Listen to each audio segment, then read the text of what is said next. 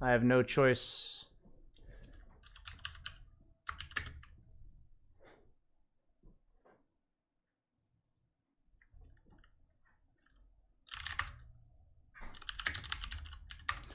Can I have one of the two smoothies? Yeah. And can you bring me a popsicle from the freezer? That'd just be... Which smoothie do you want? Whatever one you liked less, I guess. They're both about equal for me. Alright. I did not realize the patch came out, guys. I was literally out and about until the last, like, I just got home. Of course, it's like freaking 1 a.m., so... I, of course, would not let you guys down. I will be here for... I literally just got done recording a video talking about the upcoming patch. So, like, meaning, like, planning for it, not actually having it come out. Thank you. Have you had one of these yet? Yeah. Okay. They're pretty good, right? You want any blackberry? Sure. Did you wash them? No. Oh, fuck. Whatever. Wait, you're gonna eat berries without washing them? You fucking animal. It's an underwhelming patch. No spoilers. No spoilers. We're gonna analyze, alright? Yeah, we're looking through the whole fucking thing. How many viewers you got? What? How many viewers? I mean, I just started, so. The most loyal? What up, dude? What's up? Okay.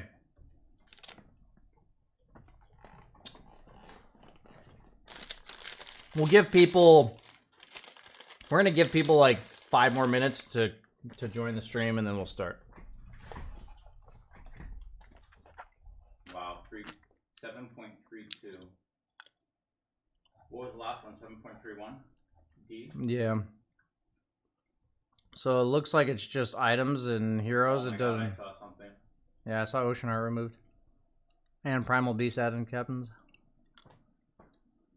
Finally, dude. Oh. Put 7.32D in the title. How do other people feel about that? Am I the only one that thinks that way? About Captain's Mode? And... I've actually never heard your exact perspective laid out in chat, but there's probably people that share your opinion.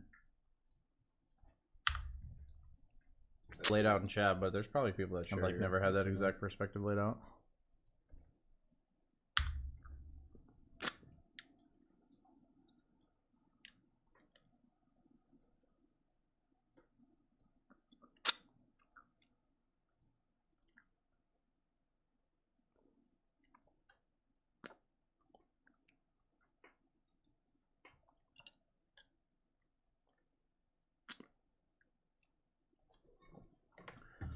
Okay. The stream's been going for 3 minutes and 10 seconds. I will start at 5 minutes, guys. So T-minus 1 minute 45 seconds till patch analysis. You want these last ones? They're all yours if you want. Sure. Thank you. Yeah. This is the life of a Twitch streamer, Shane. Suddenly What? find out you're going to stay up for 3 more hours. Yeah. I can... Sits down at the poker table and like, fuck, alright. Yep. Yeah, actually, I guess you're kind of familiar with that. Yep. Hmm.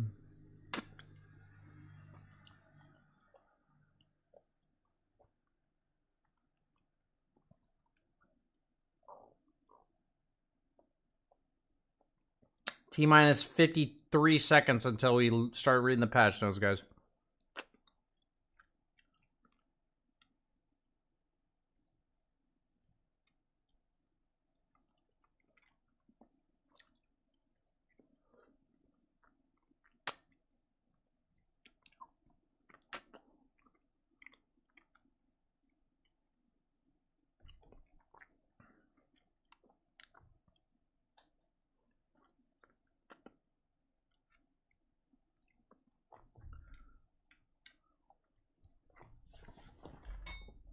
Okay. I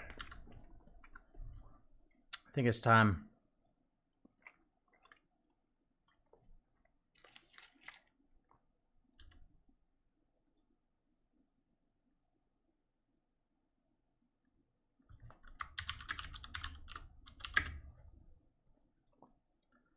I should actually tweet out that I'm doing this.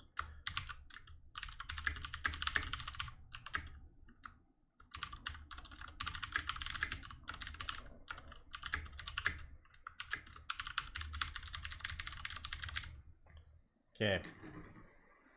Okay. It is 5 minutes and 27 seconds. We are ready to analyze 7.32. For the record, Shane, you're welcome to join me in comments and stuff until I'm actually recording the YouTube portion. Alright, cool. So just letting you know, like, feel free to talk. Okay. Got ourselves 7.32 new update. As far as we know, maybe unless there's an A, this is going to be the freaking patch notes for TI, guys. So, first and foremost, pretty important for TI, is that Primal Beast got added to Captain's Mode. I'll hold off on my comments for that until I see what they did to him, because usually they change them in some way prior. But, okay. So they changed XP required per level. So what I'm seeing is that every single level requires more. Much more linear as the game goes on. As I'm seeing, it's just way more XP now.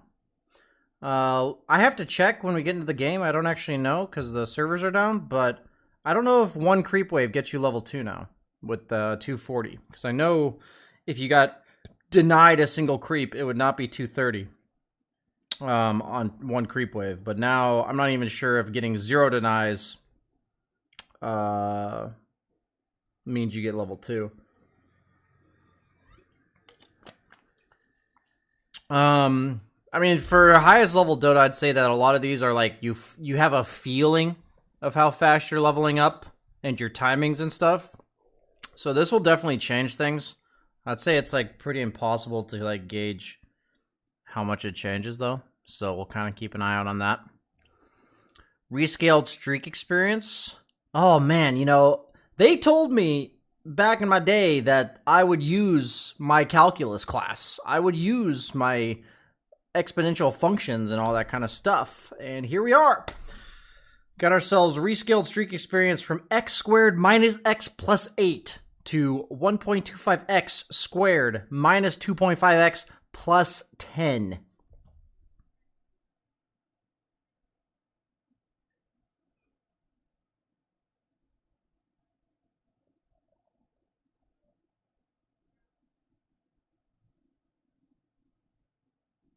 What is x?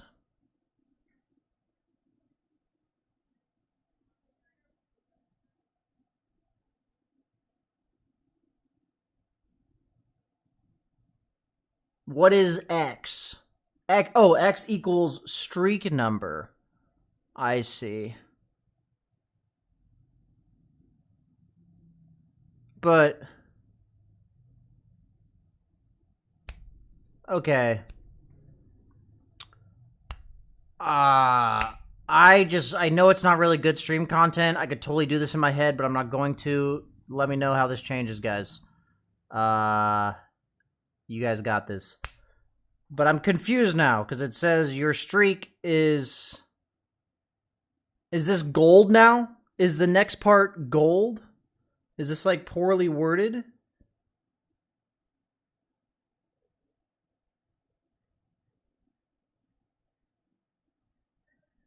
Like, is this gold now?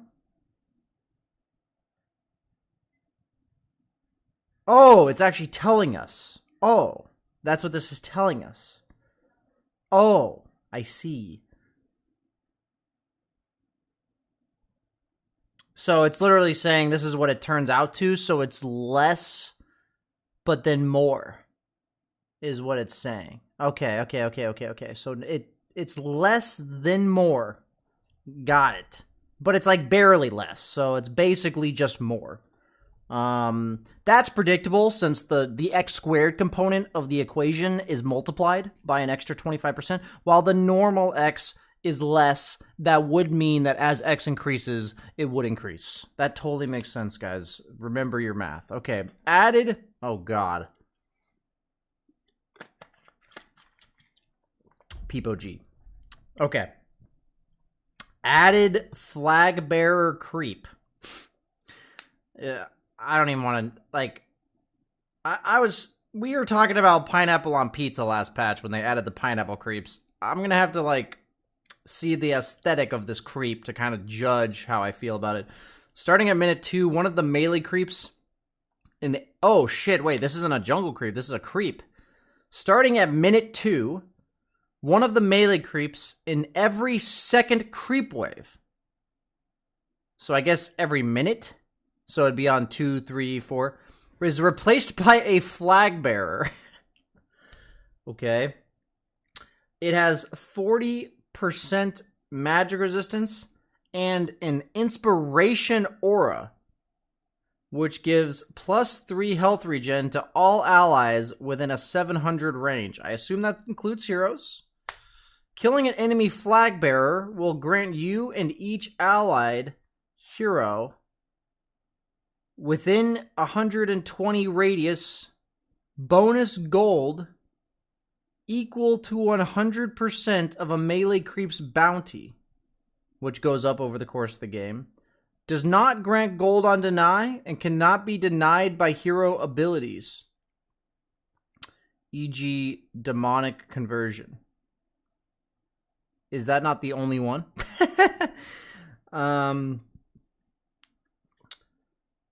Okay, so there's going to be some cool meta strategies. We're going to need Underlord to be level 6, and we're going to use his ulti to kill one wave together as 5, and then we're going to go mid on the next wave, and the rest of us are going to TP bottom to get the other one, so we all get 3 creeps of gold together. That's going to be the play. What I will say about this is since this creep is tankier to magic damage, this could be it probably is a buff to heroes like Sven, Luna, Medusa, etc. that would use physical damage to clear creep waves. Sven might be flash farming jungle and miss that creep in the lane. True.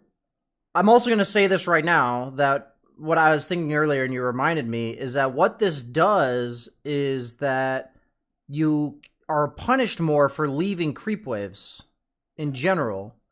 This may be their way of... This is like a miniature objective on the map. It's like a very miniature but relevant objective. But then also, if you make a move, like to take a tower or anything, it means that other lanes will die faster to like one hero.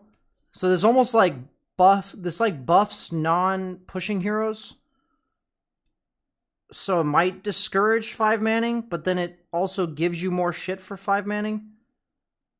So yeah, I mean there's a lot of possibilities here. How does this creep come out in relation to the siege creep? Siege creeps are every 5 minutes. This one's every minute. So, like, the siege creep wave will have this, which is interesting. Good point. In my head, this was every 2 minutes, but it's every 2 melee. It's every 2 creeps, 2 creep waves. So that means every minute. Do you think towers will be pushed faster because of this? Yeah. I'm saying this helps. This basically makes it so you're less required to have a tower pushing hero to actually push a tower. So I would say it indirectly slightly nerfs pushing heroes because the push power of non-pushing hero, the push power of all heroes is linearly increased. Yeah. So if you were like 1 out of 10 compared to a 10 out of 10, you're now a 2 to an 11. So instead of being 10 times as worse, you're like 5.5 times as worse. You know, we're just throwing arbitrary numbers out there, guys. But yeah, so I'd say this is a slight buff to non-pushing heroes, is how I would describe this. Yeah, I'm curious about how this goes. It says does not grant gold on deny, but my question would be killing it. Oh, does not grant gold on deny. That means that if the enemy denies it, it does not give gold. Okay, for some reason I was like thinking that they were clarifying that you weren't getting a gold if you denied it, but they're saying that the team that gets denied gets no gold. Okay. So that creep is like ultra important if there's two or more heroes in the lane. It's like way more effective as a deny. Dire ramp is now deeper within the jungle. Same position as before, but there's less high ground near Roshan. Okay, so we'll have to look at these after. Move dire outposts further away from the river to adjust for the ramp being deeper. Moved bounty rune further away from the ramp. Okay. Rework the trees around dire main jungle's rightmost medium camp. We'll have to check that out. Outpost based teleport time increased from 5 to 6. Remove small camps near mid lane. That's a huge change. That's actually a huge change. I mean, I guess they're just gone. Maybe they replaced it or something. They're just gone though. That changes so many matchups. That makes heroes like Ember weaker, for instance. Heroes that would like struggle to get to level 5 or 6. And potentially have their timings incredibly stunted because they didn't get there. I feel like what the small camp did was basically guarantee that you didn't lose the lane horribly. And so now that's maybe what mid laners wanted. Mid laners were kind of saying that the lane was less skill-based. I'd say a lot of it's about... I'd say a lot of it was about the fact that people had the small camp. Glyph of Fortification is now refreshed whenever the first tower of each tier falls for that team. Does that mean that it's no longer every tier 1 tower? I would assume. So it's when the first tier 1 falls, when the second tier, or when the first tier 2 falls, and when the first tier 3 falls. That's cool. I honestly kind of hated that. The way it used to work. It's been working that way for like 3 years though. It was working that way for like a really long time. What I didn't like about the old one, just to kind of clarify, was like there would be times like 30 minutes into the game where you wouldn't want to kill a tier 1 because it refreshed their glyph. Like you were like, we're kind of debating pushing high ground here in a bit, and we already made them use their fort, and we don't want to kill this tier 1 over here because it refreshes it. So that was kind of dumb to have to consider that. It also... Okay, so we've talked about objective-wise that if you take the enemy safe lane tower, that it snowballs into mid-tier 1 tower. That's even worse now. Or wait, no, it's not worse. It's the same. I don't even know why I'm talking about this. Okay, so it's after the second tier 1 falls that the top tier 2 is more appealing. So this means that teams would be more like... So what would happen is once you take the top... If you're Radiant, once you take top tier 1... You would have the choice oftentimes between tier 1 mid and tier 2 top. This makes tier 1 mid better on average. Like it would increase the odds that you would choose tier 1 over tier 2 because taking the tier 1 first does not refresh glyph while taking tier 2 does. So it would be better to go top then mid then top rather than top mid. I would say it was already like that more than 50% of the time, but you know, now it's like even more like that. So, Fountain Invulnerability now applies on respawn regardless of whether there's an enemy hero nearby. So, are you just invulnerable in the fountain? Like when you respawn? Before you move? So here's the problem with this, guys. I don't know if you guys remember that old YouTube video about the Rubik that stole Morphling agility and then a morphed full Agi and then died and then had like 200 HP and then died to Sunstrike every time he respawned. We will never see that again. We will never see that again. Just think about it, guys. If that emotionally impacts you in any way, you should definitely go check out the video and just it's not even my video, no sellout here. Just make sure, you pay its condolences and all that kind of stuff. Passive gold per minute decreased by 15%. Okay, I think it was at 80 before, maybe 90, maybe 100. I feel like if I was a support, I would know this because that's like most of my income. But as a core that just literally gets every single CS like a god, I wouldn't know because the passive gold is such a small percentage. It increases with game length. What are we talking about? Just kidding. Yeah, the gold per minute. I remember that. There's some formula. Yeah. Okay. Ancient's armor is increased from 13 to 23. For a second, when it said Ancients, I legit, because I read it similar time that I saw this, I thought it was the creeps. Okay, I actually thought it was the creeps. But it's the actual Ancient. Okay. Ancient's backdoor protection increased from 90 to 180. So I think they saw that one video on Reddit that was like the Drow strat when they were down by like 40k and they Underlord ultied in and killed the base. I'm pretty sure that's what they saw, and they're like, we probably shouldn't have an Ancient that's backdoorable by any lineup ever. So that's basically what this is doing, I guess. I imagine you could probably still backdoor it with like IO Tiny Deso AC Lone Druid, something like that. But that's probably about it. Okay. We are done with the general game changes. Okay. Most notably, probably the flag bearer creep. And we'll have to check out the map changes before we go further on those. Black King Bar now has a 50 mana cost.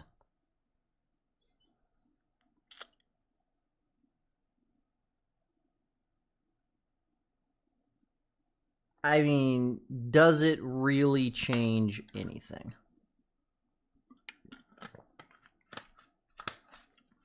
I guess it nerfs BKB Refresher. That is true. It nerfs BKB Refresher. And heroes like Anti-Mage are better too. That's true.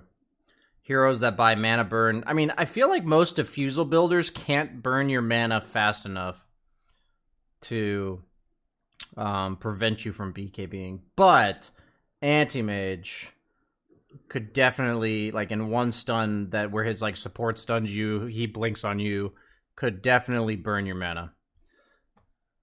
Okay. Blade Mail, duration increased by 1. I mean, Blade Mail's been getting a lot of steady buffs. I would say the item itself is not that much better, but heroes that buy Blade Mail are slightly buffed is really all I'd say about this. So I'm looking at Spectre, I'm looking at Axe. I mean, I'd say like Axe is probably the same because his call is only like 3 seconds. So I'd say it's probably like Spectre, maybe Legion Commander that get buffed by this the most. That's about it.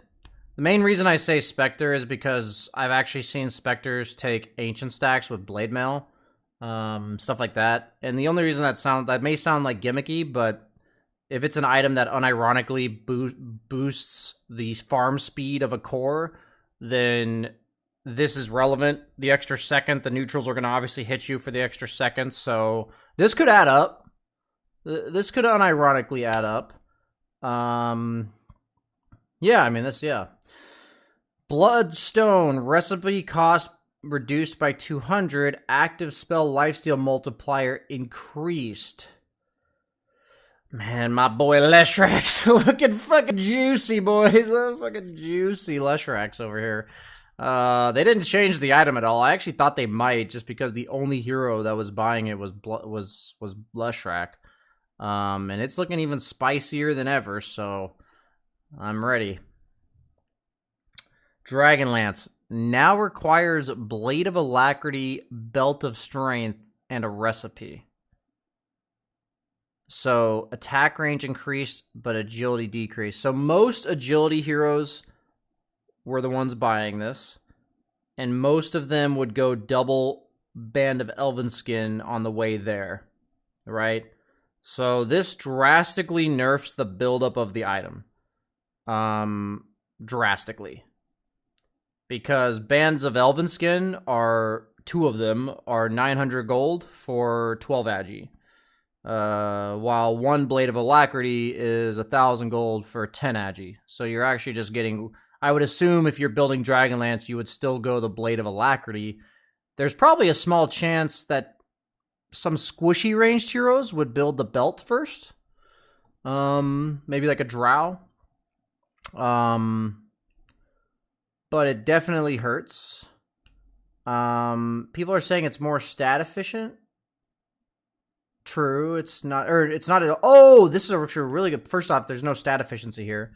But also maybe slot efficient is what you're saying. But that's a good point by chat. Thank you, chat. You cannot disassemble this for BKB anymore. That's a big one. That is a big one. That is a big one. Yeah, you can't disassemble for BKB anymore. So all these ranged heroes that kind of conveniently stopped at Dragonlance, only delaying their BKB by 900 gold because you would disassemble, can no longer disassemble it. I would say that's more of a nerf to BKB than it is Dragonlance. Like, I think they're targeting BKB. Like, they're probably doing something similar to Echo Saber before I even look. They're probably making it so BKB is not so convenient, you know? I think being able to disassemble items into BKB was probably very convenient, which made the item just overall useful in more cases, which I didn't consider that as a way they would nerf BKB, but it makes sense. It actually makes sense. I don't mind it. I don't mind it. BKB needs to be an inconvenient item to buy. You know, it does. It's too strong and innately needs to be inconvenient. So they're assigning some inconveniences: the mana cost, the lack of efficient buildup, etc. Yule Scepter now purges first and then applies Cyclone modifier. How does this matter?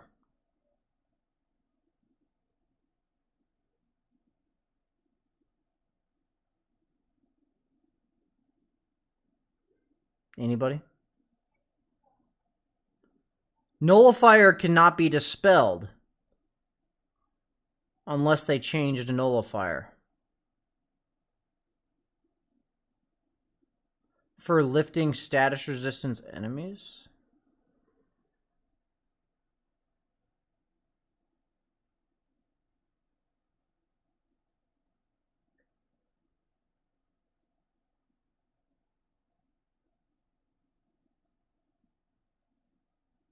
It doesn't change anything, does it?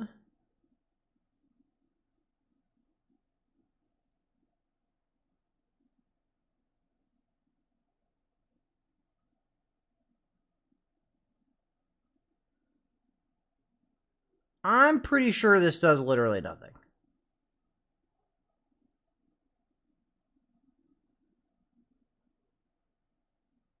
Oh, it could be for stuff like Void Spirit's Astral Step, maybe.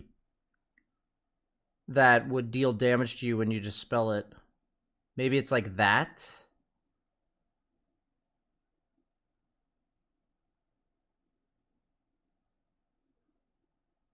You don't regen in the air.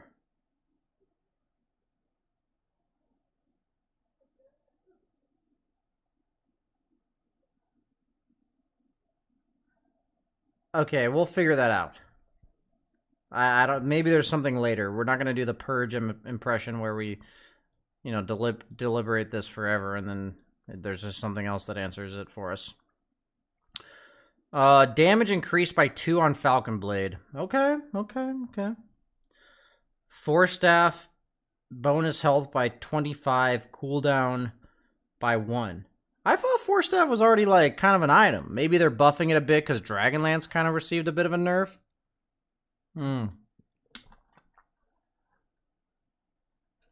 I feel like Force Staff was already purchased.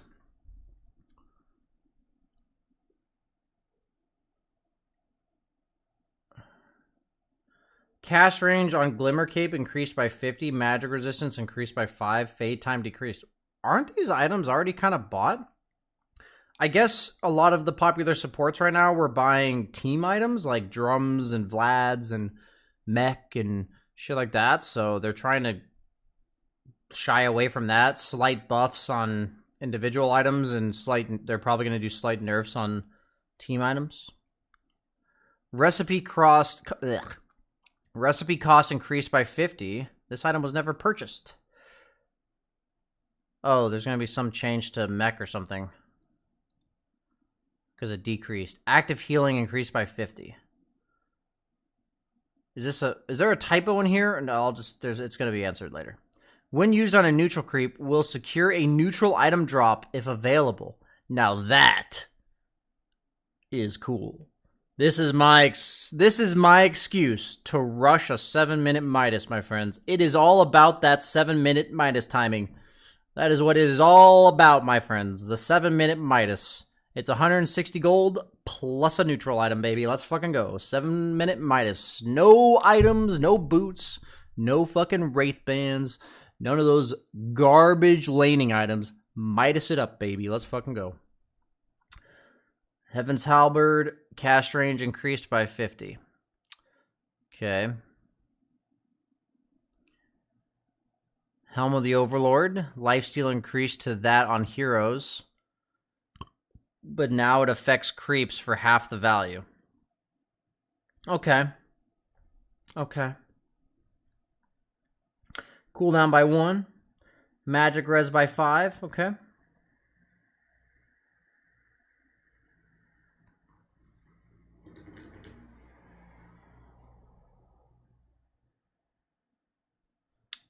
Wait, is this lifesteal when a creep uses it, or when you hit a creep? Wait, so this is when I'm hitting creeps. Oh, that's not clear at all.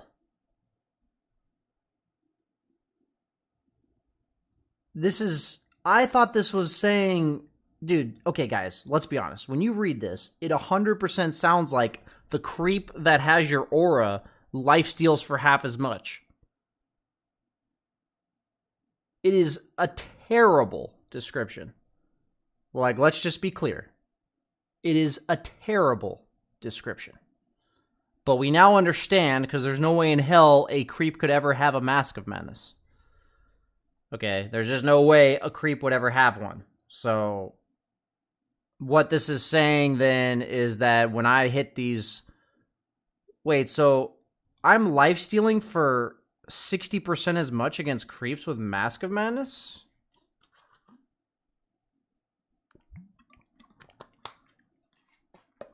Guys, just because Crystal Maiden has less HP than a melee creep at level 1 does not make her a creep by definition. Okay? This is not a direct nerf to Crystal Maiden. I know you guys literally get off on that shit. You guys read the patch notes and first thing you're fucking doing is hand down your pants, where's the Crystal Maiden nerf? But it's not there. This is not it. Okay? This is not it. Not it. Okay? Not it. But okay. So, I guess there's more about this later or something? Did they change? They didn't change lifesteal up here. So, I guess just all lifesteal towards creeps is just not true. Or, I mean, it's just there. There's no, like, supplement to it. You know, they didn't, like, make you do more damage to creeps or something. It's just less. Recipe cost decreased by 100. So this, let's be honest, guys. This is dog shit. Why is this change before this one? I understand it's alphabetical order, but, like, if you read this, you're like, what? Okay, whoever wrote these patch notes, hope it wasn't you, Jeff, because we liked you. Okay, we liked you on Reddit. We liked you. Whoever wrote these patch notes, better not be you, Jeff. Cooldown decreased by 15. Okay. I mean, I said people were buying mech, but it was mainly like Chen. Mech itself wasn't really bought on most heroes. It was like Chen and Io. Okay, we got lifesteal increased from 15 to 18% versus heroes. While it's only not... So all the lifesteal is pretty drastically nerfed for farming. That's like pretty drastic. I feel like a lot of the heroes that buy lifesteal early on in the game buy it in order to sustain farm. So like I'm thinking like Luna's, Sven's, Ursa's, Morphling. These come to mind. These seem like pretty relevant. Faceless Void. These seem like very relevant nerfs. To their ability to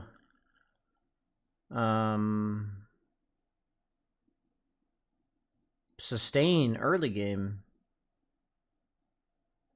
Yeah, somebody was mentioning Ring of Health items are buffed now. Yeah, like items that like Lincoln Spheres and hoods and vanguards. Nullifier armor increased by 10 and cooldown or by 2 to 10. Nullify lower cooldown.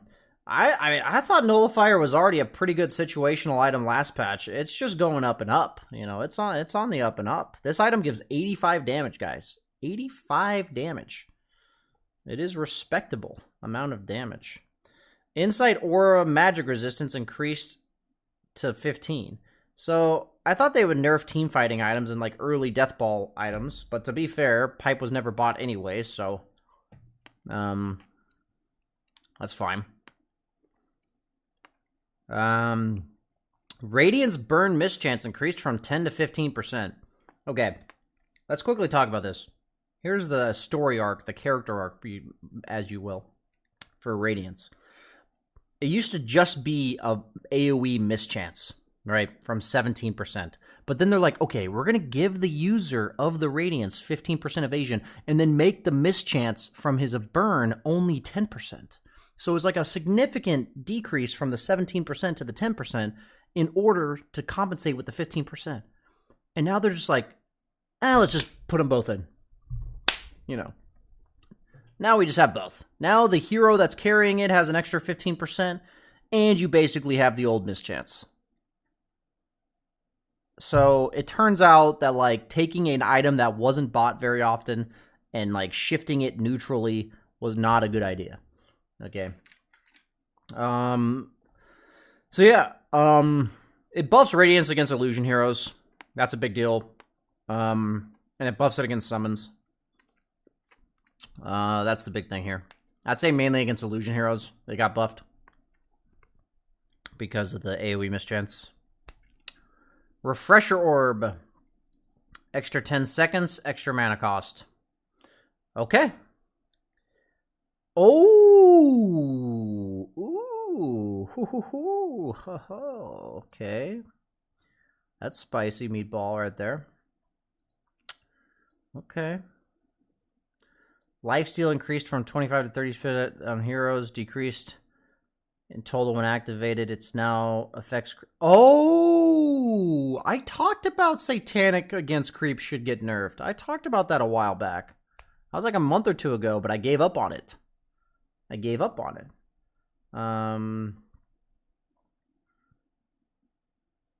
I gave up on it. I gave up on it because I didn't think they would do it. I thought they should do it like a year ago, but I gave up on it. What I was talking about is like when people are sieging high ground and they have Satanic and they drop to like 25% HP and they Satanic and just like hit a creep camp or like hit a creep wave. You know, and just get all their HP back. I thought that was kind of stupid. I thought, like, you should have to actually hit people to get your HP back. So, this specific lifesteal nerf to creeps, I'm, like, super down for. I kind of feel like the other ones were not. So, I'm not sure how I feel about this overall. But I will mention, you know, people are kind of mentioning it, that... when you used to buy a BKB Refresher Orb, which was, like, very common, the mana cost total to use 2 BKBs and 1 refresher was 300, and now it's 450. Sorry about this, guys. So that's like a pretty significant increase. That's a pretty significant increase. 150 extra mana. That hurts a lot of heroes. Oh, Chappie, my friend Chappie. My friend GPK, my Broodmother players, my core player that got stuck playing support who picked Pudge. You guys, my friends, are going to have to get more creative now. You guys are going to have to get more creative. Because now you cannot just AFK in a lane with Shadow Amulet on. You guys are going to have to preemptively plan for this. You might have to pick TA. There's no duration on Meld Strike as far as I know. You may have to go for a hero like Ricky. You know, there's no more just Shadow Amulet and Sia nerds, okay? This is good. I mean, this is almost certainly for griefers. There's, like, no other reason for it. Like, yes, there's maybe, like, a few scenarios I've seen in pro games where a support sets up in an area with a Shadow Amulet on, like, trying to be ninja, but 99.69% of these Shadow Amulet usages were just griefers. So, I'm down. Vladimir's offering. Lifesteal increased from 15 to 21% on heroes. That's a lot. And now affects creeps for 50% of the value. Am I being clear that Vlad's is 21% and Helm of the Overlord is 20%?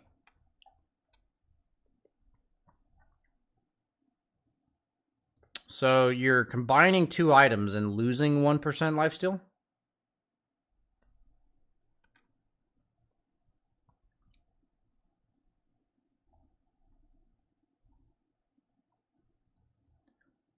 Okay. Sure, they'll fix that one.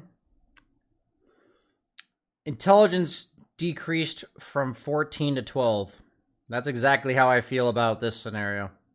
I feel like reading this and this, my intelligence decreased from 14 to 12. This is like the same thing as Yule's, so I don't know. But I said Witchblade needed a nerf. I feel like this is not enough. The item is just like super annoying.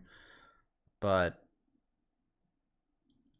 maybe it's good enough. I never actually played heroes that bought Witchblade because those heroes usually have more than one active spell, which puts them outside of my range of, play capacity. But, I think this is not enough. Wraithpack lifesteal increased from 18 to 24% on heroes. Okay. I feel like there just, wasn't much thought put into this specific number. This number right here. And this number. And this number.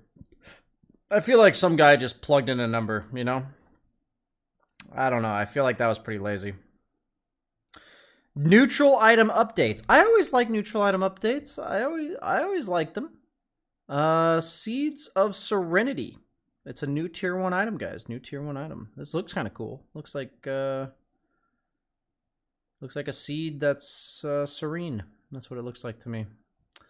It says plus 100 health with an active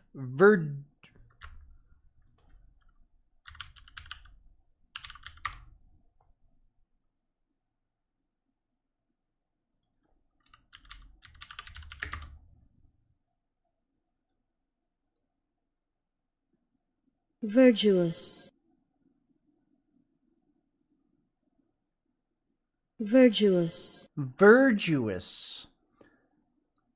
Active is Virtuous Dale. Target the... What did that even mean, actually? Freshly green and verdant. Covered with verdure. I feel like it's using itself to define it. Freshly green. I guess that's what it says. Virtuous.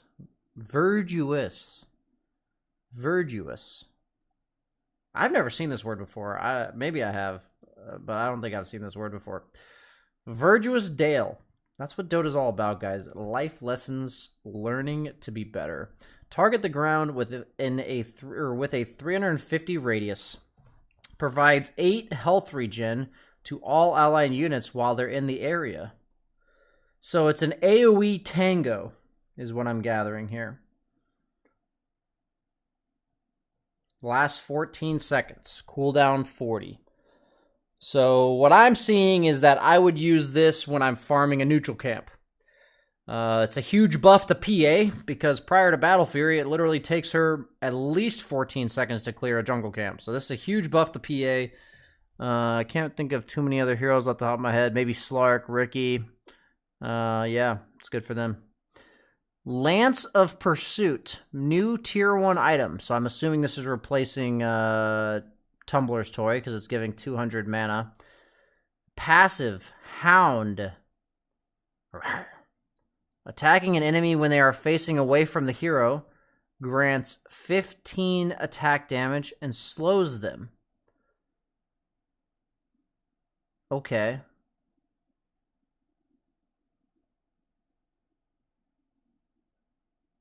So it's pretty good on Ricky.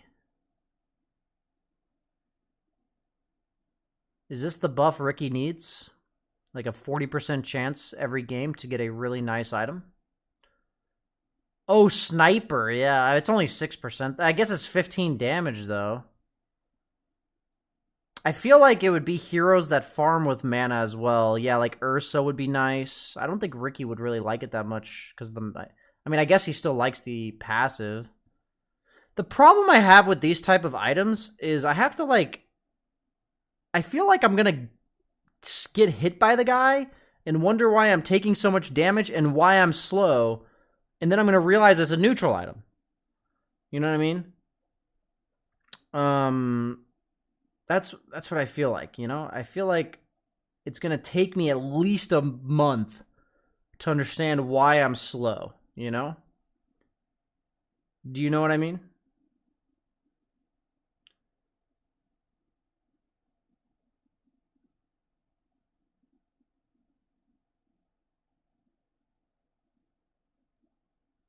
You guys, okay, I got at least one person saying they know what I mean. Okay. Occult Bracelet. Tier 1 neutral item. +5 all stats. So either Pigpole or Ocean Heart is out of here. Rites of Elishar. Each time the wearer is attacked, they gain a stack of 0.5 mana regen up to 5 stacks.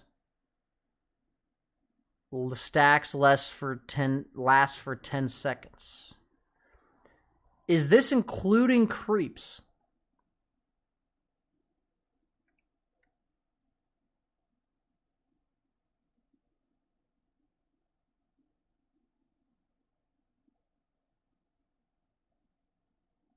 Okay. 5 all stats that gives you 2.5 mana regen while you're farming? That's pretty nice. You guys are saying Timber exclusive. I feel like there's a lot of carries that would like this item. 5 all stats and mana regen? That's like the old Clumsy Net. That's like really good.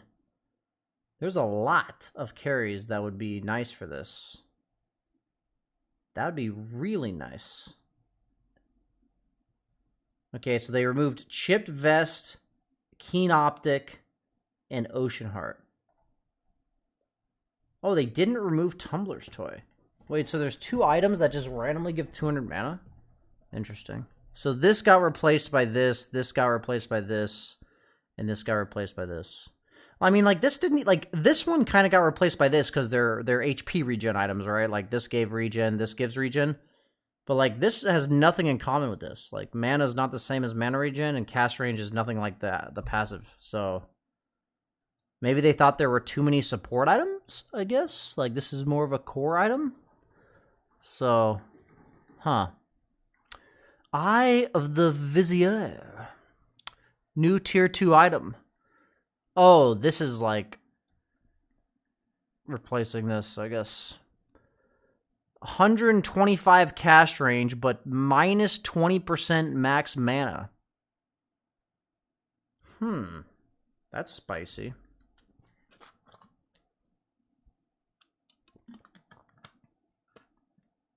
That's really spicy.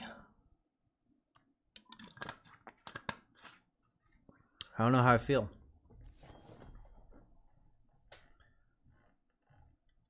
It's Visor. No, it's Vizier. New Tier 2 item, Specialist Array.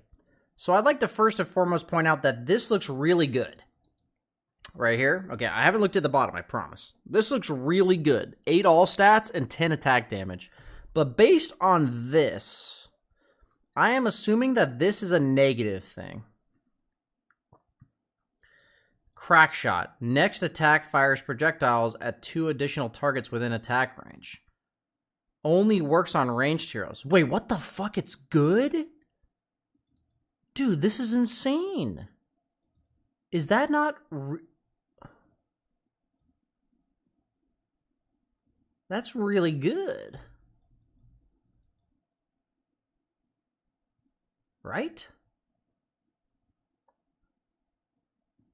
Every 12 seconds, but yeah, it's free. It's free. Like, almost every camp you go to is going to get one of these. You go to a creep wave, then a camp, then a creep wave. I mean, that seems really good. Like, this alone is good. That's 18 damage.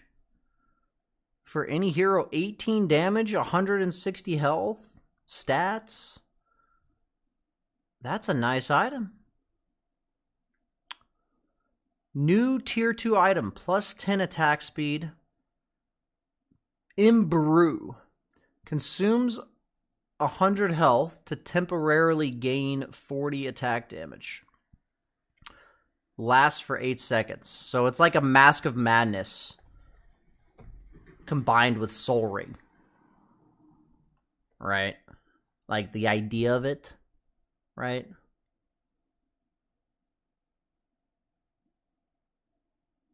You guys see what I'm going for there. I know you do. Okay. So they removed Essence Ring, they removed Fey Grenade, and they removed Quicksilver. Wait, so there's several comments. I'm kind of surprised they removed Quicksilver. I thought that was like a kind of reasonable item. I'm happy they removed Fey Grenade because it was just a really weird item. I didn't like that it procced Lincolns. I didn't like using it. It wasn't a feel-good item. Like, I'm just glad it's gone. It just seemed like unnecessarily complicated. Essence Ring, I feel like it was hard to balance Essence Ring, you know? But they're definitely not just, like, replacing items. Like, when I saw this, I thought Brigand's Blade was out. Like, I thought for sure they were replacing Brigand's Blade, right? Like, that's what I thought was happening. But they're clearly not, like, replacing items. They're actually, like, changing the pool of neutral items. In the game. Okay. Ogre Seal Totem. This is from the Ags Lab.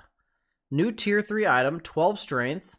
Ogre Seal Flop. Flop forward like an Ogre Seal 2 times, dealing 150 damage and slowing enemies by 100% for 1 second on each bounce. Bounce distance 400, mana cost 75, cooldown 40. I mean, the main thing I want out of this is to see what most of the heroes look like when they're doing this. That's like what I want to see, you know?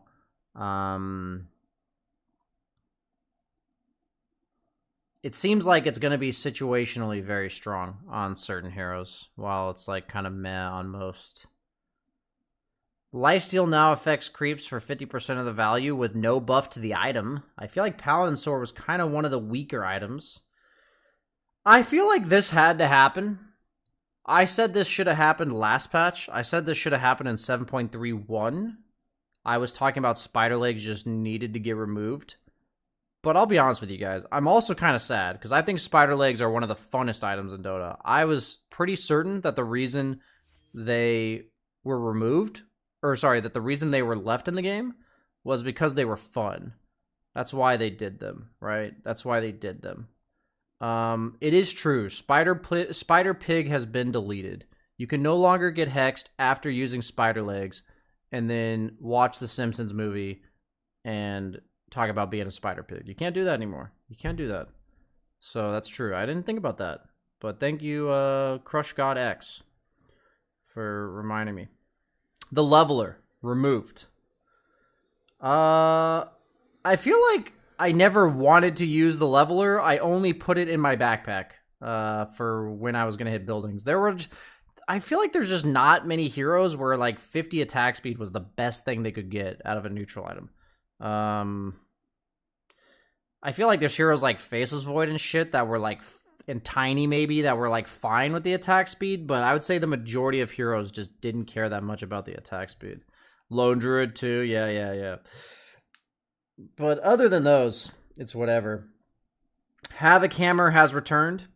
There was a long ongoing meme from Suns fan about Havoc Hammer. It was during a lot of the tournaments we casted during COVID, like all these online tournaments. And I will say that the item's pretty funny. We were always memeing about how stupid it was. And it got removed and now it's just back. So I don't really know where I was going with that, but I'm not really sure why they put it back. So what does it do? It gives you like 15 strength, and then it has an active that when you use it, it does damage and knockback around you based on how much strength you have. It just sounds really stupid. It's like dunk when you use it. Ex Machina, heavily nerfed, definitely needed it for sure. We saw Liquid win that game basically because of Ex Machina. Actually, I should just sound ignorant. Ex Machina. That's an Ex Machina right there, guys. Ex Machina. Mirror Shield cooldown increased from 8 to 12. Okay.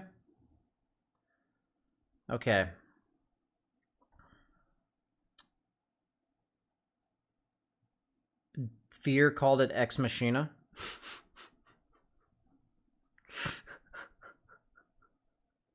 Yeah, you had to have taken like literature class where they call it Deus Ex Machina, you know? You had to like take that class. Otherwise you say Machina. Okay. Okay, we're done with items. Overall, interested to see the neutral items. The main changes so far I'm seeing are the lifesteal changes. We'll do a patch summary at the end. Hero updates. Abaddon. Mana cost decreased. Wow. That's like significant. That is very significant in the laning phase. That's like 6 for the cost of 5. So significant. Scepter radius decreased. Okay. Oh. That's actually significant for core Abaddon, I would say. Yeah, I mean, these definitely make core Abaddon better. I'm actually kind of down. I don't know what core, maybe carry or offlane, but like this kind of signals to me like you can go like 1-1-4, you know? And the lower mana cost on shield is like relevant. My only issue is that like you kind of need to go like some sort of sustain item, and I don't know what that would be. Battle Fury, perhaps? Battle Fury Manta? You know what I'm saying? I feel like this doesn't help support Abaddon, so people are asking about support. I feel like this doesn't. I mean, this does, and this doesn't. Like, these two things do not help support, while this helps core, and this helps core, and this doesn't really hurt core Abaddon. Because you're not really buying Axe. So, I'm kind of down. Honestly, I'm kind of down. It's not going to be one of my top priorities, but I'm actually open to the idea. Oh, wow. Factory Alk is online, I guess. Interesting. Wait, so what does Alk's Ags do?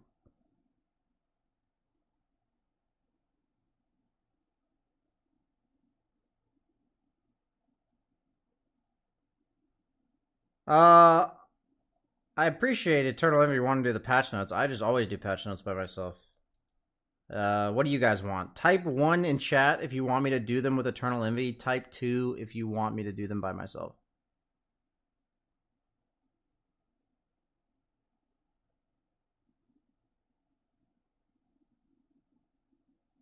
Okay. We'll straw pull it up. It's the only way to go. Wait, straw poll is closed? Holy shit. Wait, straw poll is gone? Holy shit.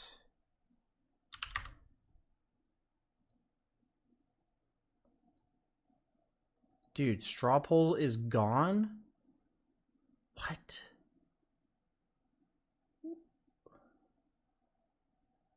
Are there Twitch polls? How do you even make a poll on Twitch? Oh, manage your poll. That's not what I think it should sound like here. Manage poll. New poll. Question. Patch notes with Envy? Yes. No. Do it by yourself. I was gonna say something like pussy, but then it's like that incentivizes people to insult me rather than give the answer they want. So we got 2 minutes here, guys. We're probably not gonna wait for the results, but there's a poll. There's a poll out right now, guys. I think you click it in chat.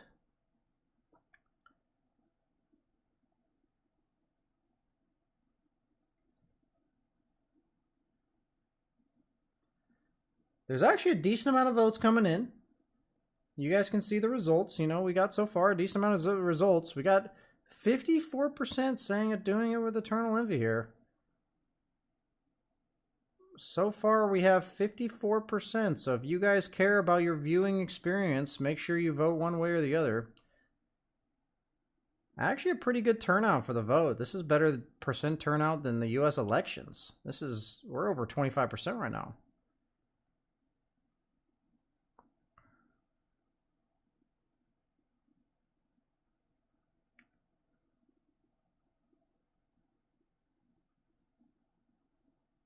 This is coming down to the wire, guys. We guys got 1 minute left. There's a 23 difference here. 22. Look at this. We're at like a 30% voter participation. This is actually insane.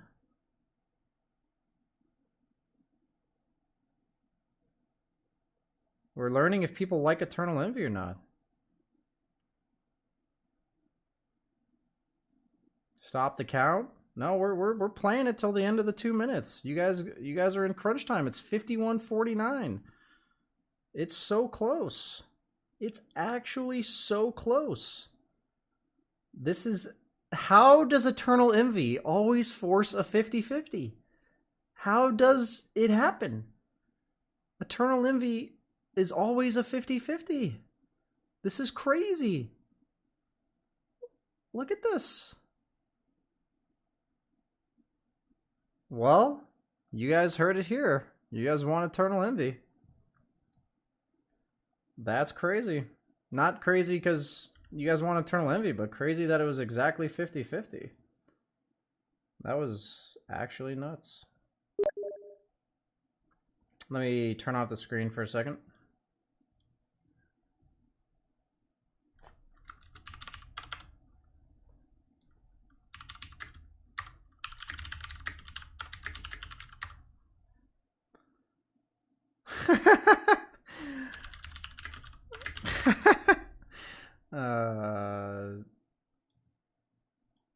Am I friends with Eternal Envy on Discord?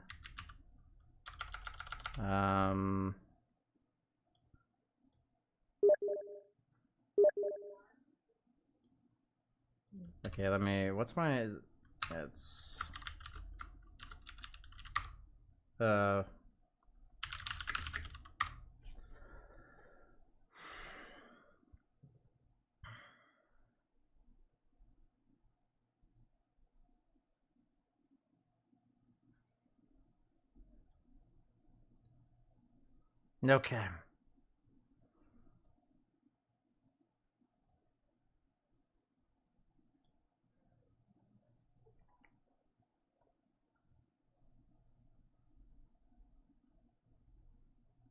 Hello?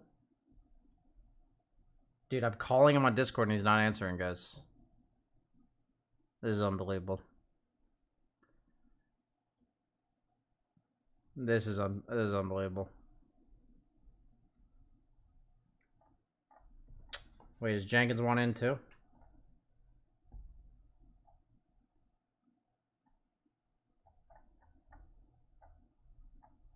This is unbelievable.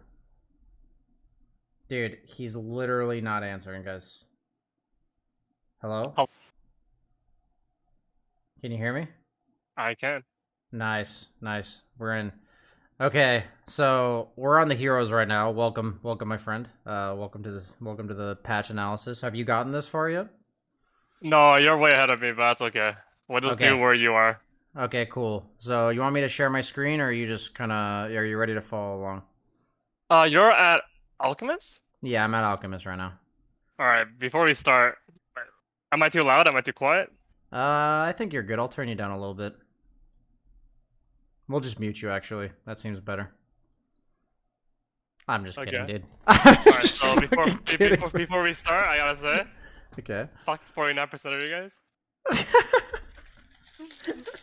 It was dangerously close to 50%. That was like. I legit did not expect it to be that close, actually. Did you think you were gonna crush it? Like you thought it was gonna be guaranteed? I mean, it started off being like 70 to like 5 to like 25%, right? And the haters they just bounced in, man. They're like gathering their friends, like, yo, hurry, go on BSA stream, vote no, hurry. It's true. But I still won, you know. It's like, go fuck yourselves. Yeah, exactly. You guys, your efforts were for naught, is what he's trying to say. I believe it. So that was important. That was important. So. Wait, what was your take on Midas? I thought it was cool. I mean, I think it makes it potentially worth timing it around 7 minutes. I thought it was actually. And how are you gonna time it by 7 minutes? I'm saying that like you can be a hero like Chaos Knight or something that sustains lane, and it might be worth it to go Midas over Armlet in like certain games. If you go like, I'm gonna go my story items, and then I'm gonna buy a fucking Midas, no boots. I'm gonna do this every game today. Isn't that what you usually do anyways? Exactly. But now I can do it for my team. You're just buffed. You can literally ping the neutral item you got dropped, and nobody will ever question you again. That's good. You guys heard it here first. Eternal Envy's strat is online. The Midas TB, I saw it, man. It's dude, no items into. I mean, you just use your first 2 meta, you win the lane, and then your dirt meta, you just jungle, get your Midas. Yeah, man. It's got to be right around. Yeah. That cooldown probably lines up with 7 minutes. Okay. No, it does. You get it at 7 minutes. You get it at 7 minutes. Okay. I trust you. This is good. Okay. I'm already learning. You want to go for the alchemist changes? Well, I already read the agonyms, so you can go over the talents. What does do together? Oh wait, what is Ags? It means yeah, Factory Alch's kind of decent now. I feel like. You get like 20 right click and like 8% spell amp or something. I mean, it can't be a support, right? It has to be a core, like offlane or mid. Yeah, offlane or mid. Probably offlane, because like the support isn't gonna really get much from the damage. Yeah, the spell amp's relevant though, because your concoction and acid spray do a pretty good amount. So. That's true. So it could be. I mean, it's probably more likely to be buffed for offlane, but like I feel like the damage and spell amp's pretty nice. I mean, on any someone's gonna try it today. That has to be so fun. I mean, I personally don't want the Factory Alch on my team because the guy will probably like buy a Radiance or something anyways. But it does sound fun. I will probably try it myself. The amount of times I try it will be directly related to how many teammates have ruined the game for me by picking it. So like you just do it when you don't like someone on your team, right? Yeah, exactly. Yeah, and give the Ags to somebody else. And then you give him the eggs, so he likes you. Oh, I see. Oh, okay. You're going a different direction than I was You going with tip that. 'em. That's fine. Gotcha. Okay. So the talents look like they're doing a lot less like boring stuff and turning it into That's a spray. Also, grants armor to what is that? That sounds so broken. That sounds insanely good That for sounds sieging. so broken. What the fuck? They're actually trying to make Alec not a carry, That's right? crazy broken, I think. Yeah, That's a lot. because What's the armor? it's 7 armor, and if you take the level 10 talent, it's 8. So that's basically like Sven Shard. That's some Sven bullshit, yeah. Yeah, that's a lot. And then the level That's 15 a big talent. deal. I think the other one's not that great. 24 damage per Greevil stack. It really doesn't seem that great. So you probably take the acid spray, right? But It gives it to so you lost 350 HP. That's pretty bad though for. Oh, that's carry. true. Yeah, that That's is a pretty lot. bad for a carry. Okay, you're right. That is a lot. But then they made the cleave +1 chemical damage per rate. Greevil Street stack. Wait, oh, I mean that's okay, I guess. It's like strictly worse than the old one though. The 20 damage. I'd That's rather kind just have of that. bad. Yeah. That's kind of just weird. Okay. Yeah. I mean, whatever. We're gonna ignore that talent because you were gonna get the 350 HP anyway, right? So like, Yeah. do you get the 24 damage or do you get the acid spray? Acid I spray. feel like you always get the acid spray because it works on you, right? Yeah, it works on you. So if people go on you, you can like acid spray on top of yourself, and it's even more powerful than it used to be. So You're probably gonna blink in and then you acid spray. So like they're not like the HP might not matter that much. You're just gonna change it with armor because you're gonna blink and you're gonna have the armor on you for sure because you're gonna use acid spray and W. it's true. I would still stay as a nerf for carry out though. A little sad. I'd say right this now. is a lot of buffs for offlane Alk though. I think it actually might be good enough. They removed the cleave at 20. That's kind of sad for a carry. A carry out got fucked in the ass. I'll be honest here. It got fucked pretty hard. But the radiance got buffed, right? So that was a big buff. Yeah, I think this is enough to make. Well, this is like bad. The cleave is bad for like it's bad that they nerfed him for farming and like clearing waves and stuff faster. But the chemical rage based attack time is pretty nice. I would say. I mean, you're gonna get like 6.5% attack, right? But then you're gonna have to keep your radiance. But I guess you know what? Keeping your radiance might be okay because your radiance got buffed so hard. Yeah. So, I think this definitely requires some play testing definitely because there's a interesting. lot of Yeah. positives and negatives here going on. Yeah, it's very different. I usually like assembling my radiance for APR or something, or just giving it like dropping all together when I hit level 20, getting another item. But I guess you just keep it now. You kind of have to. You don't have to cleave. You pretty much have to keep the radiance. Yeah, absolutely. I agree. Okay, now to the next hero out of 120. We got ourselves Ancient Apparition. This is a support, so we don't give a shit. Shard now also slows attack speed for the same amount as movement speed. Okay, I mean, that's nice. Like, especially for creep wave pushing, because a lot of times the only way to reliably kill creep waves was your own creep wave staying alive, so now your own creep wave stays alive longer. So it'll help you use like one ice vortex to kill an entire creep wave. Radius got increased, duration got decreased. I don't think that's a huge deal. I don't think anything's standing in it for that long. And then slow duration on Chilling Touch got increased. Okay, so the question that this now stands with Chilling Touch Eternal Envy is that if somebody picks AA and you're playing carry, do you feel like you still auto-lose your lane? Yes, I still lose my lane. Okay. Well, unless some other heroes got drastic nerfs like the Enchantresses of the world that lane dominate, then I'd say this hero is still hard to pick. But, yeah, that's good enough for me. Anti-Mage. We got Scepter, Blink, Fragment, Mana Cost decreased from... Okay, that seems like nothing. Blink, Mana Cost reduced by 15. That's significant. That's actually a lot of mana reduction there. Do you think Do you think you can maybe, like, not go Battle Fury now? Like, you have other options? Oh, I don't think so. Unless I didn't read the items. I don't know if there's any new items that you can buy, but I'm pretty sure. So before, like, even with Battle Fury, I still had to buy Clarities. Yeah. So I think this is what makes it nice. I don't have to fucking like put an item in and then like remove my previous item and then Clarity and then put it back. It's so fucking annoying. It's true. Okay. Yeah. I have enough buttons to press as carry as is. Yeah, I agree. The range on Blink and Lane may matter, going from 925 to 750, but... I mean, the hero is... If nothing else got changed, like if everything else stayed the same, and only Anti-Mage got changed from the last patch, I would say that these buffs are not enough. Because the Okay. hero's effectively the same. You're just saving like. Okay, so one thing we talked about is that BKB got a 50 mana cost on it. So we thought Anti-Mage was like the main hero that got buffed by that because he's probably the one hero that can run you in like a 3-second stun, right? So I will say, yeah, it's definitely interesting. Like, I mean, this like BKB into Satanic bullshit isn't gonna work anymore in the late game. Yeah. Like, if you're some tanky piece of shit and you're like, and they jump you with Anti-Mage, and you live, you get graved. I don't know. Like, you're not gonna be able to BKB Satanic anymore. But like, that's true. Yeah, there's not that many of these scenarios. I don't think. Yeah, it's just the thing is if there's enough matchups, like say 3 or 4 matchups that used to be kind of bad, and now they're slightly favorable for Anti-Mage, that could be enough to like push them into situational picks, right? Yeah. I generally least... don't care about heroes like that though. It's like some Stark territory. Yeah, I know what you mean. I don't really care. Gotcha. Okay. So also mana cost reduction on counterspell. So overall, just no clarities need to be bought. That's nice. And then they replaced the mana void stun with a radius. I feel like you'd rather have the stun, personally. What do you think? Would you rather have the radius or the stun? 150 is a lot though. Yeah, I guess. How much is the alchemist one? Let me check. I think that was 100, right? Yeah, it's 100, maybe 125.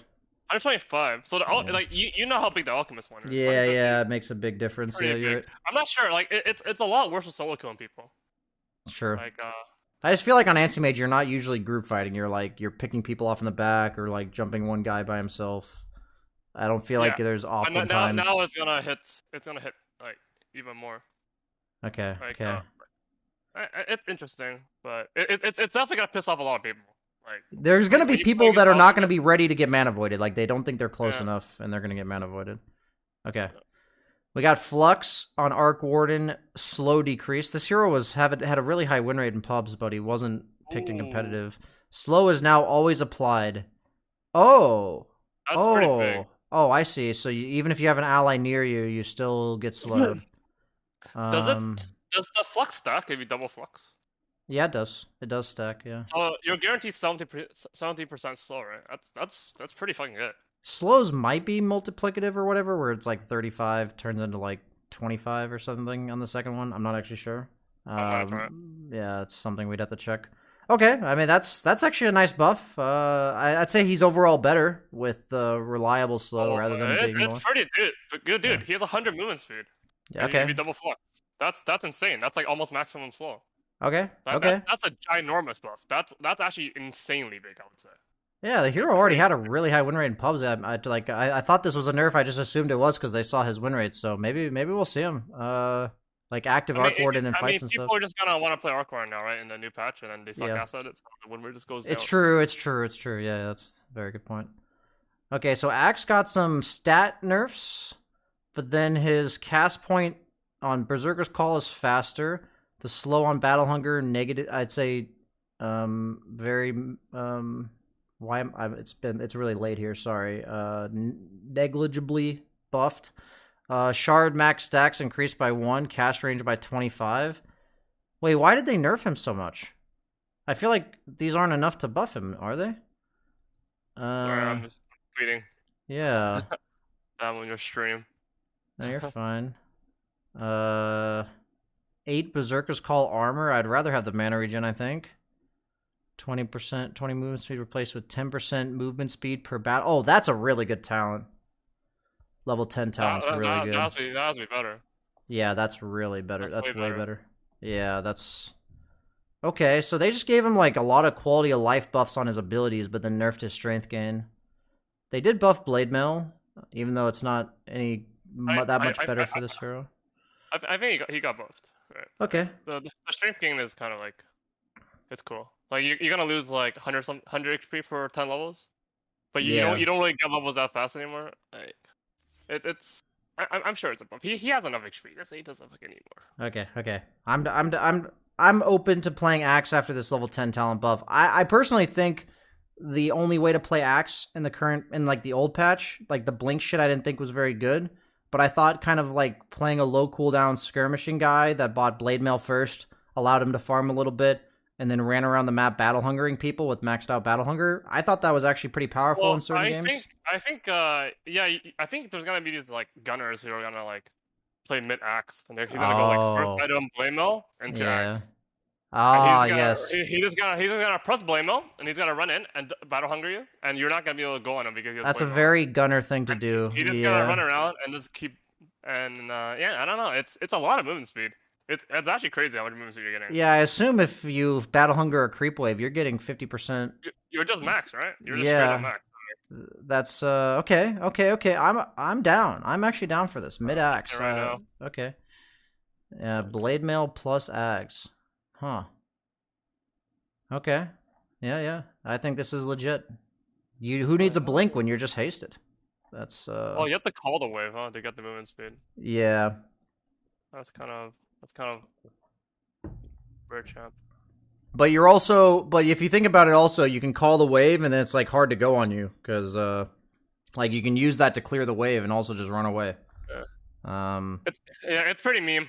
I don't know. It's not like I generally don't think things like this are that good unless it becomes really well tested. Whereas the Arc Warden one, it's like it's reliable, right? Yeah, it's just gonna happen every game. Yeah. Like broken heroes are heroes that like they're reliable. Like they're strong, reliable. Like these like situational heroes are like very weird. You know how like when you're winning a game of Dota, it's like, oh, you have BKB Black Hole, they have nothing that cancels it. Like they have no damage. Like they're all tanky, but they can't burst you because they have no jump. They have no way of getting vision of you.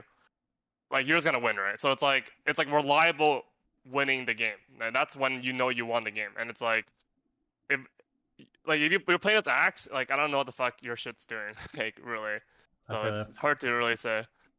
Yeah, I got you. Yeah, there's a lot of unknowns here. But okay, we got Bane. We got 12% magic resistance replaced with 20% enfeeble cast rate reduction, and 5 armor replaced with nightmare damage. Here, nightmare damage heals Bane. This includes damage dealt by Bane on nightmare enemies. I would say that's more interesting. But other than that. That's so cancer. This enfeeble talent, this enfeeble shit. Like you're gonna not tax. You're gonna have attack reduction, heal reduction, cast range reduction. Yeah, your cast range reduction is like 70% now or some shit. Yeah, it's fucking half.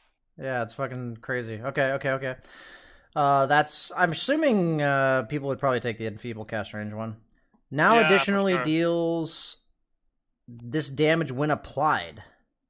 I don't really understand it. This means that when you sticky napalm somebody, it does that damage to them. Oh, you're talking about that, right? Yeah. Sorry. I just thought those talents on Bane. Yeah. I probably need to go to bed in the next like 3 hours. So 3 hours, that's a long time. Okay, so duration on sticky napalm reduced by 1. Radius lowered at max levels. Damage per stack lowered. Shard now applies sticky napalm every second attack. I think it already... Oh, so it was 50% before, but now it's like every second attack. Refreshing this ability refreshes its duration instead of creating the second path. Okay, so slight buff to refresher. Wait, the shard before you get 1 sticky charge per hit? It originally when it came out, it was 1 sticky charge per hit. Then they nerfed it to 50%, and now instead of like a random 50%, it's a guaranteed every 2 attacks. Yeah, so it's just a quality of life buff there. Yeah, so I mean, I feel like this is overall I don't know, actually. This is close. You're canceling blinks with sticky. I think that's relevant. You're doing damage. It's like the extra damage is applied, so just by getting sticky stacks on people, you're damaging them a pretty good amount. That's true. That could be good. I feel like it's gonna make last hitting way easier. Like way easier. Oh, that's true. Yeah. That's big, I think. So like you're gonna right click, and then you know how when you play Bristleback, you like W right hit click or quills, hit W, or when you play PA, right? Except this one's easier, I think, because like you're gonna hit, and then as the animation is like going to the creep, you're gonna press Q, you're gonna time it. It's effectively like 18 to 24 damage level 1, depending on how many stacks you put on. It pretty much guarantees you every last hit while using Firefly. Yeah, like, honestly, you're probably gonna straight up get every last hit. I actually don't know how you deny. Like I think when a bag gets level 3, you're just gonna get every last hit. You're not gonna be able to stop this. Yeah, I agree. Good point. Okay.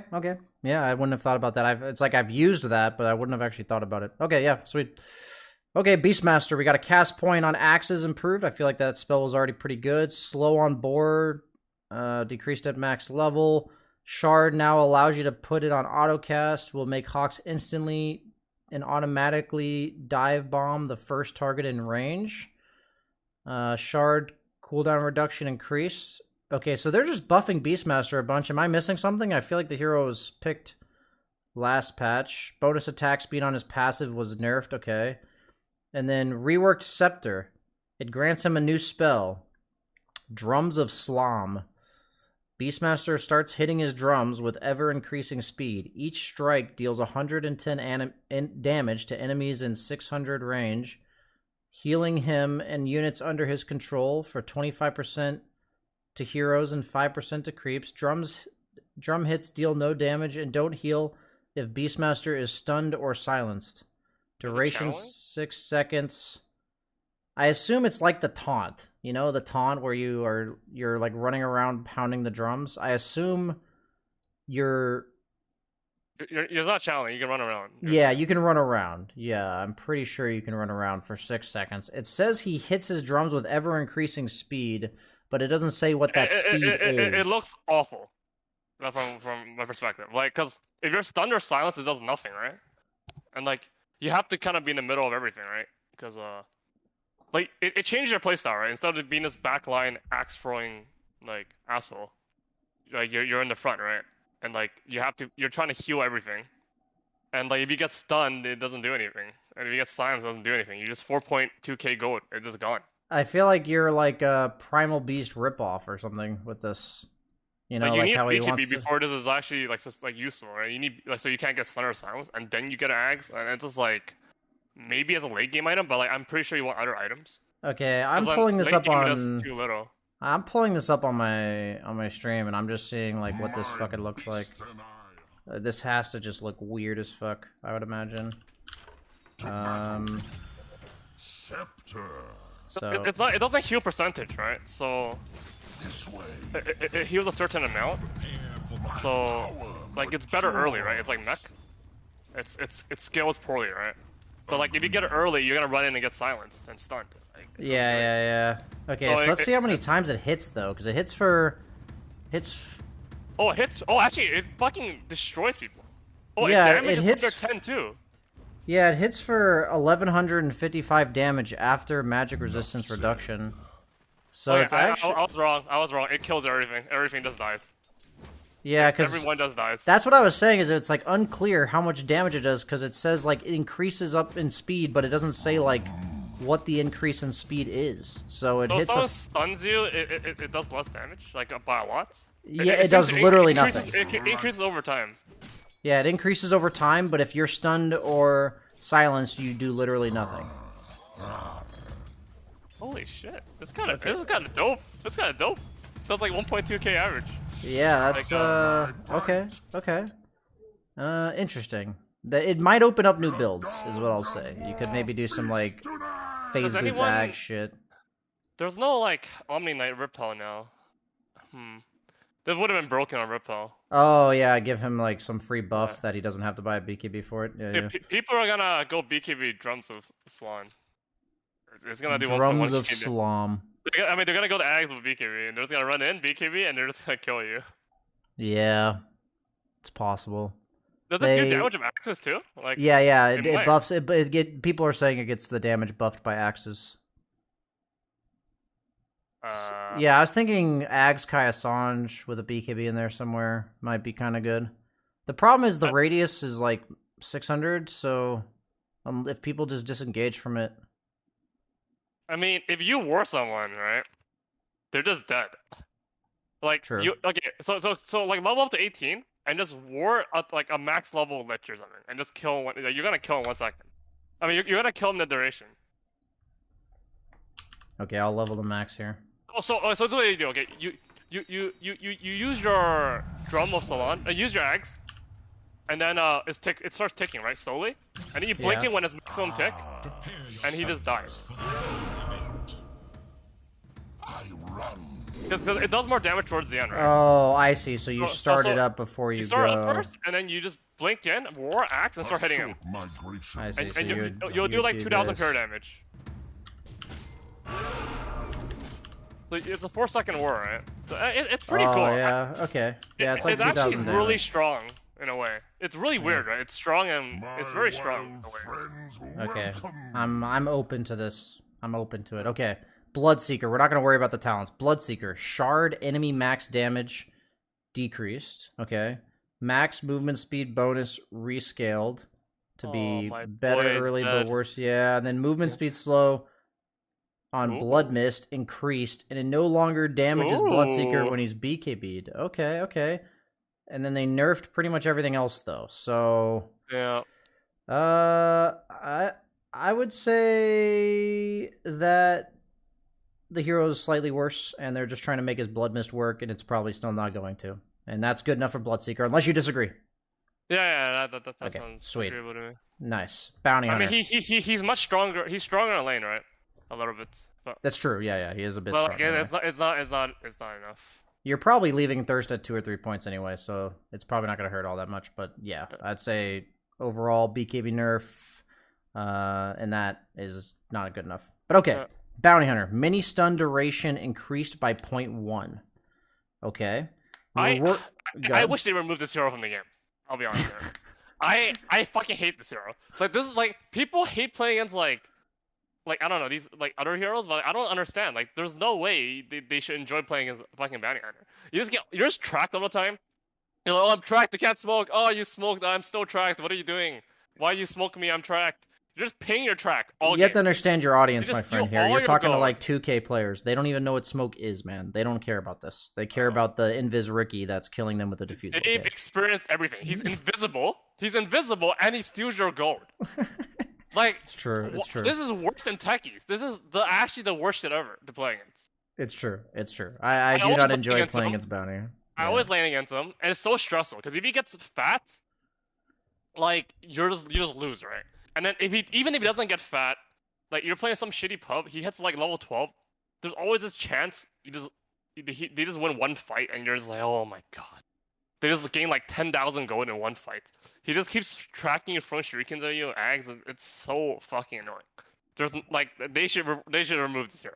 Like, please, no more stealing my gold. Start please. the petition. Start the petition. Okay, we got a reworked shard. Shadow Walk has 2 charges and can be cast on allies. What Does the not break fuck? Bounty Hunter's invisibility to cast it, and the fade time for allies is always 1 second. I mean, it's interesting. It's amazing, right? It's insanely good because they get the damage reduction, right? No, there's no damage Oh, no? reduction. There's no. I think everything about the previous shard is gone, so no more damage reduction. Oh, Yeah. okay. It's I- kind of trash, man. Yeah, I'd say it's kind of bad actually. It's on trash. the first, yeah, they're like trying to make it less boring, but yeah, I'd say it's mainly bad. Okay, I'd say we can move on to Brewmaster. We got a reworked scepter. Okay, that old scepter, in my opinion, was incredibly boring. Thank you. No more monkeys forever. Go fuck yourself. I was gonna say anyone on any servers happy. Grants new ability, Primal Companion, creates a primal split Bruling based on his stance. If the Bruling moves farther than 1600 range, it is silenced and slowed by 50%, similar to Arc Warden. If the Bruling takes damage from heroes or hero control units, a new one cannot be summoned for 3 seconds. If the created Bruling is killed, the ability goes on cooldown for 70. Only one Bruling can exist at a time. All Bruling's abilities have a doubled cooldown when summoned with Primal Companion.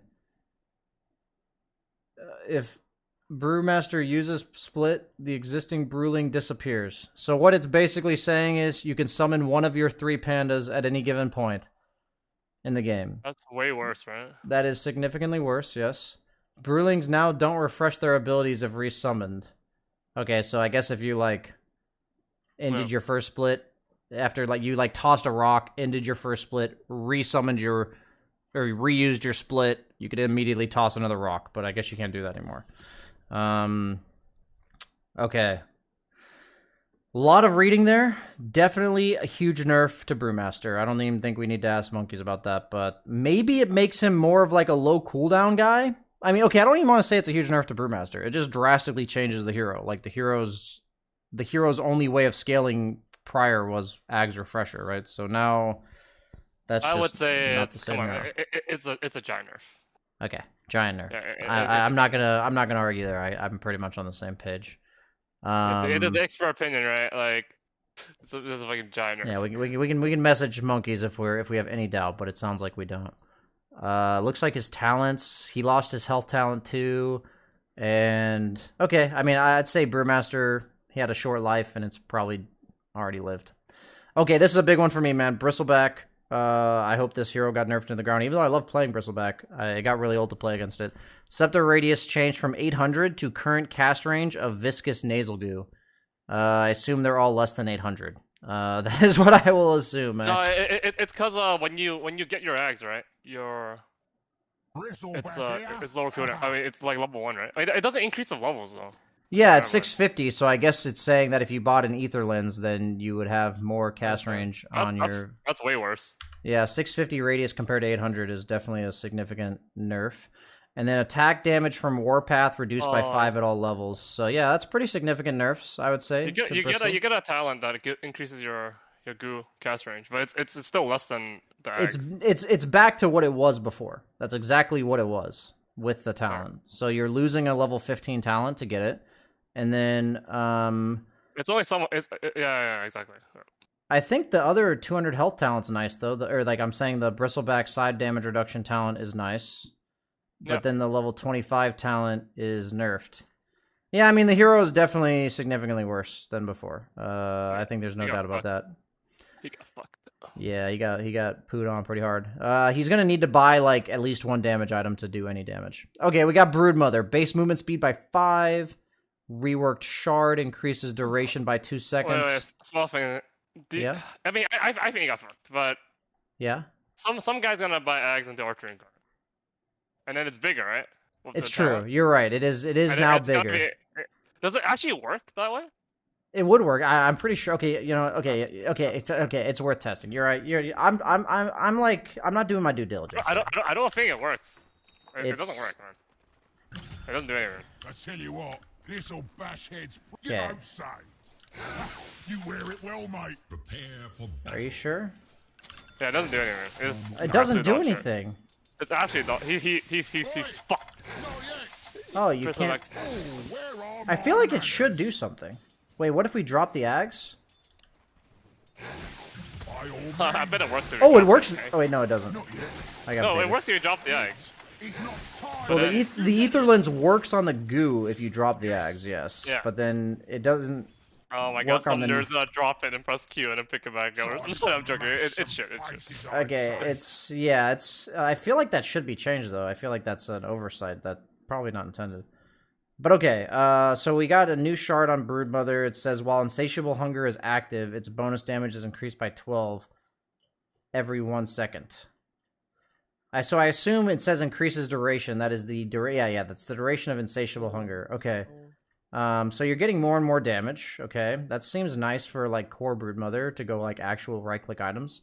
Now additionally improves turn rate by 0.2 on spin webs. And what was his previous shard? Do you remember? It was his Silken Boa makes you miss like 80% of the time. That was what it was. That was the shard. That was the nerf. Or sorry, that was the shard buff. It was like a 80% miss and like more of a slower or like more damage or something. But now they increased the miss chance on Silken Boa. I mean, only in Europe do people pick this hero, right? So you play a lot of Europe server. Yeah, I would say Broodmother felt pretty underwhelming last patch. I feel like it was pretty impossible to go for right-click Brood last patch, but maybe giving her some movement speed, giving Insatiable Hunger more damage on the shard, maybe that's like enough to make it so you can go like Diffusal BKB or Diffusal, something like that. I was not on this hero. Yeah, and then we got a change to 15 talent is now Spiderling health, which seems really nice actually. Like mid game, level 20 talent is agility now. Silken Boa replaced with AoE. Oh, they made the Silken Boa AoE. Yeah. The shard made it AoE. So now you get the shard at level 20 without buying a shard. And then Huh. Go ahead. You're gonna get really excited about the next hero, maybe. Okay. So okay, I'm ready. Okay, I'm done with Broodmother. Broodmother. I don't even know anything. Centaur Warrunner base armor decreased by 3. Is that in the negatives? Or is that in like one? I'm sure he's negative, right? Okay. So he's getting the reverse. He's getting the. That's a lot. Look at okay. this. Look at this regen. Retaliate. Dude. What the Yeah. fuck? Okay. Oh, to 4. I actually read. What is dude, that? Dude? I literally read point What 4. the fuck is that? Dude, I read point 4. That was what I originally read, but it's actually 4. Okay. Holy shit. What the fuck? Okay. Return damage decreased at later levels. Damage rescaled to more strength early but less later. Slow duration increased by 0.5. Okay. But reworked scepter. Hitch a ride. Centaur tosses an ally into a cart hitched behind him. While in the cart, the ally can cast and attack normally, but cannot move independently or be targeted by opponents. What the fuck? Non-targeted effects can still affect the hitched ally. Increases the attack range of hitched melee heroes by 200. Okay, he has 0.5 armor actually. He's actually not negative. I literally gotta just... This looks so fucking dumb. This looks incredibly dumb. Let's just... There's only one way to find out. This is so funny. Oh my god, this is amazing. What? This is so fucking dumb. Actually, it's so fucking dumb. What the fuck? Why would you buy this though? Like, what does it do? It can only be good as a save, right? Like, I don't see any other reason to why it would be good. I'm sorry. This is so fucking stupid looking. Can he even get off the cart on his own? He can't. Dude, he can't even get off the cart. He's just fucked. Like, he actually can't. This is like a new way of griefing someone. You just put him in a cart and you just like drive him to the fountain or something. Like, they can't even get off.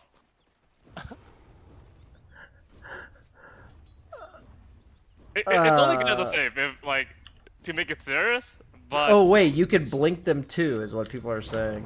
Oh, you can blink in with the guy on your card. For 4,200 gold. Yeah, you can. Yeah. Of course, man. You blink them on the card, dude. What else would you do with the item? I don't know. Okay. I mean, the 4 regen is fascinating to me. That's about all that's fascinating about all this. That was interesting to say the least. I got a good laugh out of it. He's super toxic in lane, right? Like, some people are just gonna buy the ring of protection. Yeah, you buy 1 ring, yeah. Because the regen is hard to come by. Yeah, it's easier to buy 3 armor than it is to buy 4 HP regen, yeah. In the early game. Okay, that was a good laugh. I need to move on now. Chaos Knight, slight changes on his talents. I would say not a big deal on any of this. Any comments there? Well, the 15 talent is interesting. What do they normally take? They take 350, I think. 325. So 325. It's 250. It There was this reduces pack their where damage by Terrorblade illusions were impossible to kill. I do remember that, yeah. Yeah, way to back like in the day. make them garbage, right? So Yeah. like it might they might be really because like CK illusions just die, right? They honestly do. just fucking die. But like with that, it's weird, right? Because now you don't have 12 strength. But... Yeah, you have like less HP to chew through, but then they have more tankiness per HP. It's interesting, but I don't know. I don't think it's a big deal. Yeah, I feel like the hero's the exact same, but he's buffed by the fact that all these... Okay, you didn't see the items. They made it so all lifesteal is slightly higher, but it's half against creeps. So, like, every lifesteal item is like 60% as effective versus creeps. So, like, Morbid went from like 15 to 9% against creeps and stuff like that. So, a hero like Chaos Knight with built-in lifesteal, I'd say... probably goes up in value there, but not actually sure. Chen. That sucks Sven, right? What? Yeah. I was saying Mask of Madness heroes kind of got fucked, like Sven, Luna, any hero that uses it, like Faceless Void, kind of got railed by that change, I think. But yeah, I feel like I was waiting to analyze those heroes until I got to them because I wasn't sure if they got like some buff to compensate or something. So we got a bonus attack speed to allies decreased on penitents, and then they reworked his scepter. Grants persuaded units a new ability. Okay, so every creep he has is martyrdom. Creatures sacrifice itself to perform a single target hand of God on any chosen ally. Oh. Okay. Oh, that's... I mean, I just want to hear, like, what the animation is, you know? I just want to see, like, does the creep perform some ritual or some shit, or does it just die? That's really important. As you say. So we're gonna buy an axe. Blessed scepter. And then this guy can do... Wait, it didn't die. What? It's just another button to press, you know. But it didn't die. The pie is passed. Did it heal? Oh, level up my ult. Whoops. Okay. So I go. Honestly, I'm kind of let down. The creep should do some sort of like death screech for sure. What, I think it disappear? it just dies. Yeah, it just fades away. There was definitely some. I think I would say this is kind of a nerf. Not Yeah. that people really pick for this reason, but like before you pick Chen against like Bat Rider and stuff, it's just like, get me out, you know. Yeah. He just removes your lasso. Yeah, it's true. That was super annoying, the strong dispel. I mean, this is interesting. It's a heal, but seems kind of memey, to say the least. I mean, the fact that they didn't even make it a funny animation, to me, it's not worth my time to discuss. So we got ourselves some talents. It's teleport delay on Holy Persuasion. Holy Persuasion damage decreased from plus... Okay. Max units and charges replaced with Hand of God. Oh, they made his old Ags a level 25 talent. I mean, maybe Core Chen, but probably not. Would be my analysis here. I don't see Chen getting to level 25. I don't know if you in a new patch, I think it's gonna be rough. Yeah, I was gonna say I don't know if you saw like the very beginning, but it seems like it's way harder to get to level 25 now. The only thing I didn't read were the new items. Okay, gotcha. Yeah. So and the neutral items in general. Yeah, neutral items are interesting. They gave carries a lot more neutral items, so it's worth reading for you. But yeah, I'd say Chen's probably not reaching level 25. So I'd say, I mean, they had to nerf the hero. His win rate at the major was like 70% or something, so definitely needed to happen. Okay, Clinks, this is a hero you and I haven't really had the opportunity to play. Yeah, okay, so number of arrows I don't play him at all. increases from... huge. Okay, damage per arrow, channel time. Okay. So it's strictly better at max level than it used to be because it's lower channel time. I'd say it's strictly better at pretty much every level. This is a big deal, I think, because I think what was the skill build in the previous patch for Clinks? Did it peel max Q, right? They were maxing Q by level 7, yeah. So now maybe you can leave it at lower points because you get 6 arrows. I think you just leave it at 1, and then you can max your W now, right? And it just does more damage. Oh, that's a true, yeah, because you're playing off the Maelstrom, right? So you don't really care about that. You're much stronger in lane, and then you're much better at farming. Okay. I'm down. I agree. Okay. I see it. Yeah, you can probably go. You can even go like 144 probably. Burning Barrage goes down in cooldown though, I think. Yes, it does actually. Okay, never mind. Actually, you still need it to farm. I don't actually. It's kind of weird now. Maybe you go max searing arrows first, since early game you probably don't have the mana for Burning Barrage. But then it feels bad to leave Skeleton Walk at one point. Okay, TBD. I think he's definitely better, but I don't know if it drastically influences It's kind of whatever. Once I realize the cooldown goes lower. Yeah. You're probably gonna do the same skill mode, like by 9. I agree. Yeah.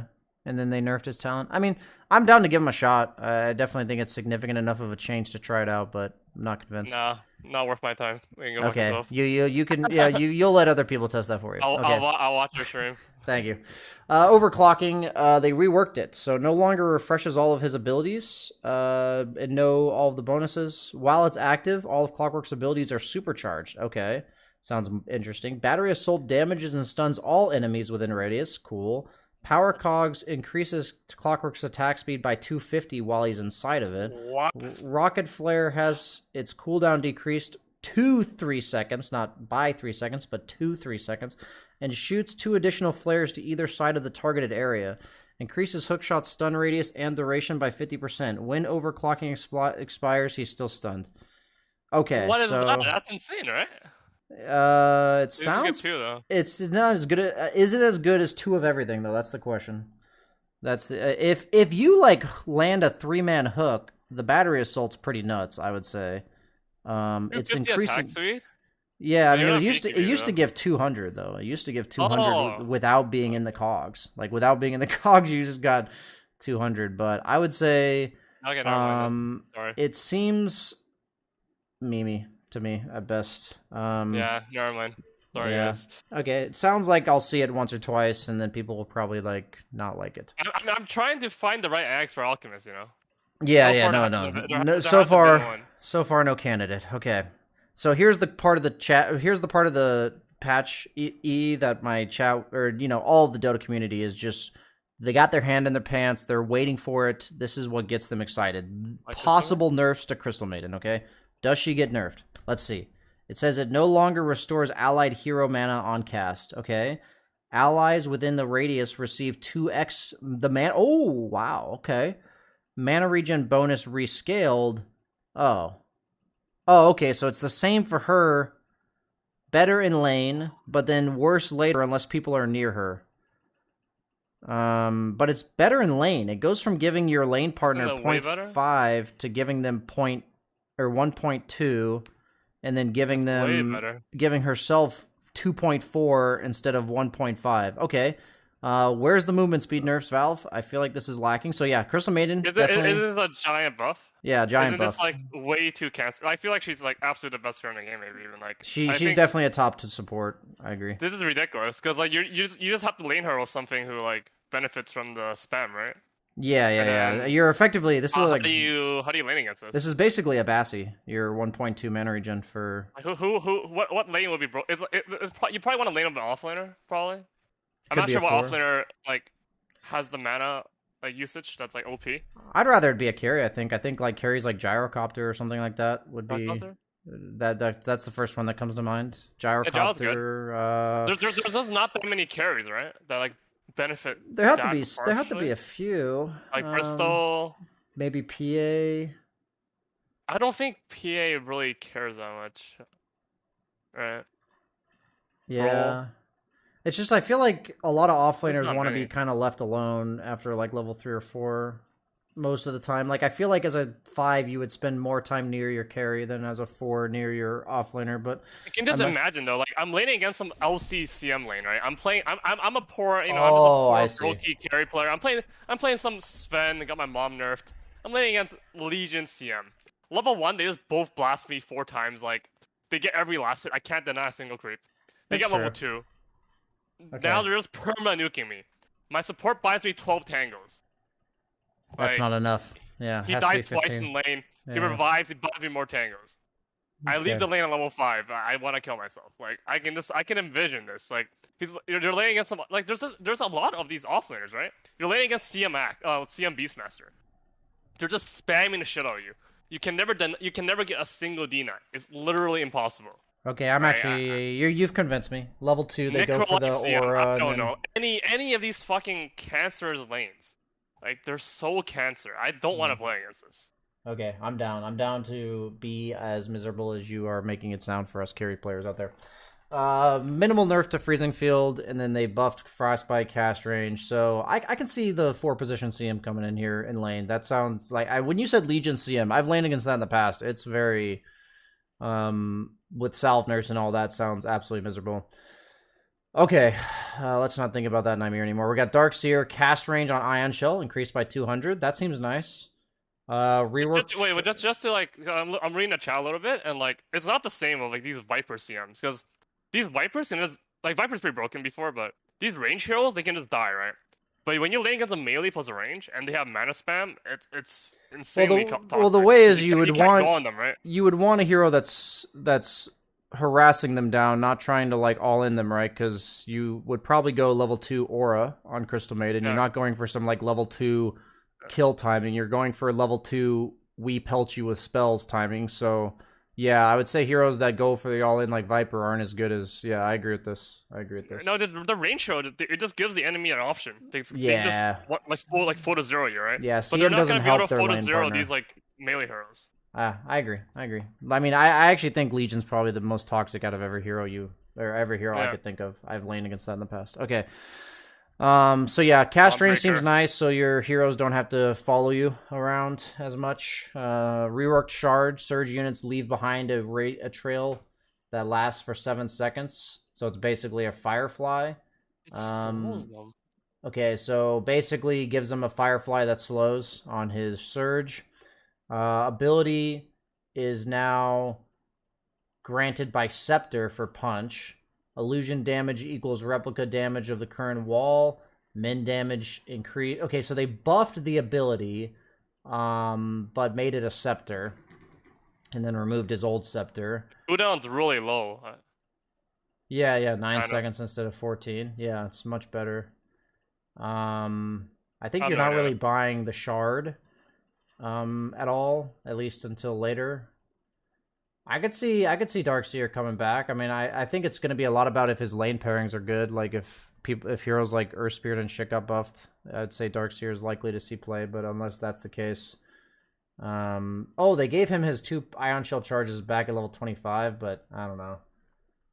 Purge is catching up. Okay, we gotta speed up, guys. We can't possibly lose to Purge. We can't possibly win against Purge. I don't know who's winning here, but okay. Darkseer seems interesting. I like the idea of it. Okay, Willow. Bramble Maze created faster. That's actually a nice quality of life. And then the mana cost on Curse Crown decreased.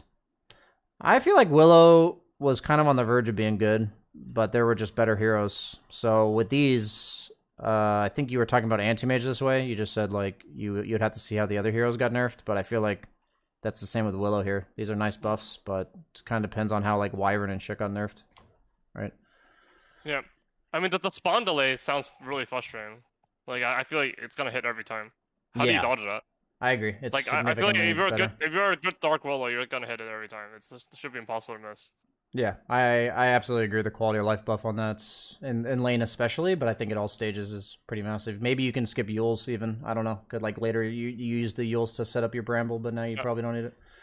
Oh, Dawnbreaker, get him out of my game, please. Oh, yes. Base armor decreased by 1, literally dies to everything. When casting Starbreaker with Shard, Dawn will start moving towards the target area instead of standing still. Still has free movement. I think that's whatever. Okay, cast point on Celestial Hammer improved, but the range significantly decreased at level 1. And Scepter now allows them to move.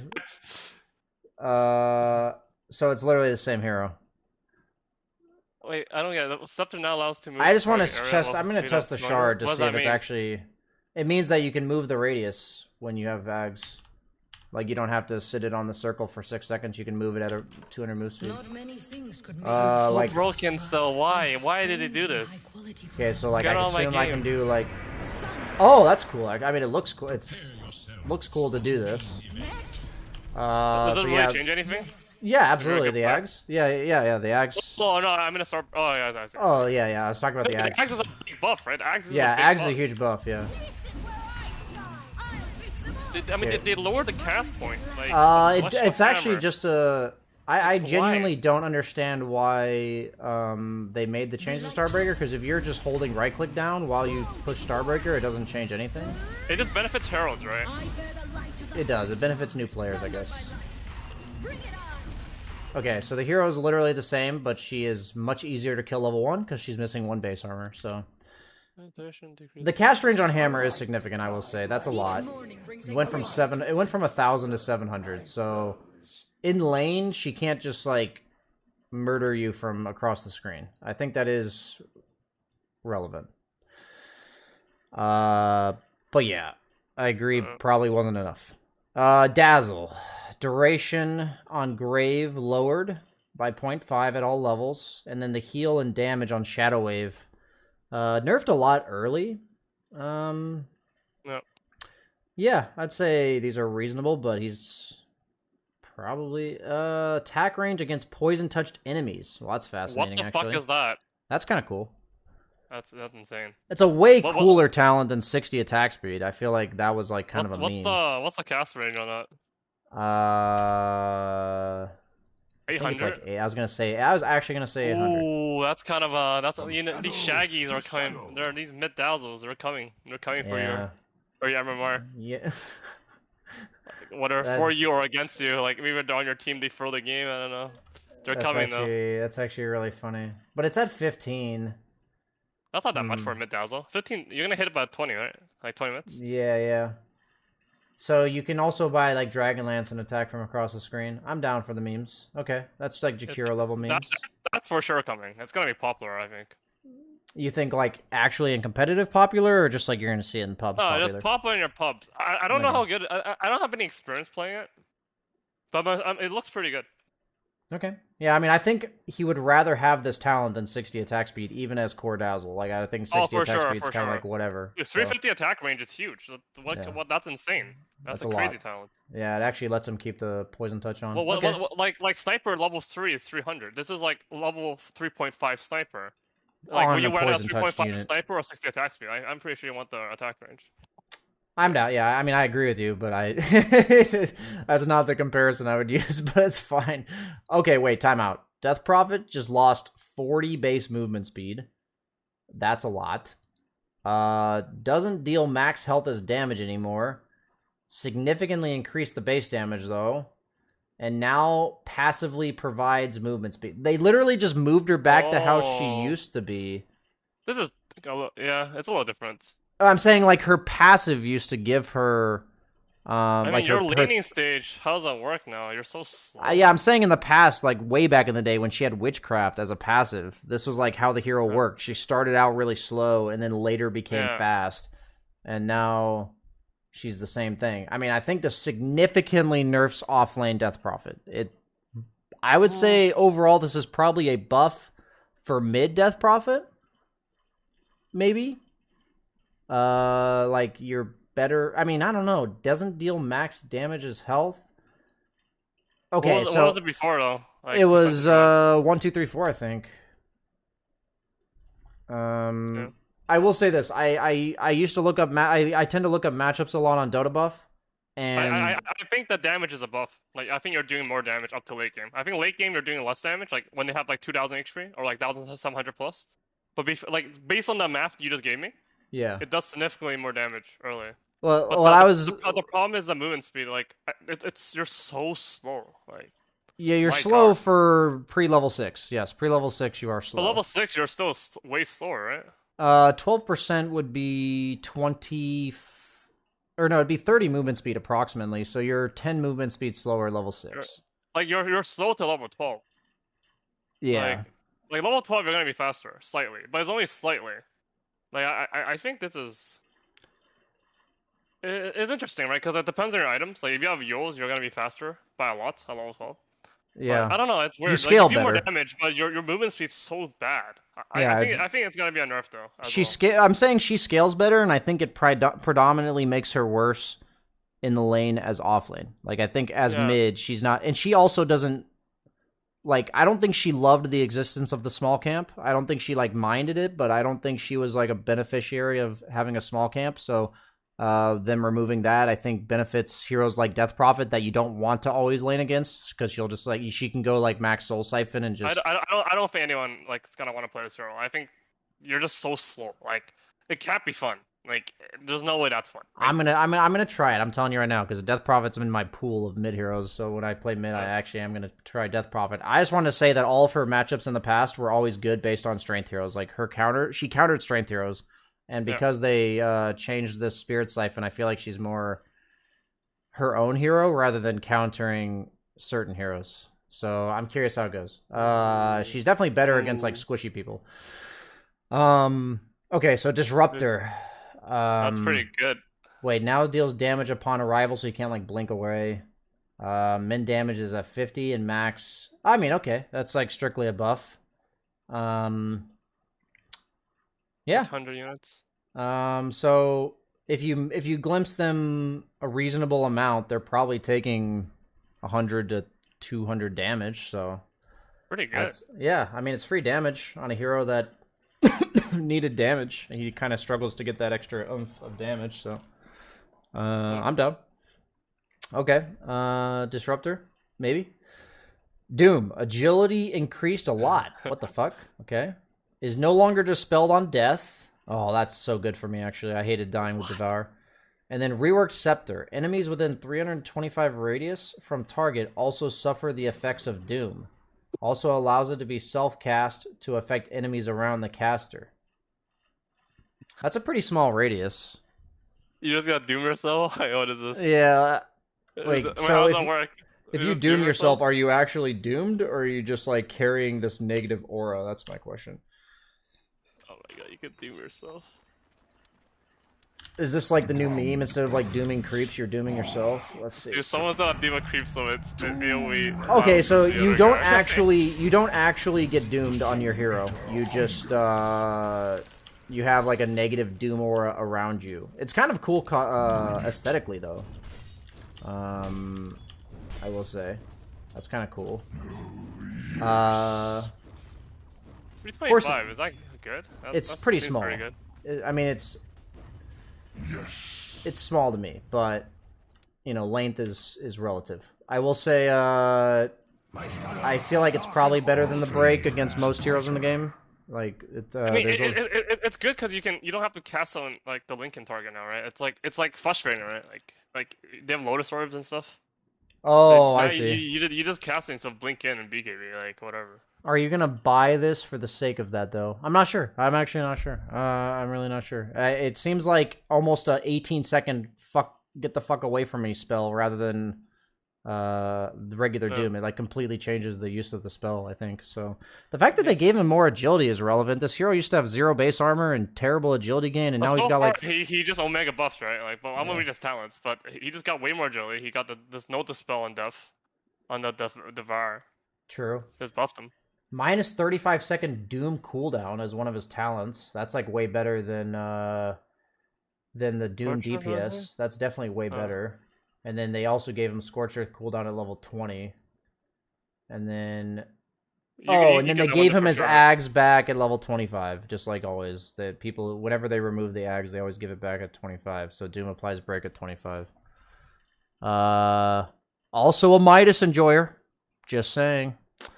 I unironically think this buffs carry Doom, now that I'm thinking about it. You have more agility, so you just have better quality of life. You're not dying, you're not losing gold when you die with Devour. Yeah, I'm actually... People were experimenting with carry Doom last patch, so I don't think it was quite that good, but I think it was on the fringe of being good. With the Midas buffs at 7 minutes, a hero that could realistically get it at that point and utilize it. I'm down. I actually think this could be a carry. Maybe. I mean, that's a lot of agility. That's 4 at level 1, and then by level 10, that's an extra... So at level 10, you have an extra 10 agility. That's like 2 armor, 10 attack speed. I mean, that's a lot for a hero looking to carry. Do you agree, or do you think it's... You're going to watch other people play? He has 1.9 BAT, right? So it's like... It's not like... It's pretty meh. You know, it doesn't buff him as strongly, but no, I think it's good. I mean, he was never really the carrier, right? Like in terms of physical damage. Like somebody else, you had a Lina, you had some dude on your team that hits hard. Yeah. Some mid laner, TA, Lina, yeah. I'm down to try it and like maybe if my mid laners, like you said, it's for sure good. Like okay, it can't be bad. I'm down. Dragon Knight, mana cost on Breathe Fire reduced, attack damage increase, or reduction increased, and then bonus movement speed. So just straight up buffs all around for Dragon Knight, and then they gave him extra Breathe Fire damage and cast range in Dragon form. Oh, okay. So the other talent is attack range, I think, in Dragon form. So you're basically choosing between being a caster or an attacker, I guess, at that point. Yeah, 26 is better, I think. Yeah, I think so too. Okay. Whatever. Okay, Drow Ranger. I've been looking forward to this one because she was really bad last patch. Our arrow damage increased in laning stage, and that's it. Wait, no. So Gust gives her movement speed. Okay. Gust Width replaced with Gust reveals invisible units. Info doesn't reveal wards info. Very good typing there, Valve person. These both seem pretty irrelevant. Yeah, I would say the Dragonlance nerf plus this seems like she's probably... Sorry, Dragonlance got changed into a Blade of Alacrity, Belt of Strength, and a Recipe. Same cost. So... I mean, it's probably a buff for Drow. I mean, it's weird. You get less agility, right? But you get the attack range and her range of doubles because of multi-shot. But I would say these things are just too small. I just don't think it matters. Yeah, I agree. Drow suck best. Earth Spirit now has the same targeting rules for units as for Remnants. When cast, selects the nearest entity to smash. That sounds like a college frat party. Prioritizing Remnant within range, then the closest unit. Okay. I guess that's just a quality of life buff, for if anything. And then his talents got reworked around. I got nothing to say. Do you have anything to say? Nope. Okay, cool. Earthshaker. Cooldown on Fissure. Nice. Next, Talent... guys. Okay. Look at this. It's so small. What is this? It's fucking nothingness. What's small? Earthshaker. The Earthshaker. So, like, yeah. It's so small. Yeah. I mean, it's landing stage Fissure. It's all right. Yeah. Base agility on Elder Titan by 2. Damage on Echo Stomp 5, 10, 15, 20. This buff's OG. They were like the only team picking Elder Titan. Probably still not a very good hero, I'd imagine. So small, these changes. Yeah, very small. Ember Spirit. I would expect this these hero new to patch receive notes are weird, right? Because before, like, the patch notes, like, if there was a bunch of words, then there's, like, a big change, right? Nowadays, like, there's a bunch of words for every hero, but the changes might be nothing. It's true, because they're talents related, so usually they're pretty minimal. Agility gain on Ember increased, base movement speed decreased, health regen increased, turn rate improved. Mana cost on Flame Guard decreased. Mana cost decreased on Activate Fire Remnant. Cooldown increased on Fire Remnant from 0 to 0.5. So all I'm really seeing in Ember is that he probably got fucked by the small camp getting removed, because he's a hero that would probably struggle to get to level 6 in certain matchups. So they tried to compensate for that. That's what I'm seeing here, because like they buffed his early game, probably because they thought his early game would get hurt. Do you disagree or see anything different here? What is this Fire Remnant cooldown increase from 0 to 0.5 seconds? I'm pretty sure that means while you're remnanting, you can't throw another remnant out and instantly remnant to it. So you can't like Good. Do you think that matters? I don't think it really matters. I think just to make you not fuck it up. Yeah, maybe it's a quality of life. I thought it was when, like, because I know you can remnant while you're remnanting and then use it again, so it might actually be a nerf, but I'm sure... I think he got buffed, like, from reading all this. He definitely got buffed. I just think I think the fact that they removed the small camp, they're considering that this probably affected this hero a lot. He was like one hero I thought would get affected by that a lot, so... Yeah. Okay, Enchantress. Duration increased or decreased on Nature's Attendance, early levels. Ooh. That's a lot. Yeah, that's significant, level 1 especially. Reworked Shard. Grants a new ability, Little Friends. All creeps, enemy, ally, and neutral within 1200 range of the target will attack the target with 100 bonus attacks. So it's a Winter's Curse or some shit? Cannot target buildings. Target is not attacked by either heroes or illusions. So it's literally a Winter's Curse for creeps. Right? That's fascinating. I mean, I like the name of it. I like the name of it. It's much stronger than Winter Curse, though. But it doesn't work on heroes, you know? So yeah. It's like creeps. Winter Curse is 65, right? And this is 100. And then they also move faster. And it's also 1200 range. True. I mean, it's going to be funny to watch, is all I got. I mean, the guy got stunned, right? He was walking away. I mean, I actually believe Enchantress was heading towards being a core anyway. Like, people were picking her slightly last patch as a core in pubs, and I think, like, giving her these types of changes could favor that, is all I'm saying. I'm saying, like, the Nature's Attendants are nerfed, and I'm just saying that Nature's. I think Little Friends is better for core than support. I think.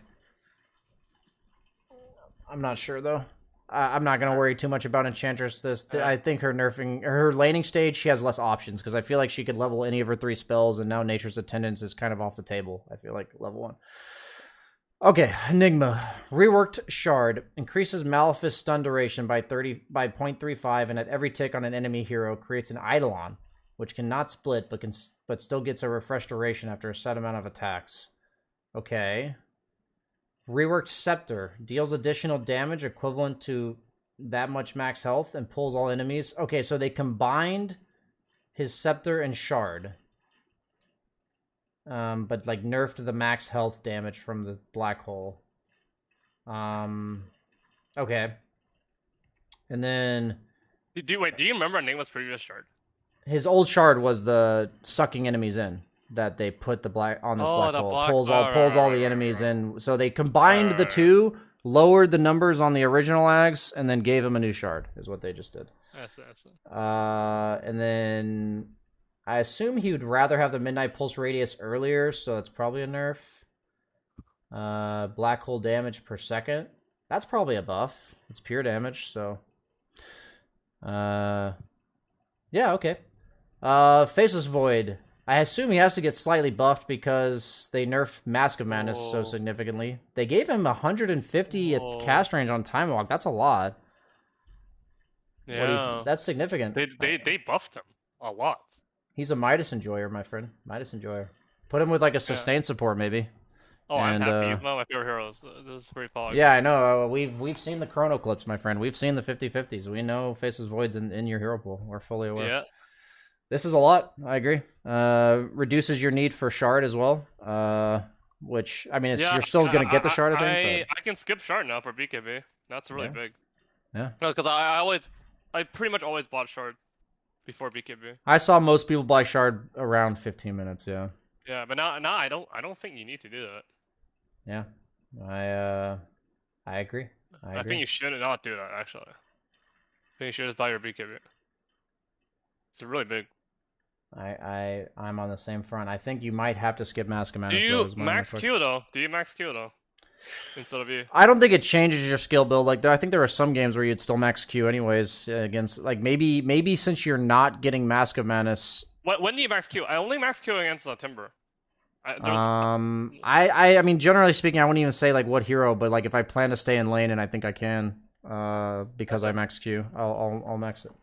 So yeah, Timber's a good example where I think I could stay in lane because I have max Q, but I wouldn't be able to stay in lane otherwise. Okay. Okay. Grimstroke. Yeah, I mean I'm down to try Void. I just think he's gonna be a Midas buyer, not a Mask of Madness buyer anymore. I already buy Midas. I'm saying like I think it was still like kind of 50-50. A lot of people, like some people I still saw building Mask of Madness, some people buying Midas. I feel like it's just Midas. Okay, slow duration increased by 0.25 on Stroke of Fate. Cooldown on Soulbind, lower levels. I feel like the level 15 talent's like a pretty huge nerf to core Grimstroke, but it's probably better for support Grim. Yeah, I'd say slightly buffed overall, not a big deal. Any comments there? Not. Nice. Okay, Gyrocopter. This hero's been an irrelevant carry. I think he's in your hero pool. Damage per rocket, rescaled to be better later, but worse level 1. Mana cost decreased significantly level 1, though. I mean, that's actually better, I'd say, to have that in lane. You'd spam that with the CM that we talked about. I'd say it's better to reduce the damage slightly. I mean, it's pretty close, right? It's pretty close. Yeah. But then it's more damage later.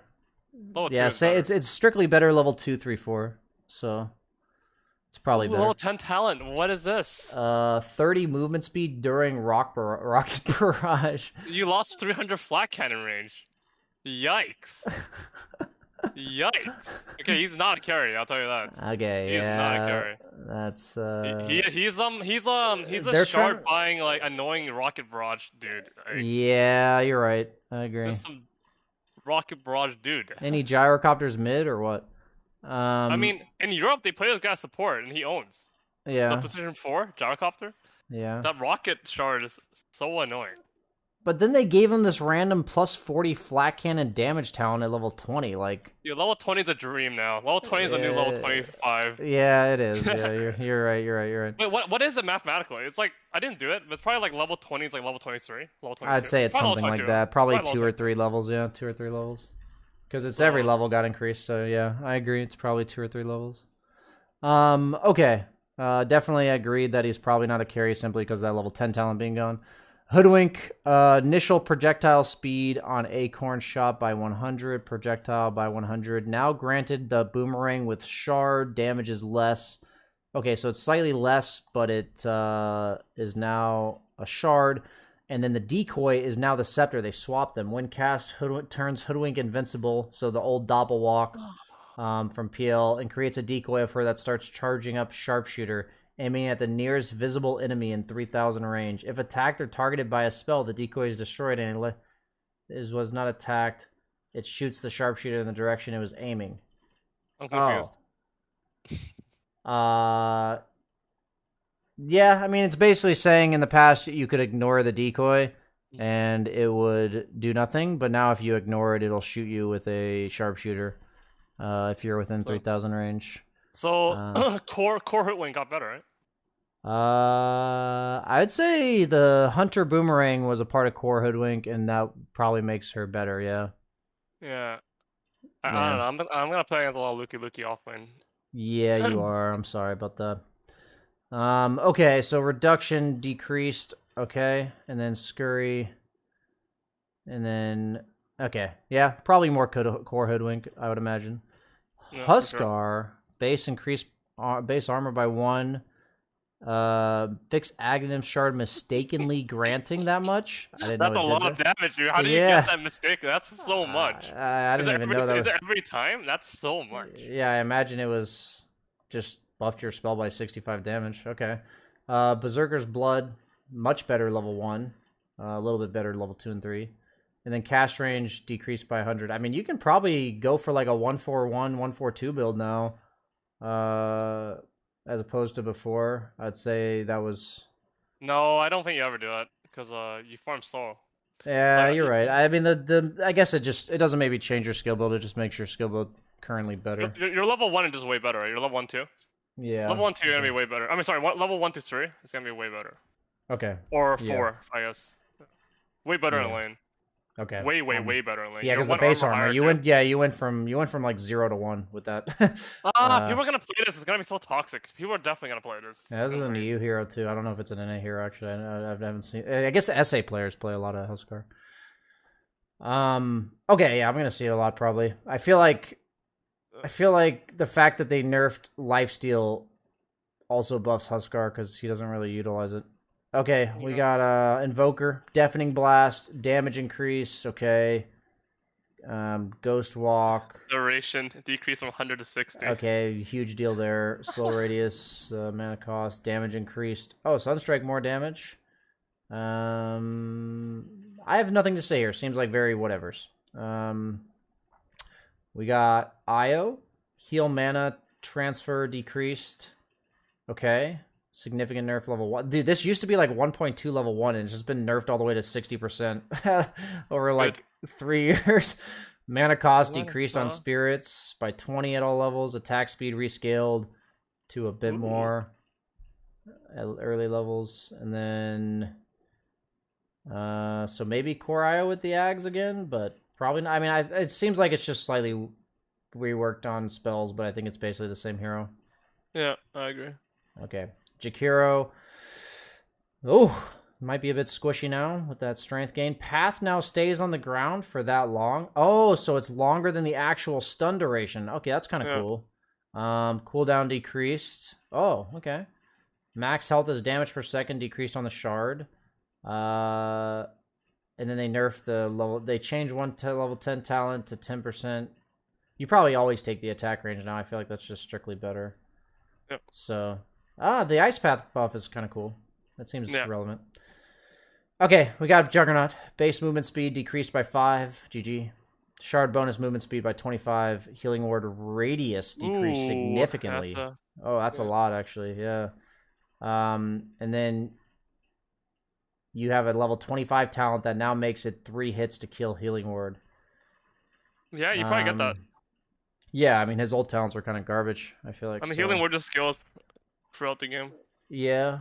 Okay. Still a good hero, I think. I think he's still fine, yeah. Did they change Maelstrom? No, Maelstrom's the same. This hero's still good. I don't think that star movement speed matters that much. It's 25 movement speed, whatever. You're already fast enough at that point in the game. The Healing Ward radius is a big deal, though, but whatever, honestly. He's good. I mean, the Healing Ward radius only matters at like 3k MMR plus. Trust me, I've done a lot of replay analysis of like 1,000 MMR players, and they just feed that shit. So it doesn't change anything down there, guys. His win rate was like 54%. It's still fine. Sorry, Flame. Okay, Keeper of the Light. Cooldown increased on ult by a lot. Holy shit. It's only a 40-second duration. So to have it go up from like a 66% uptime to 50% is pretty significant. And then Illuminate Heal is more, but okay. Are we finally done with mid coddle? That's the question. Are we done? Is this enough? Yeah. I'd say it's pretty big. Okay. Yeah, I think it's dead. Okay, nice. That's what I like to hear. That was one of my Illuminate cooldown on level 10, what does that mean? Oh. I mean, it's only 11 though, whatever. It's whatever. Yeah, I don't think it matters that much. Okay. Damage increased on Torrent by 5, 10, 15, 20. Movement speed, better at level 1. Replaced with 25%. Oh, okay, so he got the X marks the spot move to 10. And then he got damage replaced by Tidebringer applies a slow. That's like strictly worse, I would say. But then he got movements, or he got 45 damage at level 15. And then he got the Torrent damage replaced with plus 30% Torrent knock-up stun duration. Okay, there's a lot of stuff going on here. I feel like slight buffs all around. What do you think? Yeah, it's a buff. Okay. For sure. Wait, so it's level 15 talent. That's big, right? That's huge. Yeah. Oh, 45? Well, he used to have 30 at level 10. And now he's getting 45 at But that was not last patch, though, right? I'm just strictly comparing to last patch. Yeah. Okay. Pretty good. Because, I mean, his torrent stays level 1 forever, right? Like, you go 1 for 4. It does, so giving him extra... 40%'s pretty big. Okay. Wait, so... I like how the level 15 talent is plus 30%. Like, so I guess... It's... I don't know, that's weird. 30% specifically? That's... Okay. Whatever. That's interesting. Okay. Legion Commander. I was kind of interested in this hero. So Shard, bonus armor per hero and creep is increased. Especially on the creeps. Ooh, dual cast range. Dual cast range significantly increased. And then they removed... dude, wait, no. Look at the level 10 talent. The dual cast range is replaced with 8 dual damage extra. Yeah, that's worse. I'd say that's better with the bonus dual cast range add up over time. I think if the previous talent still existed, they would... Any good player would still get the left talent. I mean, the previous talent. I think you just want more... I'm just saying, 8 dual damage early game, if you're getting dual wins, that's significantly increasing your snowball rate with Blade No buff. It's not big enough, right? Like, I don't know. I just don't feel like it really matters. I think that the 200 cast range is part of your skill. When you lose 200 cast range, that reduces your late game, right? Well, late game you'll only lose 50 cast range, but true. No, I mean, like, but you still want, like, if the option still existed, you would still get that talent, I think. Okay, it's true. Just have way more range. Yeah, okay, it's true. And then they replaced the other talent with 50% moment of courage lifesteal. CM Legion, here it comes, boys. Here it comes. In Jackie Mao's lane. Gonna fuck me up. I'll get reported after I lose my lane. You will be buying a Midas and getting reported, yep. Yes, I'll lose my lane, buy Midas, get reported, yep. Okay. Base damage increased by 2 on Lesh. Okay. Huge Leshrac enjoyer here. Literally my favorite hero in Dota. Mana per second cost now starts ticking after 1 second. Okay. Nice. That's a slight buff. Mana cost per second increase. Wait, sorry. Deal.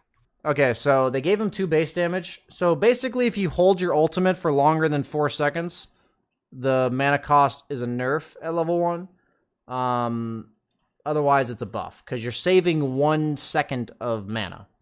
So you're saving 20, 40, 25, 45, 65 mana at the first tick. It's really significant because like Yeah. people post it, right? And like now when you post it, you're just not losing 20 mana. That's true. That's true, actually. Because I always post it in between like every post, so actually big.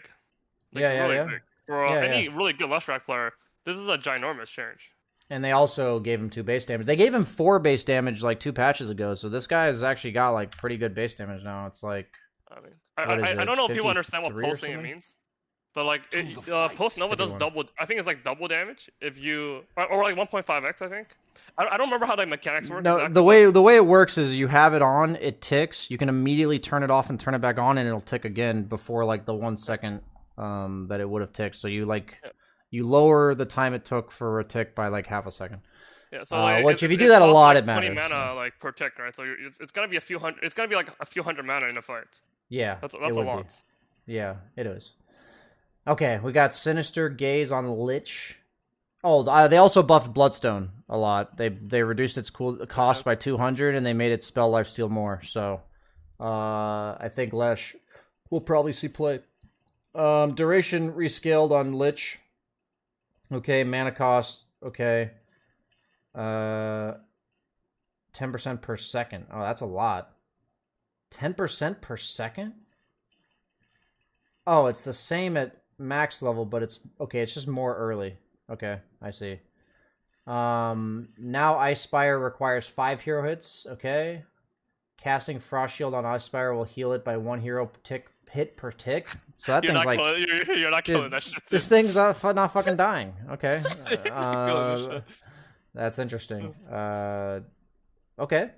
I mean, the Ice Spire is kind of powerful in certain scenarios, but okay, we got Life Stealer, bonus attack speed by 5, 10, 15, 20. Let's fucking go. But then they removed his level 10 talent and changed it to infest damage. You definitely take the freaking movement speed. You 100% take the movement speed. Is that per damage? No, it's magic. Oh. You definitely take the movement speed. It's actually significant, I'd say. Like it's 2% though. What is that? Like fucking 6 movement speed? No, I'm saying it goes from they buffed the talent. Your rage movement speed now goes from like plus 18% to plus 30, is what it does. Sweet. So you're getting an extra with boots and everything. You're getting an extra like 40 movement speed from rage with this talent. Yeah, but like in comparison to before, like if you get the talent, right? It's from, but what I'm saying is, so they basically you always took the old attack speed talent, so you lost 10 attack speed to get 40 movement speed on rage. I think I would trade that. I think that. No, for sure. 10 attack speed, 40 movement speed, poggers. Okay, and then Ghoul, Frenzy, Slow. Okay. Also nerfing lifesteal heroes, buffs lifestealer. He lost the evasion, huh? Oh yeah, that's true. You probably just take Ghoul, Frenzy, Slow now. So who buys Radiance? Does this guy buy Radiance? Do people even buy Radiance? Like, does that buff enough? 15%?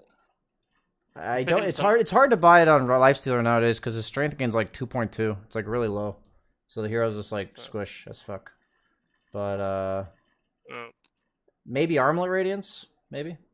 Yeah. Okay. Lena Flamecoat Cloak. They reworked her scepter. Grants a new ability. Lena gets flying movement, increases her spell damage by 30% and magic resistance by 35%. Cooldown 25 seconds, cannot be dispelled. It doesn't say how long it's for.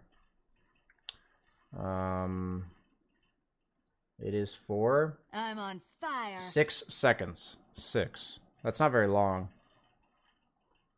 Looks pretty bad to me. That looks terrible, I'd say. Yeah. Does not look like it's worth buying 4,200 gold worth for that. Okay. And then they gave her old Ags in replacement of the attack range at level 25. Still same hero, I'd say.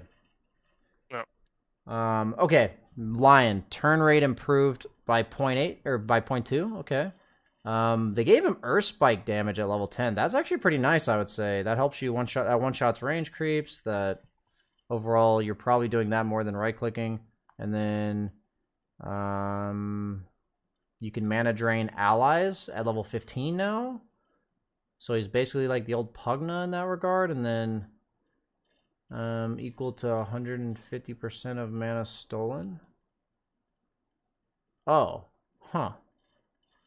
Your mana, you can literally suck people to death on Lion. But your level 25 is a myth now, so we don't care about that. I think the hero's still kind of meh. Yeah. Lone Druid, Savage Roar, nerfed at early levels. Okay. Mask of Madness nerf's pretty huge for this hero, I'd say. The bear had sustain issues already. Reworked Shard on Luna. Every time an enemy hero is hit by a Lucen's Beam, Lucent attack damage is increased by 15 for 12 seconds. That's awful. In comparison to the In previous comparison to the old one, yeah, it's not very good. one, that's really, really bad. I mean, if you Eclipse, you're getting like 100 damage or some shit. Wait, wait, every time. Oh, let's see. Yeah, I mean, it's better in team fights, I'd say, but it's like once the Is fight's that- happened. Okay, like once the fight is like once you've Eclipsed, it's better, but other than that, it's probably worse. But yeah, it's interesting. It's probably worse overall. Now receives global radius at nighttime. That's big. Oh, wow. Wow. That's You know, actually actually, broken. that mind. The Lucent Beam, the shard's pretty interesting too. Yeah, it's interesting. Okay, the Lunar Blessing is broken, right? First nighttime? Level Yeah, you level max it- 5? Yeah, you just go. You usually had 3 points level 5 anyway. Your whole team just gets 20 damage. What the 28 fuck? damage, yeah. Let's see. Yeah, I was saying. Pretty I assume at the 5-minute mark you will be Yeah, level yeah. 5, right? Okay, so that seems really strong. Maybe support, but probably I'm still down to just play core. Level 15, Lucent Beam reduction, nerfed again. Replaced with 2 Moon Glaze. So she gets her old shard at level 20. That is, I think Wait, this hero's what? better. Yeah, she gets her old shard at level Ooh, 20. Moonglade's fired? Yeah, that's. Wait, Oh, that's better. No, yeah, that's Wait, better what? because I'm the so shard lost. had 2 1. hits? Yeah, the shard had 1.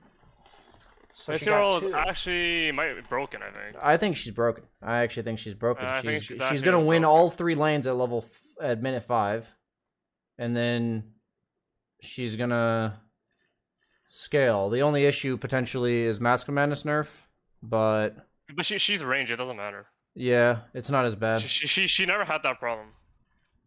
Okay, I'm down. This is a Luna patch in my opinion. Yeah, I think the she's new broken. shard is pretty good for her too. Like it's not a bad shard.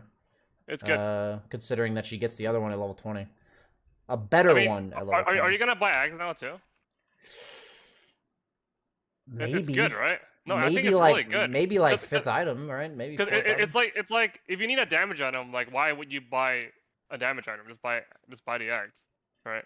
Because if you hit 4 beams extra, it's like 80, it's like 60 damage, yeah. Yeah. It's a lot. Okay, I'm open to the idea. Yeah, I mean, I think Luna's really strong. She's like top of the list for me right now. Okay, Lycan. Base movement speed decreased by 10. Magic resistance decreased on the wolves. Cripple now stacks with each proc. Oh shit. Wait, sorry, back to Permanent- Luna. So you need level Yeah. 20 to be broken, right? You're not broken till level 20, right? So True. I mean, your Luna blessing is nice, but it's not very good. But I think you're not broken to 20. How do you get 20? Like, do you buy Midas?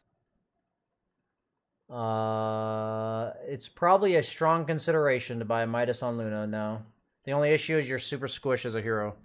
So what are you going like Midas Lance BKB maybe? You could even go Yeah. like Treads Lance BKB or Treads Lance Midas or some shit. I don't know. No, if you buy Midas, you gotta commit to the Midas. You don't fucking buy some other in between item. You just go. You either go Treads Midas, or you go no items Midas into Treads, into fucking D-Lance, into BKB. Okay, That sounds. I agree Okay. that she actually might want a Midas because her level 20 is super important. Yeah. I could agree with this. I mean, her level is just important in general. I think. Like when you play Luna, and like you're like 144 before, and you get the fucking talent and shit, and you're just like. It just feels like you can never fight because your beam is so low fucking level, you know. You know when you're losing, like you lose the lane, like you die twice in lane. That happens, right? You're Luna. You're I've squishy. never done that. Yeah, go ahead, continue. And then you're trying to catch up, right? And you catch up really fast. But the problem is like you're so fucking useless because you have 1 point in beam, and you're just jerking off in the jungle for like God knows how long before you're actually relevant, right? You're not like you're playing Void or Spectre, like you have a really scary spell, right? That's lurking in the background. You're playing Luna, like what are you gonna do? Level 1 Eclipse, level 1 Beam? That's fucking useless. So you need levels before you can. You need like level 2 Eclipse and like 3 points in Beam before you're actually like a beaster. So you could always do. I saw that one Reddit clip. It was like maybe like 6 months ago where some guy eclipsed on Luna with no points in Beam. You could always like threaten the eclipse. You know, you just don't even level the beam. You just you like the guy chases you and you eclipse so he runs or something. You know, I'm just memeing, but yeah, no, I agree. I mean, I think it's interesting. I don't know. You need sustain, so it's weird. Like you don't have mom, you don't have D-Lance. Like I don't know. It's interesting. I feel like it's gonna be a grief to buy -1 early. To be honest. I agree. So But it might just be. if, Honestly, it might just be like a Yasha Dragonlance kind of situation. Maybe. Because if you don't have Mum or Dragonlance early, you actually can't jungle that effectively because you actually start dying. Your range is too low. Like kiting neutrals while Mum or D-Lance is really fucking difficult. So Midas might just be a meme that I'm probably gonna ruin everyone's game with, but I'm definitely gonna do it to ruin everyone's game. But yeah, anyway. You will be ruining people's games, yeah. Okay, back to Luna. Lycan. Or sorry, Lycan. Let's see if we're liking these changes to Lycan here. We got a base movement speed of -10. That's a lot in lane. Each proc, what does that even mean? It means that they like you can get multiple cripples, so the attack speed's like -40, I think. So you can get like -80, -120. So is it double or is it like keep going? That's why it's double, right? I think it just keeps going, but they expire. Can you they kill expire Roshan? though. Oh. Yeah, they expire. It's like 3 seconds or something on the wolves, I think. So if you have 2 wolves attacking, you're likely to get 80 attack speed. That's it's -60 actually per wolf cripple, so it's -120. Okay. And then the permanent invisibility delay. Howl is now global when cast during nighttime. Holy shit. Okay. Nighttime Dota voice. Okay. Okay. Okay, so it stacks. So when you hit Roshan just gets fucked by cripple. Am I misunderstanding this, guys? That Lycan's like fucking broken. You can't you just spam Howl, and doesn't it reduce attack damage by like 40% or something? Dude, this has to be insane. Like, dude, this motherfucker just gotta keep spamming Howl. Wait, what the fuck? It's all game. Dude, it's 50%. It's 50% uptime. No, this is so broken. Like, dude, some guys that play support like it, and he always had to do all game and just spam Howl, and like you're not gonna be able to farm. You literally can't farm. This is actually the most broken thing I've ever seen. It is so stupid. Oh wait, my God. So I'm just confirming. Is it reasonable to like skip wolves in lane and just like go Howl? Is that not reasonable? So you have like, yeah, I'm saying like you have like 2 or 3 points Howl by nighttime. And then every time the enemy takes an engagement at any lane, at any rune, you just Howl. No, I don't even think you do that. I think you just literally just spam it, like, off cooldown. Like, I don't know how much mana you need, but you don't even need that much. I think you literally just spam it so they don't get to play the game. Like, I don't even think you think. Like, 50% how are they gonna farm? Like, how are they gonna hit anything? How are they gonna hit neutrals? They're so stacked. Dude, you have a level 10 talent. You have a level 10 talent that makes Howl do an extra 20% damage reduction. Oh my God, they actually can't play. You're literally just spamming Howl for the whole game. If they hit a neutral, they're -7 armor. They can't do. You know those small wolves or whatever. Yeah. What's the percentage on that? Like 30%? Yeah. Like, the crit, 30%. Oh, like when that shit gets popped, I get so mad. But this is gonna last like 2.5x more, and it's gonna be stronger too.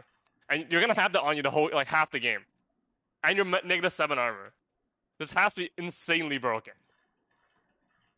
I agree. That's gonna get. I think that's like getting patched in 3 days broken. I'm pretty sure. You probably go 044 and you get Midas so you can get your wolves or something. I don't know, something like that. Or like maybe not 044, maybe like 042 and then you go 442. Probably something like that. I think I'm down. I'm also down for this to be a carry and just be farming and ruining the enemy team's game while I farm. I'm kind of down to do that. Okay.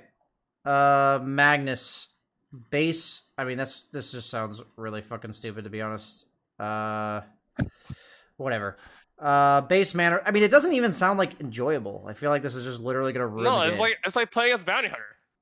It's like playing as a bounty hunter. It's literally just gonna ruin people's games. This is. Look at the talent. Wait, look at the talents. Replaced with Howl reduces total attack damage.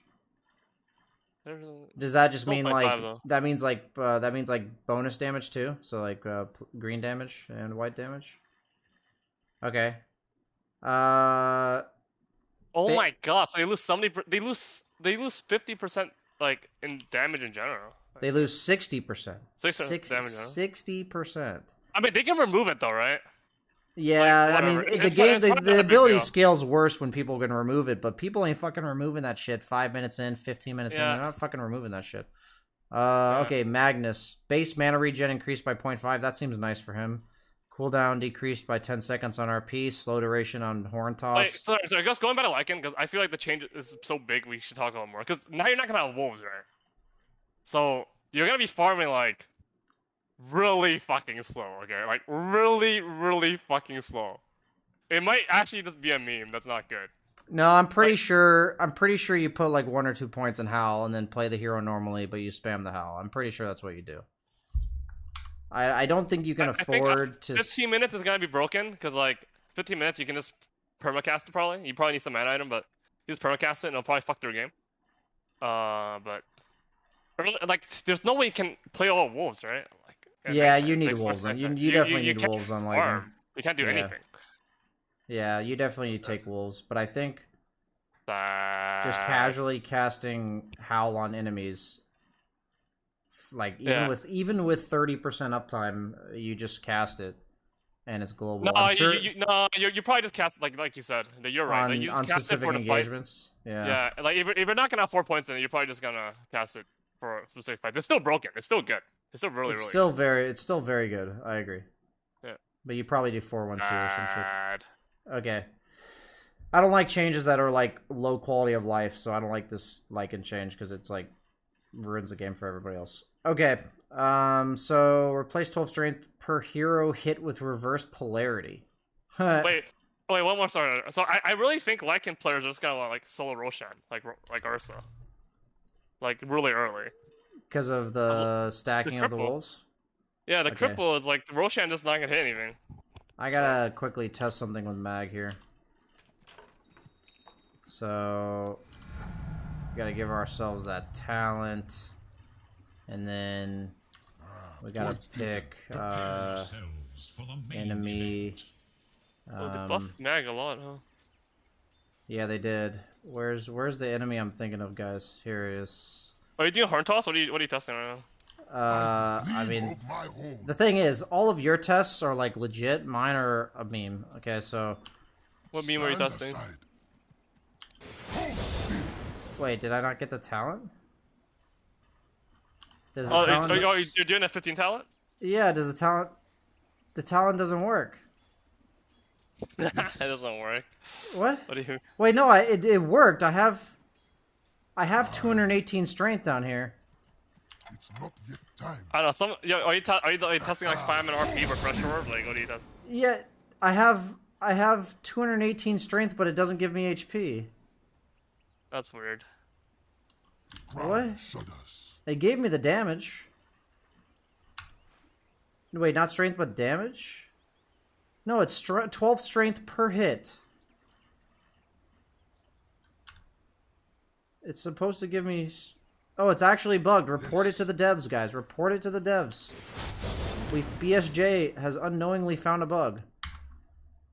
Yeah, I mean, the mag buffs other than the talent seem pretty relevant. Yeah, I mean, the hero's probably going to be seen play, I would imagine. With mana regen especially. I think it's really hard to empower yourself continuously.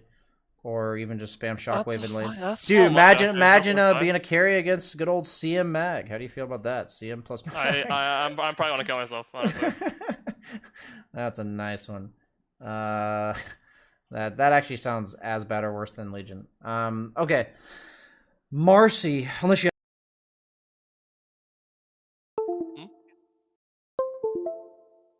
Did my internet die? I feel like my internet died. No, I cut my mic off. Sorry, I accidentally. Yeah, pulled the plug on accident. Do you have anything to say about Meg? Sorry. No, I mean Okay. it's definitely mid Magnus is definitely really good. Like 0.5 is huge. That's a big number.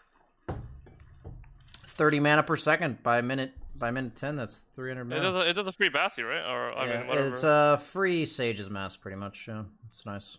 Oh, actually, it's not that good then. Okay, it's pretty good. It's still pretty good. Whatever. It's still good. Yeah.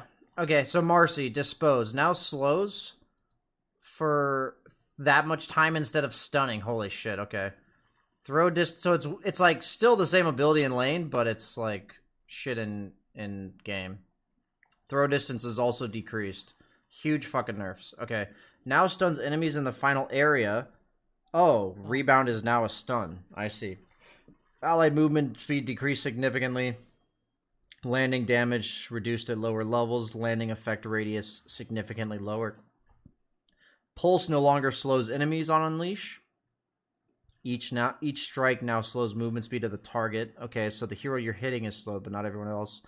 Each attack now slows. Oh, so the person you're attacking can't fight back. That's a lot of attack speed. No longer applies a basic dispel. That was significant. People would definitely use it for that. Scepter now also dispels. Okay, so you get it on Scepter, and then lower cooldown on Scepter. And then dispose damage at level 10. 5 armor replaced by rebound cast jump range. Rebound cooldown, psychic. Okay. So all about this, all I see is that they did the Earth Spirit treatment where they swapped 2 of her spells, slowing and stunning. And the biggest thing is Blink kind of seems bad now. I don't really know. Like, you don't have a Blink stun anymore. Because your rebound, no matter what you do, no matter what you itemize, will be a delayed stun. So it's like an unreliable, dodgeable. Yeah, unreliable stun. equals bad.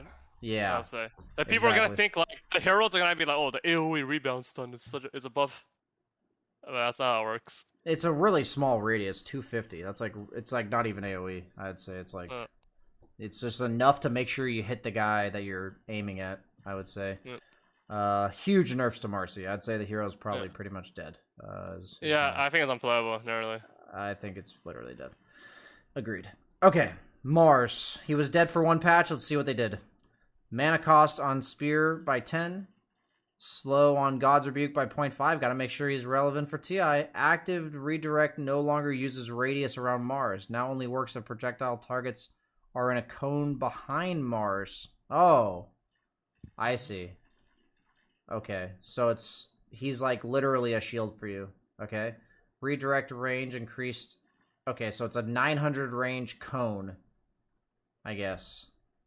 Okay, and then arena spear damage on the things that are hitting you. Okay, better later, worse early. Fixed flying units sometimes being able to escape the arena. Ooh, look, that's big. Is that like a bug or what do you mean? Night Stalker. Murano, maybe? Oh, I see what you mean. Yeah, okay. And then replaced. Oh, interesting. Level 10 talent. And then the God's Rebuke distance is probably good, I would say.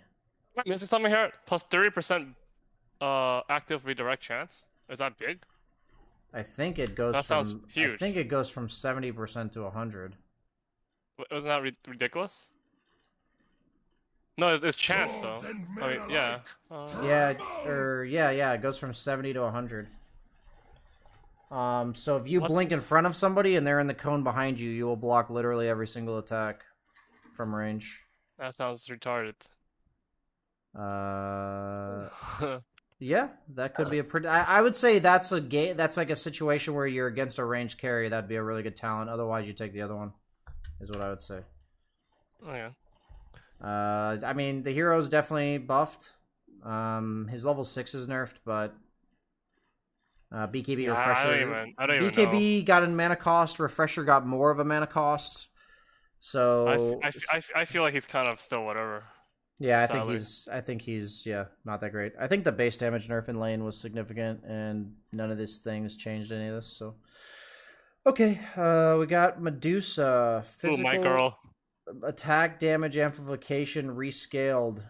Okay, less early, more later. Oh, the 20 attack speed's replaced? That's not good. That hurts her a lot, I think. Just nerfs, my man. I think that's it. I mean, the other talent doesn't even work. Like it doesn't. Did they fix that yet? It literally does not work. Plus 0.5 mana shield damage per mana. That's a really good talent. Like, but it just doesn't do anything. I feel like I'm gonna test it 20 right now. attack speed is definitely really important for a hero that's like trying to ramp up at that stage in the game, right? I would get the left talent if it worked, even the past patch. But Okay. I don't think it works. I'm gonna test it one more time. I'll let you know. But I'm Okay. gonna do some spam, right? And I remember, like, I was like, it doesn't work. Like, literally.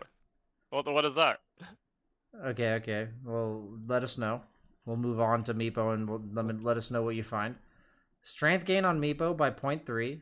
Cooldown on Earth Bind to much lower at level 1, so you can probably just leave it at level 1. Health Wait, steal from... So after Medusa, it works now. Okay, So that's the biggest I buff think- of all, that it works. So you should get the left talent. Okay. That's, Yeah, so she's much tankier, but the 20 attack speed being gone means... Yeah. It's I weird. use- You are so much tankier that Okay. you will die with mana. Your HP will be 0, but your mana will be like Okay. 30%. I trust So you. you need to buy like enough HP items where it's actually relevant. Otherwise, you just die anyway. Like, you know sometimes you play against Necrolite and your HP just goes to 0 on Medusa, Yeah. but your mana's like full. And you're like, Yeah. why is this happening to me? Right? That shit's gonna happen to you. I'm ready. I'm ready to die in more ways than I'm already used to. Okay, so we got Meepo. Hellsteel from Creeps is lower. Dig now has no channeling time. I'm just gonna say I have no idea what the fuck. Are you good with Meepo or what? No. I don't play Meepo at all. Okay, I'm sorry. Yeah, okay. Then we are done. We are done with Meepo. Wait. Replace Wait, let's with read anyway, Pack 'cause Rat. it might ruin our pubs, right? Someone's on ruin our pubs. Okay, wait. So, replace with Pack Rat. Can equip any item in the neutral slot. He has a level 25 talent that he can put any item he wants in the neutral slot. So he can use regular items. That doesn't fucking matter, I feel like. Any item in a neutral slot? He can put like I he can see. put like a butterfly in the neutral slot or some shit, you know, he can put a heart Is in- that good? I mean, you're paying money to replace a neutral. I don't know, I don't think that's particularly that great. I mean, on that hero, you probably want like Ninja Gear or like Apex, right?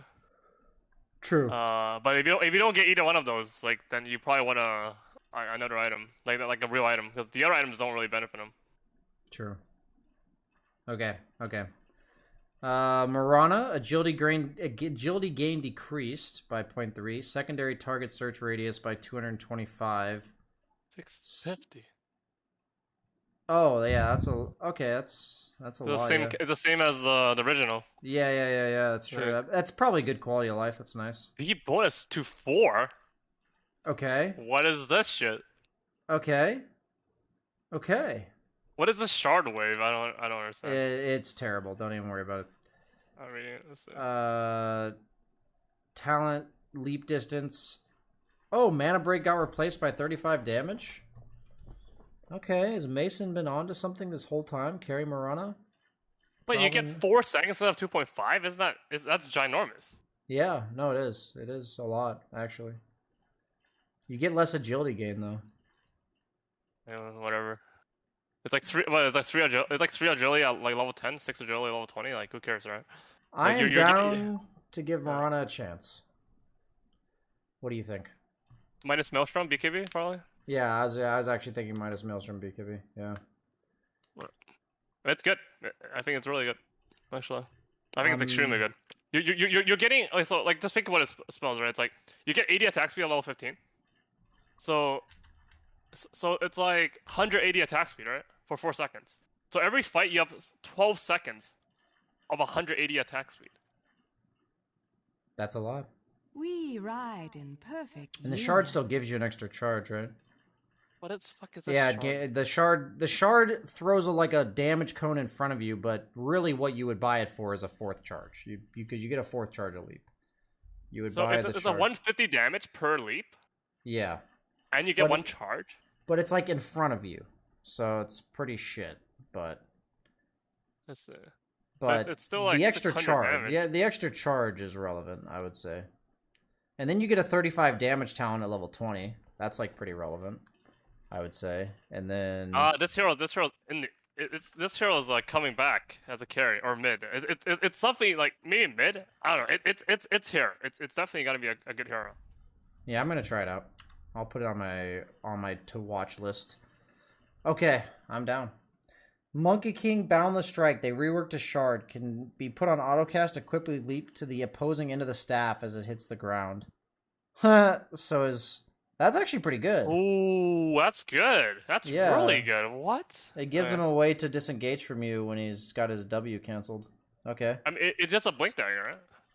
Yeah, I think of it as almost more of as like you're just more elusive in general, so you can use it. You can even use it to escape people. Like you can just stun into the trees and move into the trees when people are ganking. It's pretty and shit. fucking good, man. Like you're gonna. How early do you buy this?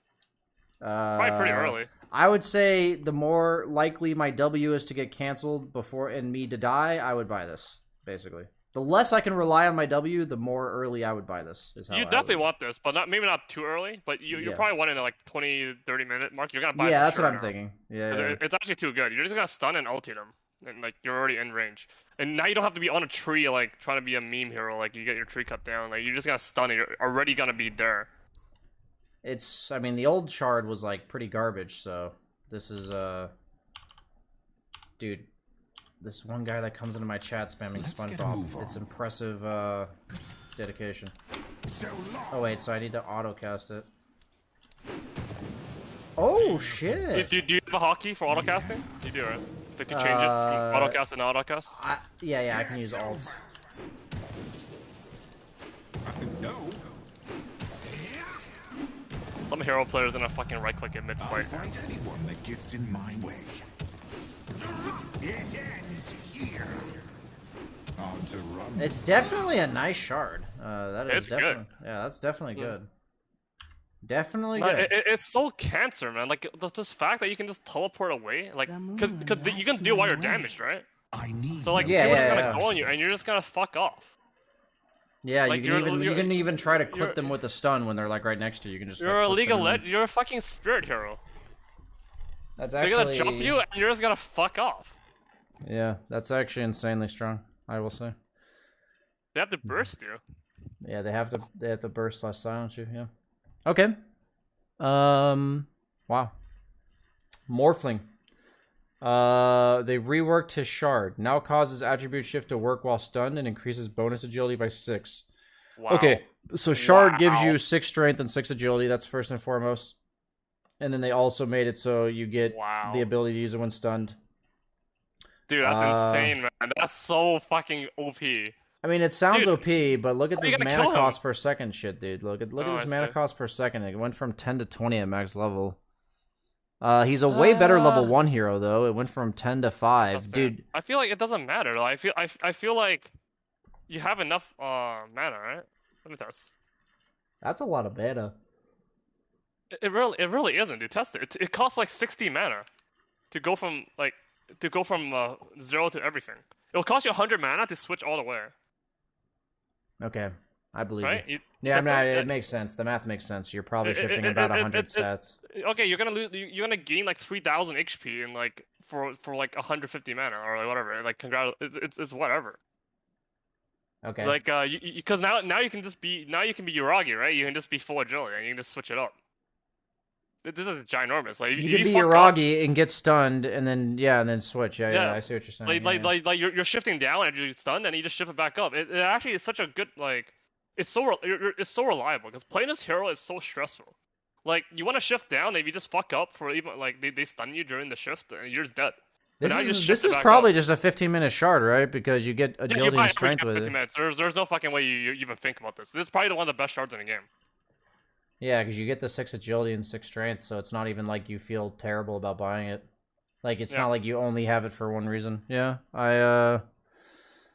I'm thinking mean- this is. I'm thinking we might be back to like considering, like a Dragonlance or like Yasha, Manta, Lincoln's Morphling or something, something like that. Now you can just run into the fight like full agility all the time. It's like it's more than just 6 agility and 6 strength. Like you can just be in the fight full agility all the time, and then like if they go on you, just shift. Yeah. The shift is really fast, right? I will remind you though, they nerfed Morbid Mask pretty hard. Maybe a consideration. Well, I'm sure it's probably fine. I'm just saying it might turn his build into a Lincoln-centric build, where you you build the early ring health. I think half a life leech is enough for Morphling. I don't think that is enough for Sven. I think Sven will actually get his ass kicked. So you think Morphling will have enough out of a Morbid? Okay. Yeah. Okay.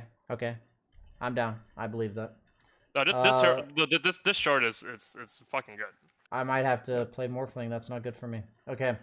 20 strength. No. That's the thing, right? It's so even for us, right? Even for us old players or boomers, yeah. It was bad, but like it's so reliable, right? Like now you can fuck it up, and it's like who cares, right? You just shift up, shift down, whatever. Like it's such a good quality of life that you can focus on your other. Change. The Valve is you can focus on your other to shit now, player right? base. Yeah. You're right. This is good. Sometimes you just need the motivational speech. I appreciate it. Thank you. You're a great morph player, man. I'm now an infinitely better morph player. Yeah. I'm basically your Augie. You're right. No, because I'm fucking greedy. So I like to be full agile. I like to think about it a lot, right? But now I don't have to think about it. Yeah. Too many brain cells were dedicated to what spell's gonna hit me at every single moment in team fights and farming. Yeah, it takes the E out of the equation. Now you're good to go. Yeah. You're right. Deceptively tanky. You're actually one of the tankiest heroes in the game. Like, what the fuck? Okay. I'm excited to give Morphling a try, but we got cooldown on Naganet decreased at all levels. Scepter no longer decreases the cooldown. Scepter now increases the speed. Shard no longer slows enemies. Reworked Scepter grants new ability Reel In. I'm ready. Wait. So Naga Siren channels up to 5 seconds, pulling all enemy units affected by Ensnare in a 1400 range towards her. What the fuck? It's so bad. Well, no, it's that the Scepter still gives her the old one. It just... Okay. Yeah, it still gives her the old one. I see. So it's technically just a slight buff, I guess, on the Scepter, but it seems like kind of a meme. Is what? No, wait. Like. I didn't know you get the old skill back. If you have the old Scepters, it might be OP actually. This might actually be OP because you're gonna be far away in the fight, right? And you just gotta drag them in like a hook, or no? Yeah, but it's at a speed of 150. How does it work? B? Oh, you have to channel it though. That's fine, right? Because you're illusion hero. Wait, so it says it. Any enemy units affected by ensnare, but how are you ensnaring more than one unit? So it's just one unit. No, it's not. You're not. It's just one unit. Yeah. But it's good, right? Because you know how you ensnare people and you run away, and then once you're and then you send illusions at them, right? And then you just press D, right? Oh, then, I see. So your hero's then gonna AFK while your illusions kill the guy getting sucked in, I guess. Yeah, I mean, a lot of the time, you just ensnare people and then AFK. Yeah. Yeah, and then you have the option of pulling them in if you want to. Okay. But the range is you still have to be within 1400 range, so you're still a little bit in danger. So it's still a little weird. I mean, it's free. It's like a free upgrade that you got. So. Oh, you can snare them in sleep and pull them toward whatever direction you want. You can fucking cliff them. Let's go. Wait, can you cliff them? You sleep and you snare them in the sleep and you just fucking drag them somewhere? Yeah, I thought about the reposition during sleep. Yeah, dude, that's insane. Actually, you can move them reliably, maybe 500 units, 600 units. This is pretty fucking broken. I'll be honest with it. Okay, let's test that. We're gonna see. I'm gonna be watching your stream for that one then. Okay, we got a reworked shard on Nature's Prophet. Curse of the Old Growth applies a curse on all non-invisible enemy heroes within 1200 range, revealing them in fog, slowing them, and causing damage over time based on how many trees there are within. No, one second. Sorry. I didn't hear any of that. But going back to Naga, so there's two things that are like special right now. One is your rear in, there's a maximum amount of distance, so you can't even if you channel it for 5 seconds, it doesn't actually pull them that far. I think it pulls them like 500 range, and that's it. And then the level 20 talents. Do you read that? Yeah. Wait, one Whiptide replaced with 500 Song of the Siren radius. Oh, that's pretty significant. That's a lot. I don't. Which one do you like? I mean, the left talent's really good, right? The +1 mirror illusion. Yeah, you probably take the mirror image illusion as a core every single time. I feel like. That's it. 1900 range though. But sure. I mean, support think Naga would I'd be definitely great. take or utility Naga would definitely take the 500, but yeah, I mean, yeah. It's interesting, right? Because the right talent allows you to, you know when you sleep people, and then you run away, but they're still in range to blink on you and kill you, and you're like, oh fuck, and then you know what I mean? Yeah. But if you get the Song of the Siren radius, you're just gonna sleep and walk away, right? And like they can't actually catch up. Yeah, So you're right. in a way, it actually is like Maybe quite nice. against certain lineups where that 500 radius will 100% make it so you wouldn't die to them afterwards would make it worth it. I could see that. Yep.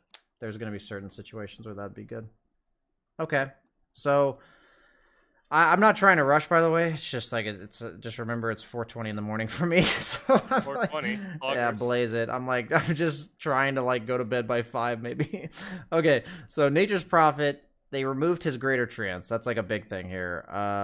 So each tree reduces people's movement speed by 7 and deals 15 damage per second. So if somebody's juking you through the trees, or they're surrounded by Sprout, this is hypothetically really good. Because it's probably 120 damage or something per second.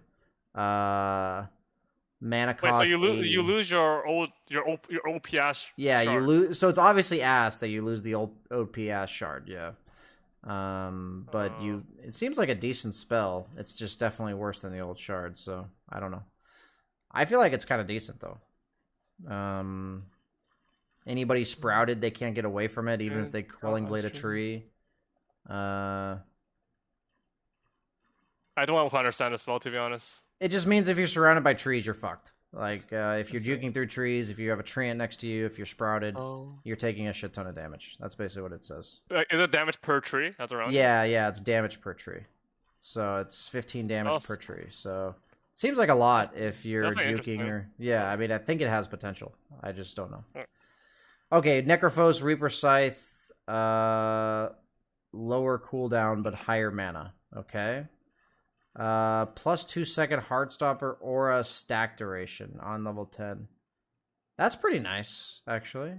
That's like a lot of mana regen and shit to spam your Q.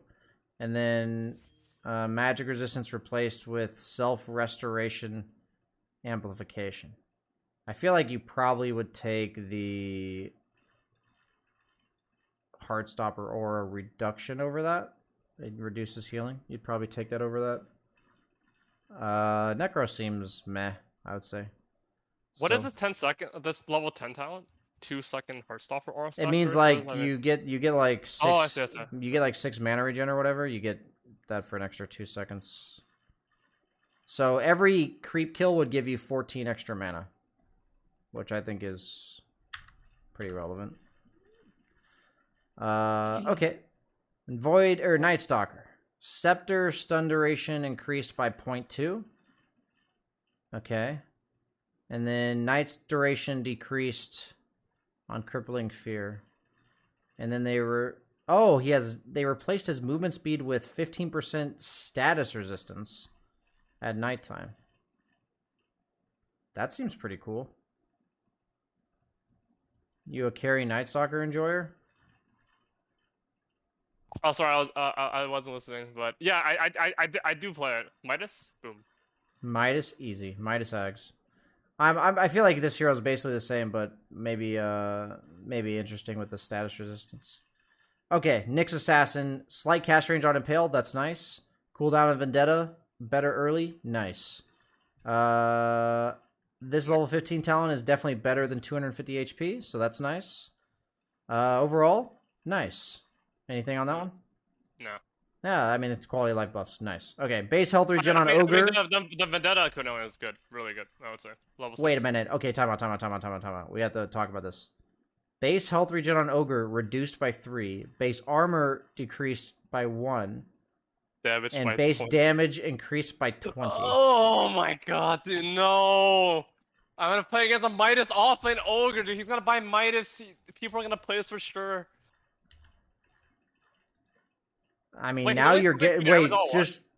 It's There's really only 2 important... damage on one, though. It's really important to note that Ogre can now Midas for 2 creeps to get neutral items at minute 7.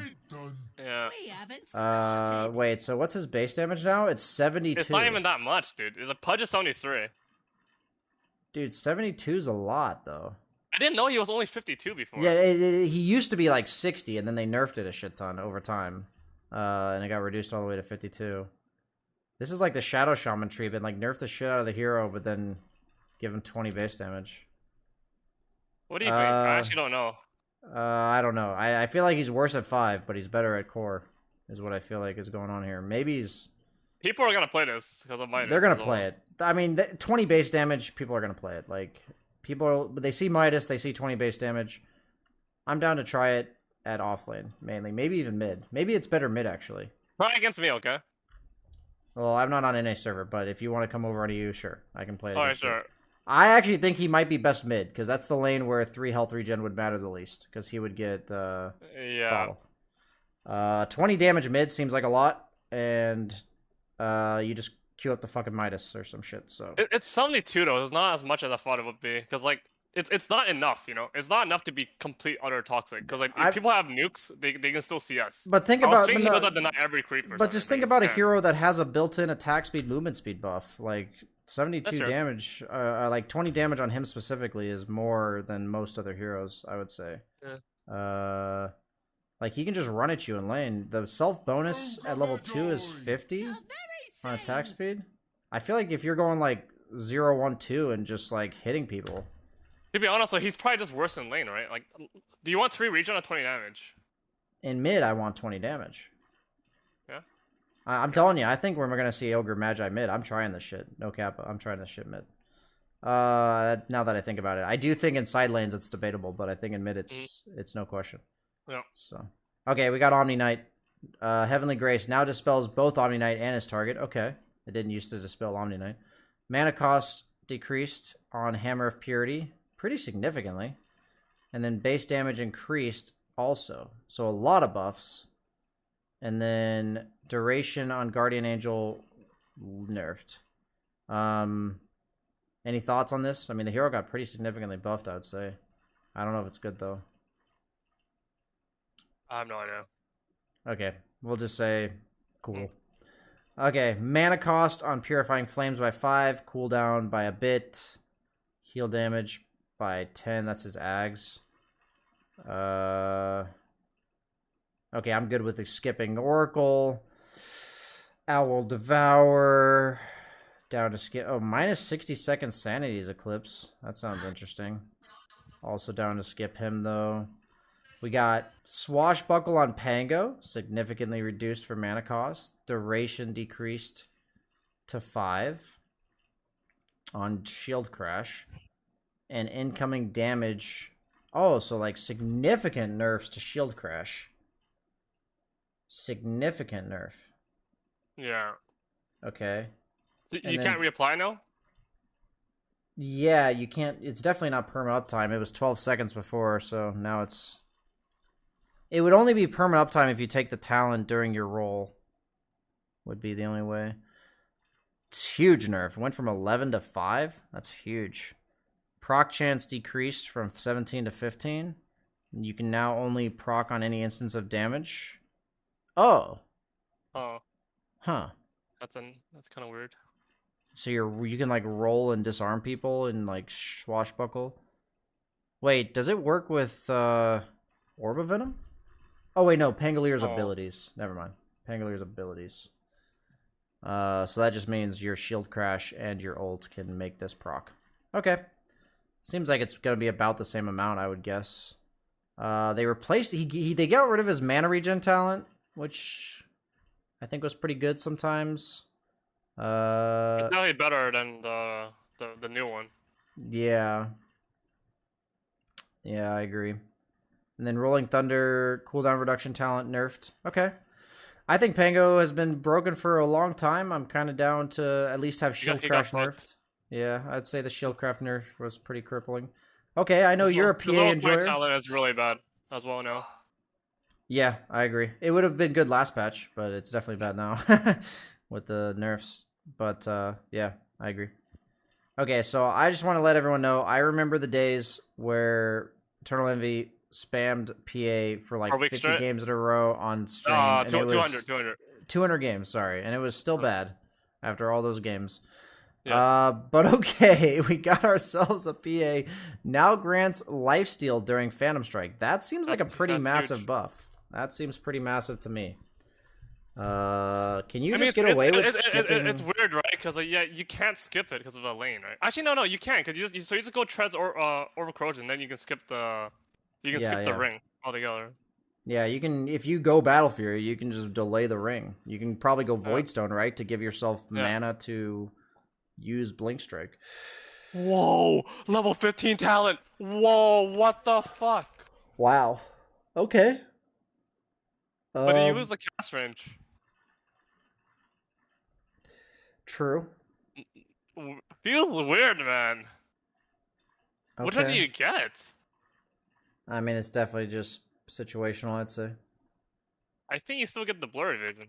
I feel like blur evasion the majority of the time, but if there's like no reason to get it, that talent's broken, right? Like at level 20, I always felt like that was a ginormous. Yeah, I mean, it's effectively right now. This talent is a 50% evasion talent because it's you go from dodging 50% of attacks to 75%. So you're dodging twice. Sure. You're dodging twice as many attacks. That's a big timing. Like I think you fight when at level 15. Yeah, you'll have two items, right? You'll have like Battle Fury BKB or like Deso B. Yeah. That's so you nice. get 60 attack speed at level 20 now instead. Yeah, and the fact that she has free lifesteal for the entire game is like pretty nice. Most of her attacks are being done during Phantom Strike, so that's this is huge buffs. Huge buffs. The question is if she Phantom Strikes and then throws a dagger, does she lifesteal? I'm gonna check. Yeah, probably. Yes. Yes. I guess there's no way to know for sure unless I take damage from the tower. Use it wisely. I'm under attack.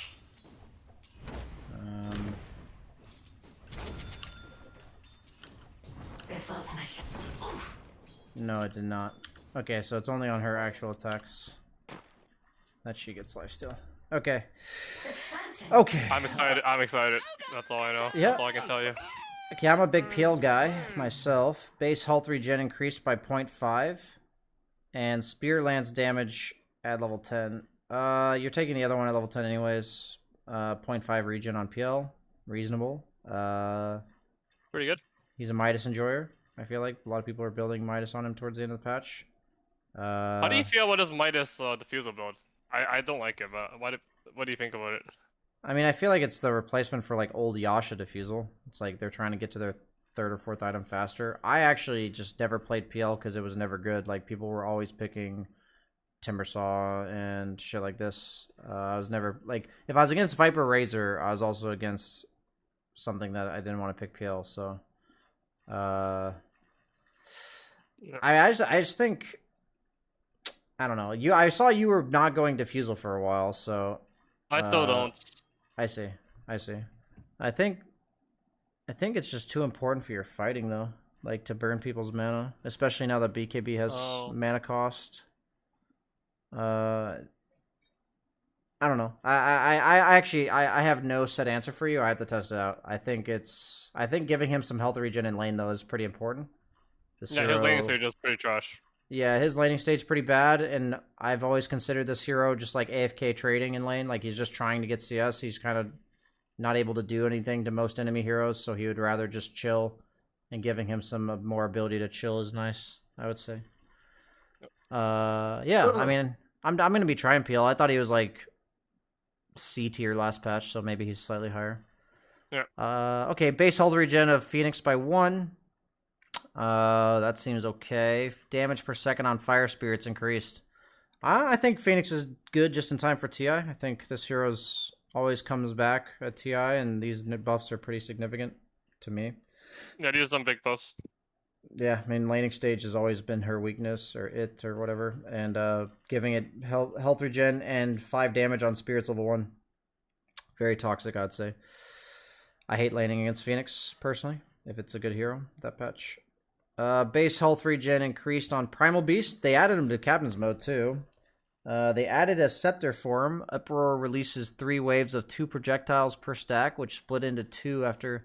Oh, it's literally his ultimate. Or not his ultimate. It's the fucking Primal Beast boss move. The thing that kills you. It's this boss move that he made. I don't feel like showing it, guys. But if you remember that move that, like, split the earth and split into 2 and, like, one-shot you in Ag's Lab, that's what this is. I see. Yeah. Now splits into 3 additional smaller fragments. Oh, okay. I see. So they didn't actually change any of the hero. Other than his Ags and Ag Shard. 90 onslaught damage is a lot. Is this Ags good? Like, what's your... Like, I never played the minigame or whatever. Yeah, I mean, the fact that it breaks seems kind of relevant. I would say it's probably... You buy it? I would probably not buy it. I would say not to buy it. But it could be kind of like Beastmaster where it's deceiving, but... He's going to, like, slam the ground and send out a bunch of pulsing waves. That's basically what's going to happen. He's going to send out pulsing waves, and they... Is it huge? Like... Is it like okay, I guess I should just check it. Because in the Ags Lab, it was fucking massive. But I don't actually know what it is in this game. So let's... I'll buy it. I'll have somebody hit me. Meepo, enemy. Hit me, sir. You don't do enough damage, sir. Here, have a Demon Edge.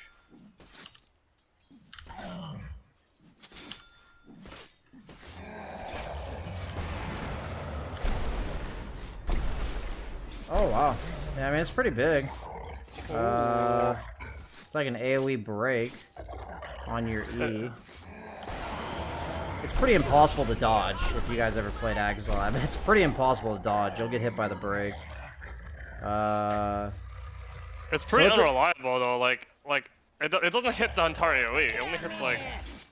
Right?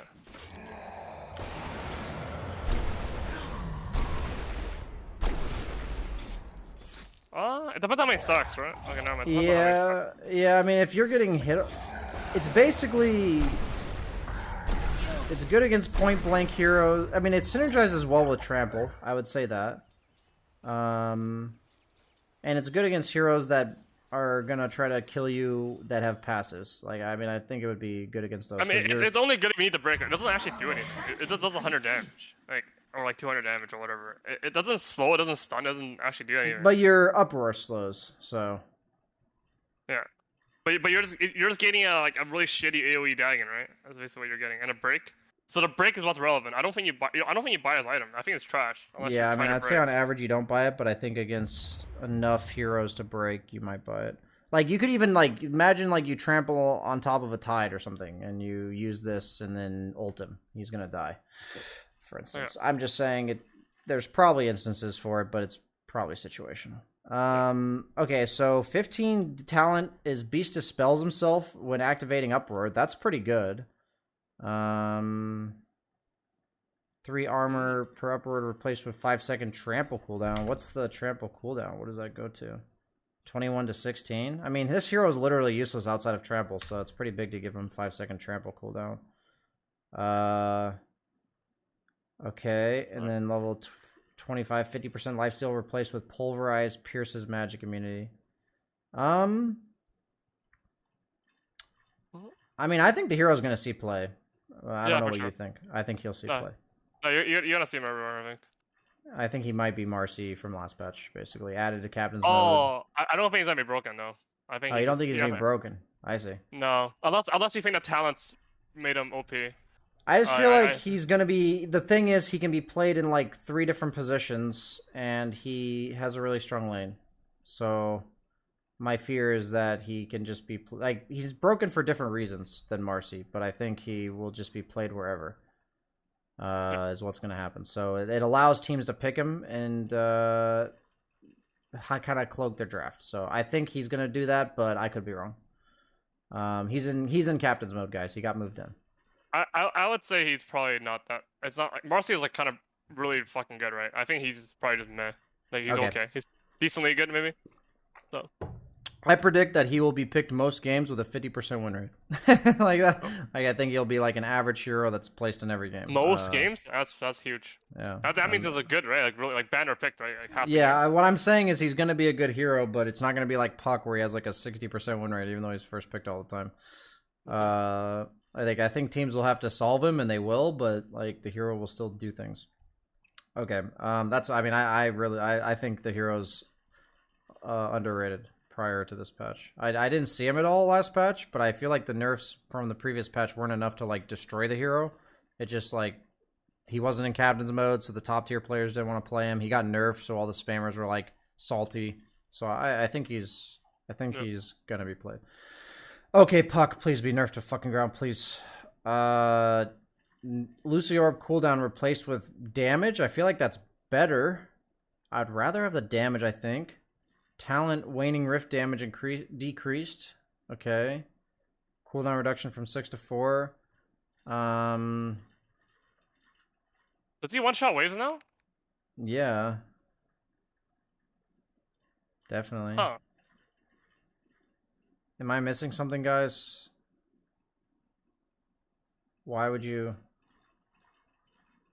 Isn't Puck supposed to get obliterated? What the fuck? You don't one-shot waves, right? Like past like whatever minute, like pretty early. So maybe it's okay. There may be some window between level 10 and 15 that you don't, but the waning rift damage will make you do it again. Oh. The level 10 talent is a giga nerf, is what some of my people are saying. He's easier to catch. Is it though? I mean, I'm not like a Puck player, so. Nah, I can see. I mean, his annoying factor definitely got nerfed. But now he just one-shot waves, right? Yeah, that's a big deal. Yeah, I mean, they needed to replace... If they wanted to significantly nerf this hero, they needed to replace it with, like, a shitty talent. I feel like 50 damage is still good. I mean, I think Puck is still top tier. They nerfed Witchblade slightly, but not very much. So, okay. I still think Puck is quite good. Yeah. Pudge. Jenkins is crying. Scepter bonus radius decreased by 25. Mana cost on Flesh Heap significantly increased at max level. I would say the hero's still fine. Yep. I'd say pretty much the same. I don't think he really had too many mana issues. As Pudge. You usually buy like Soul Ring or something. Okay, Pugda.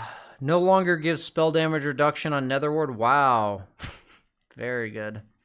Base damage increased. I mean, like, why did they even add that in the first place? That shit was so dumb.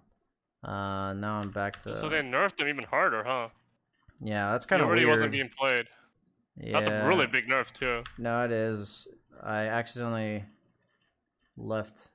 Okay, we're back. I accidentally clicked away from the patch.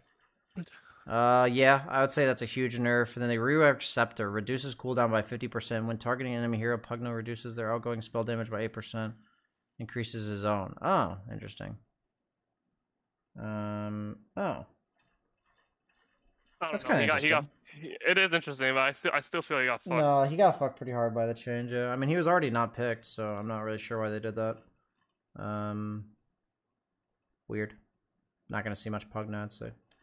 I mean, there might be some build around Life Drain. That does sound pretty insane for core Pugna. Support Pugna, never, but core Pugna, maybe. Yeah. Campaign.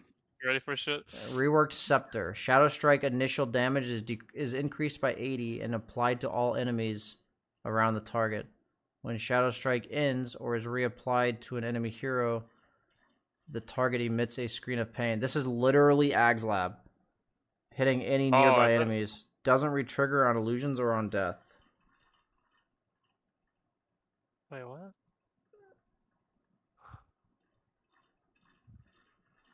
Doesn't trigger. I just tested it. It didn't do anything. Like when I double shower strike this, it's the same targets. Oh, the what? Oh, it does work. Yeah, it needs to be on heroes. Queen of Pain. That's literally an Ag's Lab talent, though. Initial damage goes from 120 to 200. I mean, you one-shot creep waves of this shit. They don't scream if they're alone.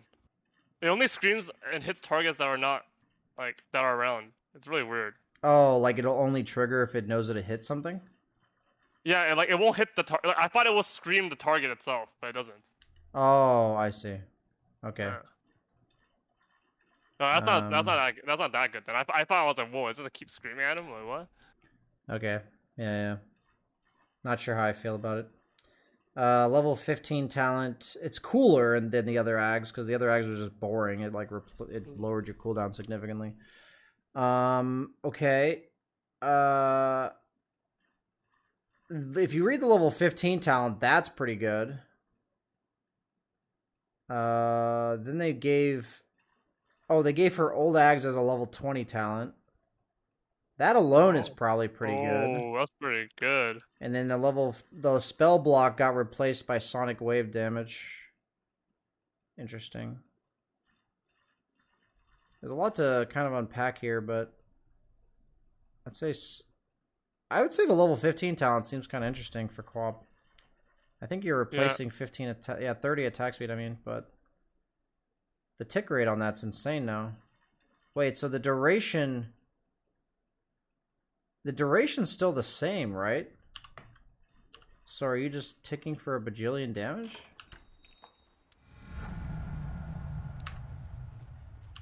This way walks pain. Prepare for battle. Oh wait, 0.7, it's 3 seconds. I mean, it's still faster. Royal path. Huh. I mean, it is just more damage. It's 25%. It's 25% more damage, but it's not significant. For some reason, I thought it was. It's not enough. It's not enough. Yeah. I didn't. For some reason, I thought it was better. Okay. I don't know anything else to say about co-op. I don't have anything else to say. Okay. Razor, please, for the love of God, just get rid of him. -10 movement speed, buff duration on Link, significantly nerfed in lane. Holy shit. Can now be cast on a target that already has static link debuff. Ability still cannot be cast on an enemy currently linked by Razor. Okay. That level 25 talent was garbage because of that. Reworked Shard. Now always hits up to 3 valid targets even if the attacker, caster, the incoming spell is magic immune. Cast and attacks have consistent targeting rules. Okay, so it's better. Yep. Way better. Okay. And then they made the level 25 talent from attack speed. Creates a second plasma field on delay. And static link steals attack speed. Huh. Those are kind of cool talents. Attack speed? What the fuck? I imagine however much damage you steal, that's how much attack speed you steal. That's what I would imagine. That's better, right? It has to be better than 2. Yeah, it's definitely better, but I feel like you'd rather have 80 attack speed. The 2 plasma fields kind of sounds interesting though. No, I don't think 2 plasma is good in comparison to 8 attack speed. Yeah, I think 8 attack speed is better. Yeah, it is. The plasma field is just so irrelevant late game. Like it scales so poorly, and you're gonna have 2 of them. Who cares? But you one-shot creep waves, my man. One-shot creep waves. Oh, I see. Yeah, do you care about that? I mean, I'm just saying. I know mid-wave getting pushed late game's like pretty important. Most heroes can't push it, and you have a hero that can push it from max range. I still think I'd take the 80 attack speed, but I do think that having a second plasma field to one-shot creep waves is relevant. That's yeah. Okay. I mean, Razor got nerfed pretty significantly, especially in lane. Static link. Hero's probably situational at best. Do you think he's still okay, or I think the static link nerf is pretty? I think he got fucked. Okay. Nice. Fucked. Very good. But the movement speed is ginormous to him. Yeah, you're right. He gets Yeah, I such mean, a it's movement effectively like more and more move speed over the course of the game because he's getting levels on the passive. Yeah. Okay, bonus damage on Ricky decreased. Good. We needed a nerf on this hero. Very good. Agility damage multiplier is now doubled against creeps. Wow. Wow. Okay. What the fuck? What's All right. so the hero can actually hit creeps. They gave him the clockwork treatment here. Cloaked and daggered. Okay, this is some Omega Fearcraft shit, alright? But do you get a hot it so you can hit creeps from the back? The neutrals? Or is that too coppa? You just use your other spell instead. I would say you probably just use your W. I go in silence. Your E. Yeah. Oh, your E. Yeah. I was thinking like W just to guarantee one hit from the back. Dispatched. yourselves for the main event. Let me see here.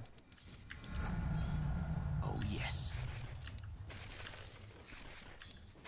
So with Tread's Diffusal, you hit for 200. Since you put it like that. It doesn't even say. I didn't really play Ricky. Do you feel like Ricky scaled really hard last patch and just he had no way of getting farm? Like, how would you even judge his hero? I didn't play him at all last patch. I felt like he was unplayable myself. Because I feel like even if he gets farmed, it's irrelevant. That's how I feel. Okay, so like Like even if he gets like As let's say you 15 to 20% more farm because he gets his talent now. I mean he gets his double damage against creeps. I feel like it's not enough. It's me. well, the one thing I will say is that in lane, like meaning like if he just is able to Oh, chill sure, in lane that's now, you will literally get denied every single creep. He hits for with Tread's double Wraithband, he hits for 200 on creeps. Okay, that's a big deal. That's a Oh, lot. cat's feet. You're actually you're. So I mean, I agree with you on the sentiment that like the hero doesn't scale amazingly, but The hero is broken if you can find an item build that actually makes use of his laning stage, right? Because his laning stage is definitely like super pog now. It just can you use that advantage to buy an item build that helps you win the game? Because if you do it, and this hero is super good. I agree. I don't know what that build would be yet, but I agree with your reasoning here. Expect to see I mean, yeah, of course it's only a level 6, guys, but the whole idea is that, like, there's usually another 3 or 4 minutes where people are kind of, like, casually farming against each other. Oh, I'm retarded. I don't even play this hero at all. It's level 6. Okay, that's okay. Whatever. I guess he's just farming faster. And like, I don't. You're probably not. It's probably not that relevant for laning stage. What I'm saying is if Ricky hits level 6 before the offlaner will get denied every single creep for, like, the next minute and a half. I think that's relevant, actually. I do think that's relevant. Like, you will not get a single creep as an offlaner. Yep. So the snowball potential of his laning phase, it comes online at level 6, but it is there, I would say. It's pretty... There's no way anybody's outlast hitting that. Ricky Yeah. Maru comes I guess levels are coming slower because of the XP changes. I'll have to kind It's of just keep not that a in very mind. consistent thing you can think about, right? Because like, who does he destroy in lane? Like that he's guaranteed to get 6 fast enough that it actually matters. Like, No, if I you're know not what getting you, kicked out- I know what you mean. I know what you mean. It's just No, I like, think the only it's thing that actually matters is that he farms faster in jungle, right? Or like, I mean, he just Yeah. farms creeps in general faster. it's true. Yeah. I was just theory crafting potential benefits of this, but yeah, the farming faster is straight up better. And okay, I mean, I'm gonna probably try him at some point, but I don't think he's top priority. Rubik base armor increased by 1, mana cost on telekinesis reduced, and jump reduction. All buffs, just slight buffs for Rubik. Definitely had a weaker laning phase overall, just giving him little things that actually help him every point in the game. But that's nice. We got Sand King cast range by 75, 50, 25, 0. Okay, his Burrow Strike's like not garbage level 1. His level 10 talents were very nice. Yeah, that's definitely way better. The level 10, the Burrow Strike stun. Which one do you got? It's probably the stun, right? I probably, dude, Sandstorm damage is so nice. That's tough. I think these buffs are pretty big, but I don't know how good he is. But because like I think you don't really want to skill up your stun too much, right? So now you can keep it level 1. It doesn't feel like complete utter dog shit. Oh, I see. You're saying that this point... People skill up the other spells, right? I see. Yeah. Okay. Okay. I think the heroes, like, these are nice buffs, but I feel like the hero is pretty weak in lane right now, and I don't know how to overcome that. Maybe if people can learn some way to reliably cut creeps and make his laning stage come online. I mean, I've always thought this about Sand King. Maybe it's enough. I'm not gonna sleep on Sand King. These are nice buffs. Okay, Shadow Demon. Replace Soul Catcher with Disseminate. Holy shit, a new spell. Whenever the target takes damage, all enemies, including the target itself if it is an enemy, within 600 range of the target, also receive... So it's like a Fatal Bonds. Can target enemy and allied units. Wait, it's a Fatal Bonds that can be put on an ally, so if the opponent attacks your ally, he's got like a 35% Blade Mail. Effect is paused if the enemy is hidden by disruption. Oh, so you can... Okay. I mean, it's such a wonky spell. 1000 cast range, 6-second duration, like 18-second cooldown. It's like 12 second, basically. Cooldown. Wow. Pretty good. It does sound pretty good, yeah. This has some serious synergy with some heroes, like people are mentioning Spectre and stuff. Can you cast on your illusions? Does it do anything? Says enemy and allied units, so yeah, it would work on illusions. So like you just cast on your illusions, and then they kill them. They also. All right. I mean, this sounds good. It's a cool spell. I'm curious to see how it plays out. Shadow Demon's always been a super strong. It has to be better, right? Yeah, it's definitely better. What was the previous fucking spell? I don't know. It's honestly too late for me to worry about that. It seems pretty cool though. I do think it sounds pretty good. Shadow Fiend base damage increased by 2. The debuff is now like sticky napalm. Holy shit. So starting with the second one. Okay, so the first one does not do anything, but if you hit them with a second one, it now turn speed slows and movement speed slows. That's pretty reliable in lane to hit, if you want to commit to it. Scepter now additionally reduces cooldown by 30 seconds. That's nice.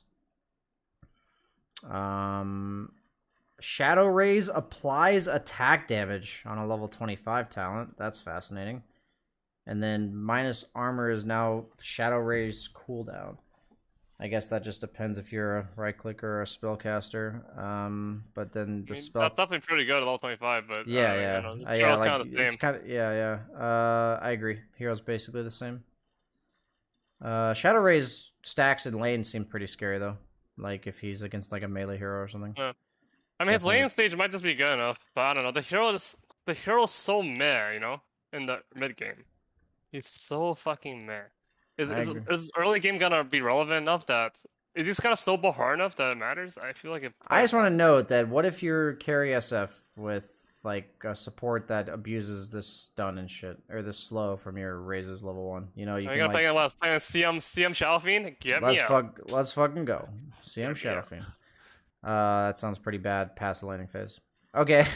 I'm just theory. I think Shadowfiend might actually see play though with this. Like he might be a lane stomper against melee heroes. Okay. Shadow Shaman base damage reduced by 6. That's a lot. Shackles and what? So Shackles just has an extra 50 range. That's what they gave him for 6 damage. That seems like a big nerf. Any thought there? That just seems like a big nerf. Yeah. Even worse in lane, I guess. I don't know. Shadow Shaman wasn't picked a lot, so I'd say he went from like kind of bad to still bad. Silencer base attack speed decreased. Didn't even know he had that. Base attack time improved by 0.1. Poggers. Silence damage multiplier decreased. Penalty duration per cast decreased. Rework Shard now causes every 4th glaive's attack to silence an enemy. Additionally, increases attack... Okay. What was his previous shard? It made it so he had a... his glaive would bounce for 50% damage on some other target. I mean, this is like the Herald Destroyer. All the Heralds always complain about him, but at our bracket, we haven't seen this hero in forever. He's just still the same, I think. Now works on units that don't have intelligence, treats them as having 0. It's a good meme if you think about it. Okay. You know, I'm gonna be honest with you. Since it's getting to 5 a.m., I'm gonna skip Silencer and say the hero's still bad. I think he got nerfed, so yeah. I think he literally got nerfed, yeah. Mana cost increased by 5 on Arcane Bolt. And reworked Shard. Shield of the Scion. Every time Skywrath Mage deals magic damage to an enemy hero with this ability, with his abilities, he gains a buff that grants 2 bonus intelligence. Each cast stacks independently. Is it permanent? What? I don't understand. How long is this buff? It can't be permanent. Is this not the exact same? I'm so confused. Isn't that literally the exact same? Dragonas. No, it's not. It lasts a long time though. It lasts like 35 seconds. It used to be when you casted spells. Now it's when you now when you deal damage. So it's literally a fucking nerf. Well. Alright. Wait, unless your ult gives you like 9 charges. It does. Does it? You tested it? Yeah. It gives you way more than that. It gives you 22 charges. Wait, seriously? Wait, does it? Wait. 71. What? It gives you 20. It gives you 20 charges. No cause to question Your me. ult gives you 20 charges? Holy fuck. Okay, a huge buff then. What the fuck? Skywrath Mage. Okay. Carry a sharp Wow. That's a lot. 11 armor and... Or 10 armor and 40 intelligence? Holy shit. Okay. Slardar. One of my favorite heroes. Now passively grants health regen. While in water. And armor, okay? Mid-hero? Or what? Mid-hero? Maybe. Mid-destroyer? Maybe. Mana cost rescaled on Slithering Crush now creates a puddle. Oh, then you don't even have to be a mid-hero. That lasts 3, 4, 5, 6 seconds. Doesn't last very long, though. Yeah, it's like 6 health regen. You're or like I literally mean, 6 HP. he's gotta be a mid-hero, right? And what are people gonna skill? Like, 1 point in W now, I guess? I'm not sure. How do you... I'm down to give him a chance mid. But I don't know if 2 health regen is enough to put him mid. I mean, you're gonna be like 201, level 3, and then whatever. I see. And then you probably start skilling, and then you start skilling other shit probably. Okay, I'm down to keep that. I'm like open-minded about that. I've always thought Slardar heavily relies on chase distance in the side lanes, so. I mean, he just randomly gained 8 HP regen and 4 armor for later, right? Yeah. It's probably just. I would say it's more about just keeping him normal, but now later he has these things for free. And his now his Slithering Crush gives him armor and shit. So, in a small, I think the hero's mid to late game is just better. And it's like relevant, but not game breaking. Level 10, he also gets a longer stun now. Yeah, I feel like you still might take the other talent, which is -3 seconds on sprint cooldown. But no, you should because your guardian sprint. Actually, I don't know. Whatever. Your sprint's a really important spell. Okay, Slark, been garbage forever. Might as well nerf his agility gain. Very good. Base attack speed by 10. Okay. Pounce now applies Essence Shift. That's honestly fascinating to me. It makes the Ags build potentially more viable. Health regen per second rescaled to 60. So with 1200 HP or less, you gain more at level 1. At level 2. Or sorry, I'm just going to worry about level 3 because that's mainly where we care here. Level 3, you would have to have more than 17. No, yeah, 17. Looks like a nerf. 100. Except So level it's 6, right? it's level 6 better, later game worse. Yeah. Yep. I'm down to give Slark like 1 Ags game. I am down to. I'm down to give it like 1 game. You know, I'm down to give my donating plus 30 for 1 game and then realize the hero's still trash. Yeah. Okay. It's pretty trash. Okay, nice. Same page there. Reworked Shard, Fire Snap Cookie. Okay, it used to stun on his Q. Fire Snap Cookie increases hop range by 175 and launches a Mortimer Kiss along. Oh, that's kind of cool. Projectile speed increased on Cookie, I would imagine. And stun duration increased. Okay. So a little bit. It's an upgraded Cookie, making it a better spell. I think this is way worse than the old Shard. Because the old Shard was broken. They gave Scatterblast damage at 10, though. That's really nice. Scatterblast damage replaced with Cookie cooldown. And then Mortimer's Kiss's impact damage. The only thing I can say about this Shard is that if you Cookie and if you just Cookie a range creep, it might one-shot a creep wave. That's possible. I'm gonna check. I'm gonna see Max Cookie with level 2 ult here. Is there any buff for? No, there isn't. You're just farming significantly faster, right? Like generally neutrals running. Oh wait, sorry, it's Shard. I feel like I don't know if you are farming faster because the old one gave your Q damage as well. Oh. I'm gonna test if it one shots creep waves. Look at his waddle. Down the hatch. This way, Mortimer. These creeps also haven't been given health and they barely died. So like, cause it's, you know, they would have gained health over time. So I'm going to assume, unless you have like a fucking Kaya or something, that you are not one-shotting creep waves with this. It's close though. Worth considering. It would probably one-shot the creep wave with a Kaya. Okay. Sniper. Concussive grenade now cannot be used while rooted or leashed. That's actually a decent nerf to Sniper. Level 10 talent is 15 damage replaced with 30 headshot damage. That is strictly worse. I'm a Sniper enjoyer, and I'm a little bit sad, but I guess that's life. Is that strictly worse? You get 100% headshot chance though. But you're okay. So on average, headshot damage here is going to be 12 damage. I'm pretty sure it's 40%. I mean, I should know this because I play a shit ton of Sniper. 100% when you use take aim though. Sure is shooting. Yeah. Wait. So what's? Oh.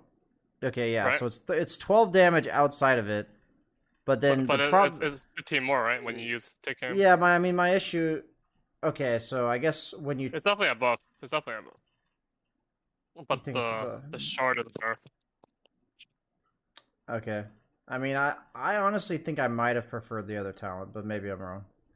The issue I have with Sniper is that he's super. He does a shit ton of damage if the opponent is not BKB'd, and he does no damage if they're BKB'd. So I liked the 15 damage because it made him do damage to heroes who are BKB'd. Like, I mean, it's like relevant amount of damage on Sniper, I would say, but yeah. I mean, overall, it's probably about even, a little bit more damage when you're committing with your E. Understandable. Okay. Not a big deal. Not a huge change to Sniper either way. Spectre. Intelligence gain decreased. RIP. Damage on Q decreased. And then Spectral Dagger works with Desolate. Why'd they nerf Spectre, man? What happened here? I mean, it's a buff for your dagger when you hit a single target alone. But I don't know. I feel like it's a common nerf as well. Yeah, I mean, the hero honestly wasn't not that big a deal in general. I think. I think they nerfed it because of blame mail probably, but whatever. Yeah, maybe. Okay, Spearbreaker base mana regen by 0.5. Pog actually maybe decent for him. Stun duration increased at level 1. Reworked Shard Planner Pocket. Grants new ability. Bartham distorts the fabric of space, increasing his own magic resistance by 25% and redirecting the first enemy spell target at an allied hero within a 900 radius towards him. Magic resistance is removed after the redirected spell has hit. So he's like a miniature Mars with spells. It's like a mirror shield. I mean, I feel like you'd rather have the other one. What was the old one? Break. Yeah, On it ulti? was break and magic immunity on ult. You would ult and get like 2 seconds of magic immunity. What's the caster? Wait, that doesn't mirror shield? No, it doesn't reflect. It takes a spell cast on one of your allies and puts it on you. Oh. So you have like your bulldoze going, you have this 25% magic res, and you're making them cast a spell on you instead. I see. Is what? So if they like target your carry with a stun, it'll hit you. It's instead. it's interesting, right? It could this have be good. use. It could have use. Yeah, I agree. Yeah. Seems weird, but it could have use. Storm, agility gained by 0.7. That's a lot.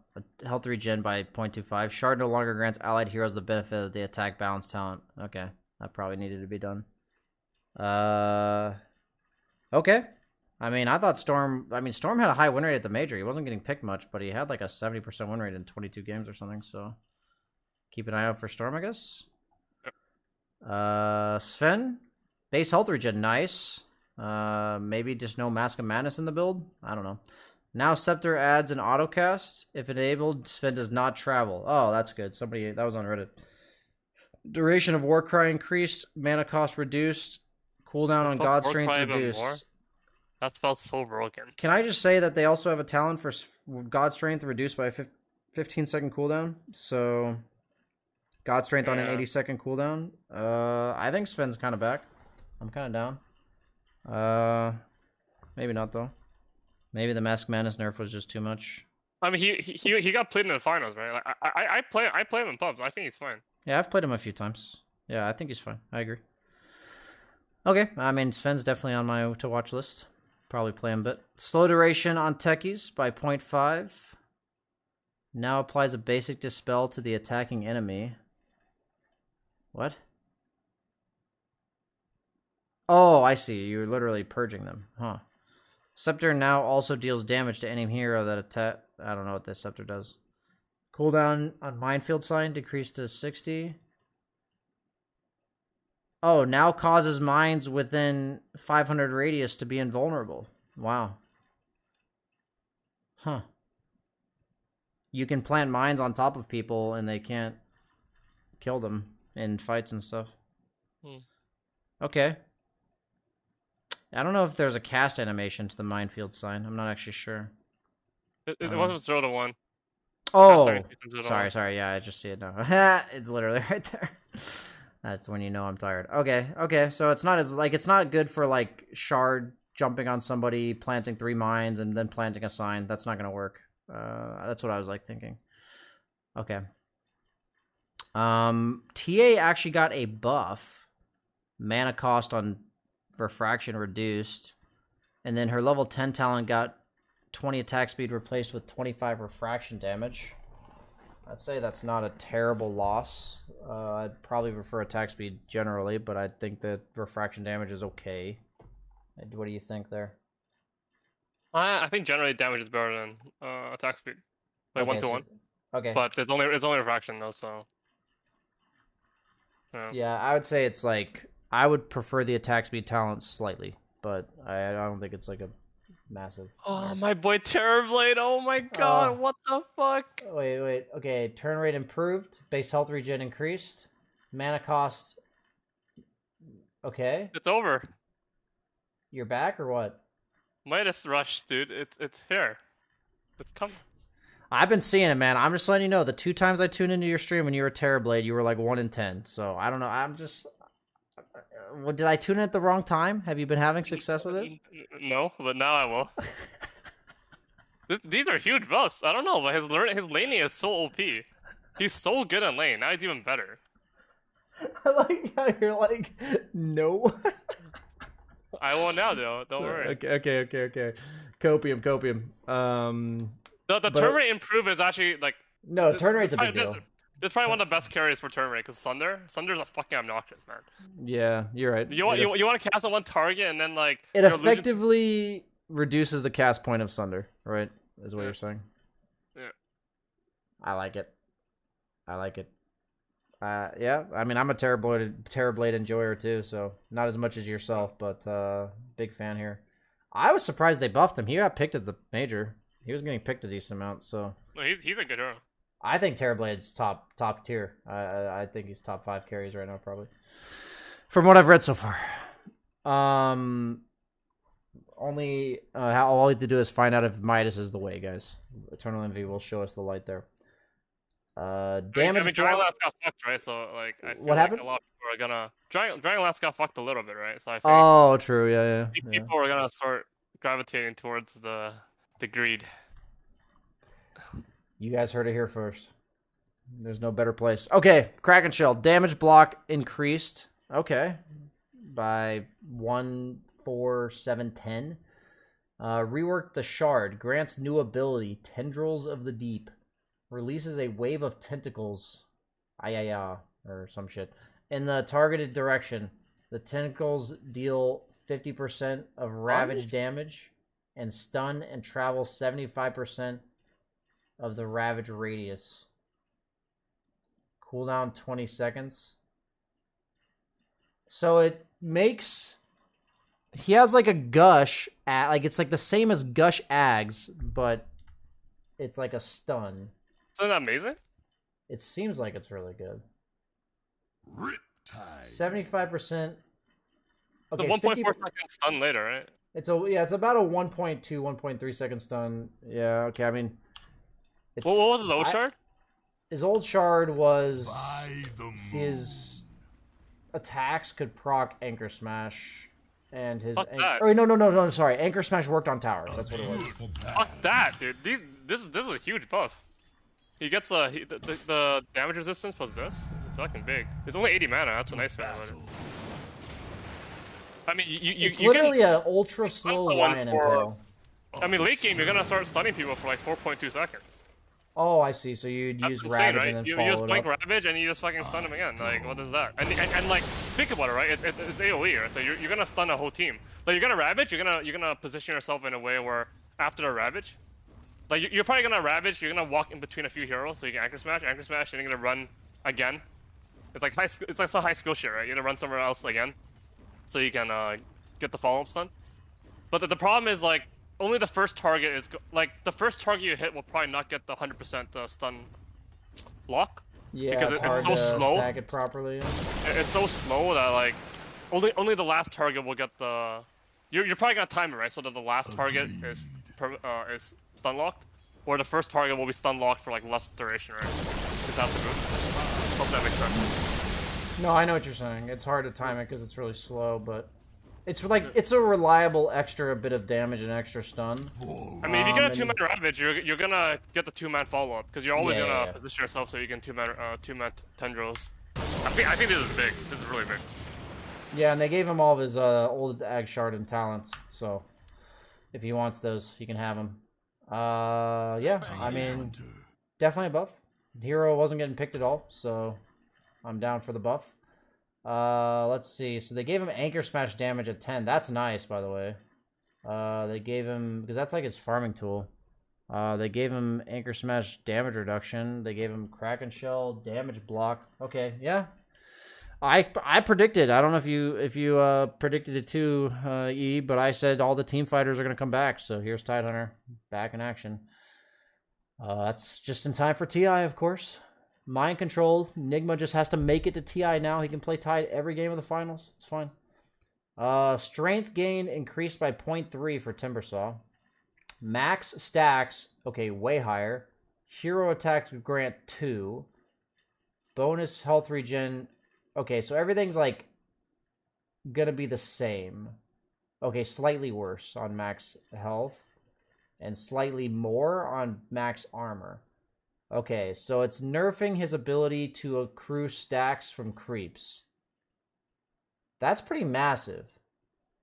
Like, this hero's fucked, right? Yeah, he got a little fucked. You're For never sure. getting 40 stacks from creeps. That's like...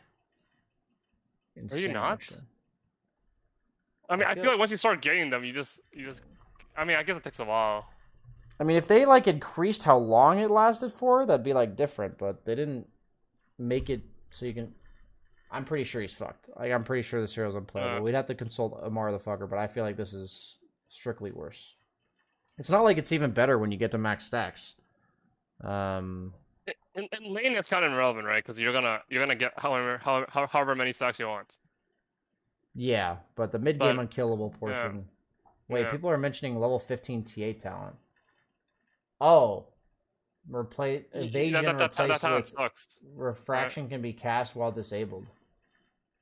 Do you ever get that one? That doesn't sound right. What's the other one? It's fucking 120 attacks. Oh, range. it's 100. It's attack range. Yeah, you never fucking take it. Who cares? Yeah, that's why I didn't. That's why I didn't even look Okay, at it.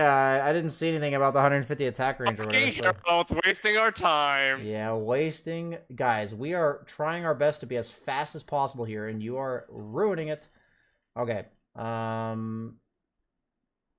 Okay. Yeah, I would say Timber got really hit hard here. That's my guess. Yeah, I agree. Okay. I can't believe we haven't disagreed on anything yet. It's actually crazy. But anyway, Nice. I mean, we're just fucking mind melded, dude. Carry players from NA. It's just we know.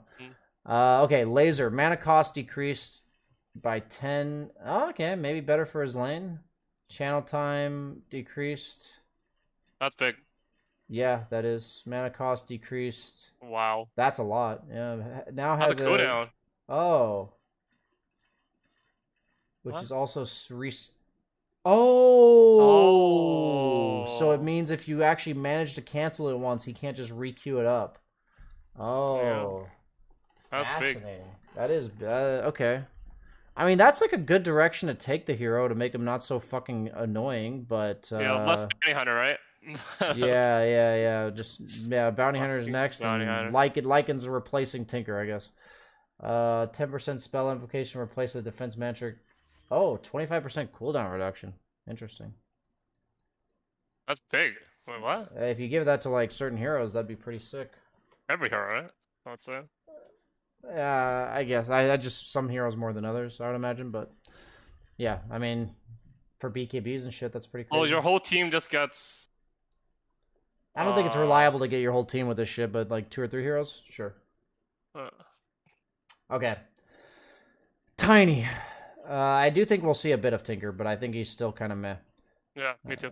Okay. Toss. Mana cost increased. Nice. Cast range reduced. Nice. No longer reduces attack speed by a flat value. Now reduces attack speed by 30%. Ooh, shit. That's a yikes. And bonus damage increased. Oh, I mean, I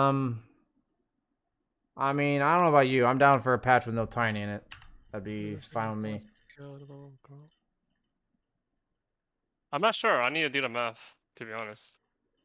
I mean, I think mid Tiny is pretty much the same, to be honest. I think support Tiny gets pretty hit hard by this toss nerf. I feel like mid Tiny wasn't leveling toss until 4 anyways. You know me, I'm just trying to think about the grow right now, and I don't understand how it works exactly, the math. Well, what it's saying is if you buy a moon shard, instead of it giving 140, it's giving you 105, which is like kind of big, or like 100. What were the previous values though for attack speed reduction? Like what were the I think it was 20, 35, 50 or 20, 30, 40. It's like way more than it used to be now. Really? Okay. Yeah, it's definitely way more. I think you used to lose a lot more attack speed than that. No, they buffed it, Reed, like in the last few patches. But he's definitely worse. Yeah, it's you're like right, it's like 100% worse. It's way worse. It's way worse. Yeah. Yeah, that's why they gave him. That's why they gave him damage and compensation. But okay, I'm seriously down for no Tiny, but I think the hero might still see play late picks in the draft. I mean, if you played him as a carry, you would have to make it work of eggs. Yeah, I don't think he's a carry. I think carry is literally dead. I think this 30% thing makes it. But his axe got buffed, right? His Ags did get buffed, but I don't think the Ags works as like a carry item. No, but as a mid hero, did he get buffed? I'm saying as a mid, I think he's basically the same as he was previously. I mean, he just gets 40 damage, right, for his axe?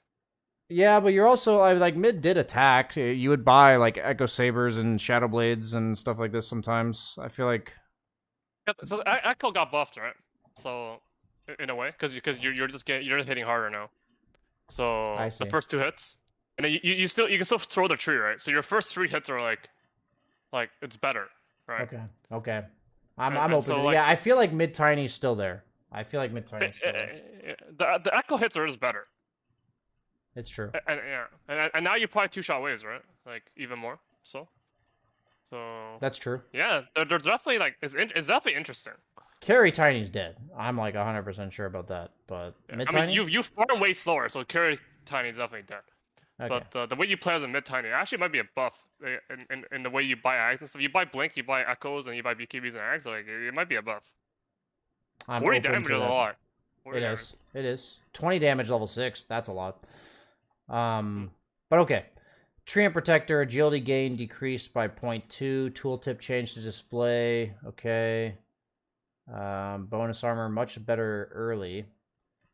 This shit lasts forever. They changed that last patch. The fuck? It's 6 armor, and it lasts for The time has 15 come. seconds level 1. And then it ends up lasting for 30 seconds at max level. Wait, what? The living armor spell is OP. Like, what is this? Yeah, that's pretty crazy. And then movement speed decreased from Nature's Guise. And then the living armor per second, that's strictly better because it's 30 seconds. And then DPS overgrowth replaced with overgrowth undispellable. Well, that's definitely better, but it's a level 25. I think we'll see some tree. Yo, 5? look at Troll. Okay, Troll. Ensnare now pierces spell immunity. Holy shit. That's What the big. fuck? That's huge, actually. What the fuck? Alright. I would probably take the movement speed over the whirling axes. Not sure, though. Yeah. 30 damage replaced with armor. Think you'd rather have the damage? So I like to keep my whirling axes level 1. I'm weird like that. So Yeah, that's very weird. I feel like this discussion is the first one we've had where I'll just politely say. but maybe I'll disagree. get 2. I mean, I think the way Troll wins lane is maxed axes, and I think he also uses it to farm. So. Oh, do you go 4 points in W? Oh, I guess Yeah. yeah. Some people do it. I would say if I want to, unless I'm like giving up on lane, but I think But the armor talent was better, right? Like the armor talent current was lore. better, but I would prefer the movement Well, speed. they go over back this to one. level 20, but then it's 30 Yeah. damage gone. Yeah, Hmm. and then I mean, I feel like the level 20 talents are both kind of meh now. 10 armor. Okay, I'm not and- gonna say it. This Troll Warlord is fucking back. I think he's back. Like this spell immunity shit is like wow. No, that's huge. And snare That's piercing spell insane. immunity. He has 'Cause, like I'd say if you just blink on it, you might even buy a blink now, right? Because it's so reliable. You just blink and you just fucking perma root someone. Like they can't even BKB it. I mean, I would say he specifically fucks Lifestealer and Jug super hard. I would say that. Very. I mean, he confidently. just fucks everyone, right? Like he just fucks. Like whoever he if he ensnares anyone, like they're just fucked. You have to fight him back, right? Like you cannot escape. Like if you're you're Ursa, whatever, then yeah, sure you can fight him back or use ulti and hit him back. But I mean, Ursa's not even good against him though. I don't know. I feel you have to just man fight him back. Kind of hard. I will say I personally don't believe it's as good as you're saying it is, but I do think it's a huge buff. I will say it's a huge buff, but I don't think it's like do or die. Like you can still like manta and shit, and Troll during ulti will stop hitting you and hit an illusion. Like I'm just saying, there's ways to deal with this shit. It's not like a bash, but yeah, it is much stronger. Like it will require items to be dealt with it, and heroes that rely on magic immunity only would have to have some other solution. So he has good matchups now. That's what I see. What do you think about the level 20 talents? I think they're That strictly was- worse. These are worse. 15% movement speed? That's yeah, a lot, right? I mean, It's like 45 to like 45 plus. so he has 50. He I- has you 50%. get stuff from Q. You get movement speed from Q as well. But level 20 is just like that's so underwhelming for a level 20 talent. I think It is better than dirty damage though, because I used to get dirty damage. I would rather have 30 damage than both of these. I think. 30 damage or whatever. I mean, fucking I moves, would like, be you can taking bust- Berserker's Rage armor here. That's what I would be taking every time over the trance move seed. I'm pretty sure. Unless the probably. enemy team just has no physical damage. Yeah.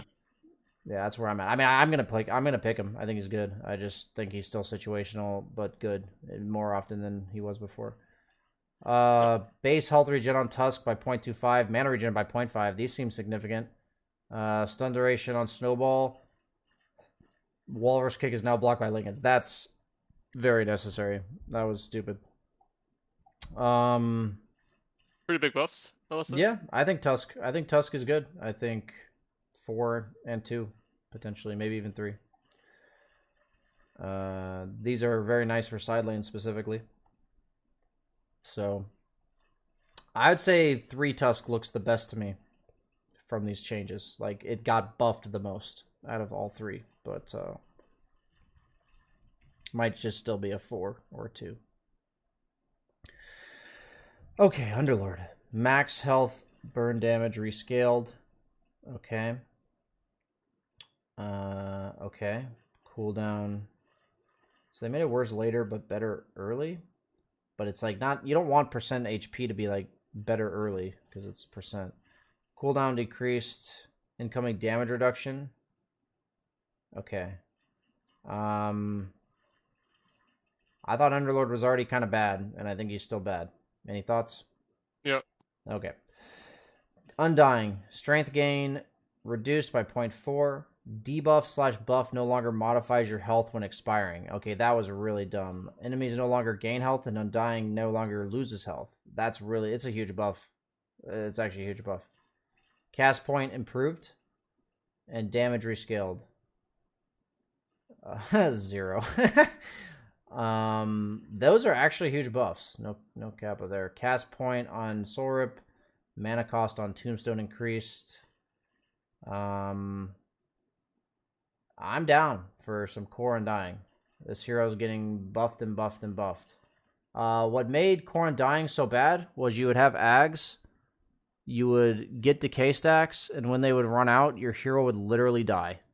Like, not even kidding. You would actually just die when your decay stacks ran out. So I think core Undying might have a real shot with this change. The first one on decay, giving him more decay damage. I'm actually open to this because since you no longer lose health on it expiring, your decay is effectively 80 HP.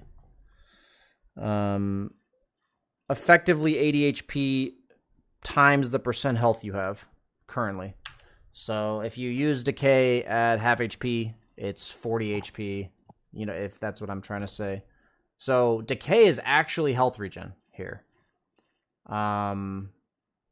So you can go like maybe a Soul Ring and you'll be able to sustain. I mean, it's pretty damage, right? It's 80 pure damage for 85 mana. Like, that's like has to be one of the greatest like 1-to-1. Like I like to think of like damage per mana, right?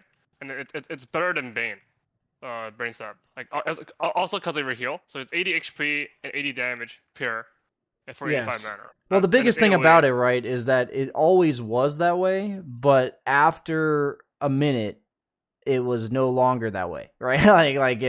It would fuck you. So I think core Undying never had a build that allowed him to have mana and health.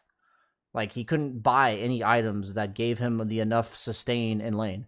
But I'm pretty sure you can just have, like, Bracer Wand and a Soul Ring, and this hero's, like, never going to run out of HP. Like, I'm pretty sure he's always going to have HP. So it's like Bramboot, Soul Ring, Bracer, Stick, and then Wand, and then you just go Axe? You go, like, Echo Saber Axe or some shit. Like, some, maybe one, maybe even, like, Blade Mail, man. They fucking buffed it. I don't know. Like, just something. I'm not committed on what that is, but I think you need one item and then Ags. I'm very confident that this decay change is huge. I'm very confident about that. I don't know if he'll be core or support, but I have moved Undying way higher in my. What's your skill build as an offlaner? Because I think it's mostly gonna be offlaner. You're gonna max decay now because it's literally health regen. It's HP regen now because you get HP from it and you don't lose HP. So Do you even skill W? Like he's 404, 414? Yeah, I think you probably skip W now because 210? the W was for sustaining. I think that was like the only reason you took it. So I'm pretty sure Undying's just gonna play to win trades in lane and like eventually get these items. I think he's actually gonna farm them because he has Decay's an extra 30 damage on creeps now than it was last patch. It's 10 from naturally and then an extra 5 from the talent. I'm pretty sure with Soul Ring and Decay level 4, you actually get your HP back from the Soul Ring because you're getting 2 Decays reliably, I would say, because it's 4-second cooldown. I think it's 4 seconds. Right. Yeah. I'm pretty confident this hero's a core. I'm pretty confident that he's. You get some really nice decay talents too. Yeah, I'm pretty confident he's a core. They also buffed his cooldown reduction on his decay. I think when you hit level 20 and you have items, you're actually just broken, because you're gonna have a 2-second decay with Ags, right? Yeah. So every 2 seconds you're doing 320 damage, and you're gaining 200 XP. Yeah, I mean, I think his Ags conceptually has always been broken, but once again, it's like when you used to lose the 10 strength, you would lose 200 HP every time. So I don't see any, like, the only drawback they gave him was the 0.4 strength gain, but that's not even close to. I mean, they also gave him like mana on Tombstone. I don't think that fucking matters. So yeah, I don't want to lane against Undying CM, dude. I don't. Dude, yeah, I'm pretty confident this hero's top tier off lane. He might even be a carry. I'll be honest. He might even be like a Pudge-esque carry.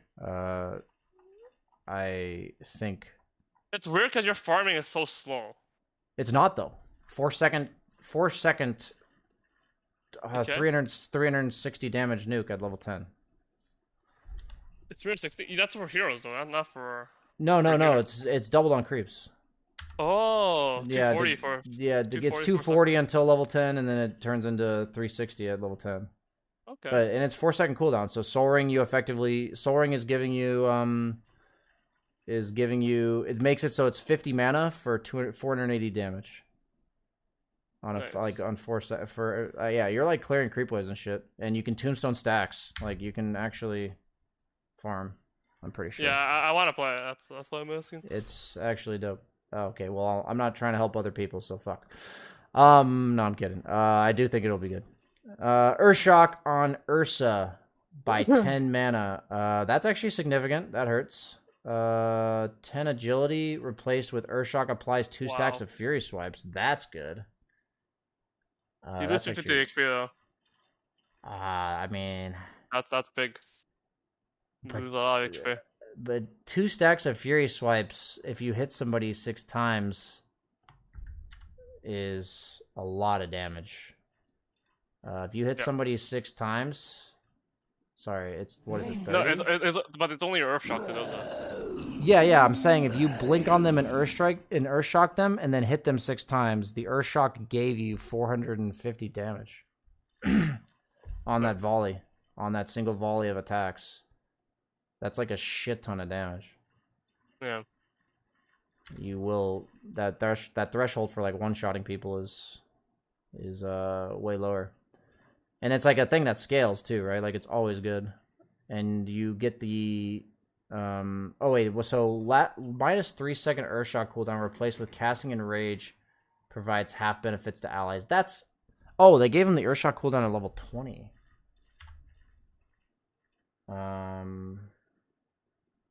But then you probably that You sucks. lose the 12 first Yeah, because that sucks because it's like on the same. The left talent's really good. Yeah, you have to take the left talent. Okay. Well, that kind of sucks for the hero. Wait, what do you get at level 25? I didn't even know that talent existed. Oh, it's new, right? Oh, it's new. Yeah. That's the one they just That added. was really good. But the left talent's also really, really good. Yeah, I think you have to take. I feel like you have to take the left talents at 20 and 25. I feel like you just have to. But the 25, no, I don't know about that. I think the right talent level 25 is probably better. Like, because you're pressing Q and stuff, right? Like your whole team is just getting enraged all the time. But it's only 50%. In the But patch your notes, team is getting 40% like damage. 40% damage reduction, 25% status resistance. It That's says, by the insane. way, in the patch notes specifically, it says when you cast Enrage. So I'm pretty sure it doesn't work on a shard. But okay, what if it did? Will you get the right talent? I think I would get the probably right better. talent if it works on a shard. Yeah, I'd I'm gonna get test the it right now. Okay. I'll keep moving on. Vengeful Spirit. Cast range increased on missile to 650. It does not work. Okay. I predicted based on the wording of the patch note that it would not work. I don't trust Valve. Yeah, so fair enough. got this. No, it's good to test it. That was my prediction. Shard no longer provides bonus magic missile cast range. Shard bounce now mirrors current cast range. Ah, interesting. So it's better with like Ether Lens, but worse otherwise. Damage increased. Okay. Nether swap enemy damage. Okay. Magic missile cast range. So you're getting the cast range from a Talon. Venge support might see more play because it's more cast range in lane. They gave her wave of terror damage actually level 1. That's pretty significant. For CSing. Not sure. Yeah, I'm not sure either. I think she might be good though. I mean, her magic missile level 1 is better too, so that's nice. Yeah. You can skill your other shit. Her lane is way better. Yeah. Okay. Plague Ward mana cost increased. I wasn't expecting that. Reworked Shard. Latent toxicity applies a weak poison that slows by 10% and deals 20 damage per second to its targets for 7 seconds. If this poison is dispelled in any way, the target will receive 300 damage and be stunned for 2 seconds. What? If you dispel it, you take 300 damage and be stunned for 2. What the fuck is that? That slows by 10%. Huh. So if you gale them and like you apply the shell on them and they manta, they just get stunned? Is this a passive or a spell? I don't understand. It's a spell. My enemies will taste my If they dispel it, they get stunned? Yeah, That's weird, yeah, man. it makes it so I've they never don't seen want anything like to. this. Yeah, it makes it so they don't want to dispel themselves. That's interesting. That's very weird. I've never Oh, seen they anything gave like him back this. his poison sting health regen reduction. Dude, if you at his manta, you talent. get stunned, dude. It's interesting. I mean, Venom's Very literally fucking- countered by dispels, so it's kind of interesting there.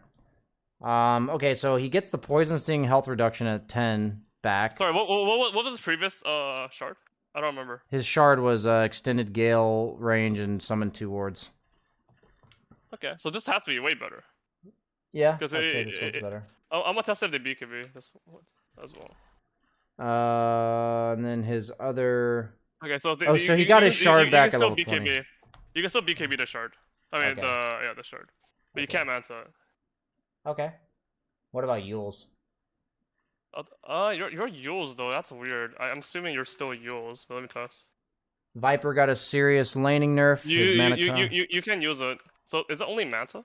It's like Manta, Lotus, that's Lotus. abilities that dispel. Okay, so duration. Wait, on you Nether can Toxin? you can wait. Nether Toxin. You decree. cannot Lotus. You cannot Lotus. Like it'll stun you, right? You can't BKB it. You get stunned. Wait, really? Yeah, you get fucking stunned. This is insane. It's actually crazy. Okay. Damn. That This- shores this up a is lot of Venom's ginormous bad buff. situations.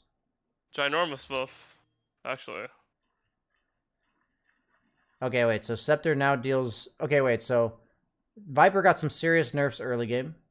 Scepter now doubles damage and slow for enemies within 500 distance from Viper. Additionally, allows Corrosive Skin to deal the first instance of damage the moment debuff is applied. Okay. Reworked Scepter.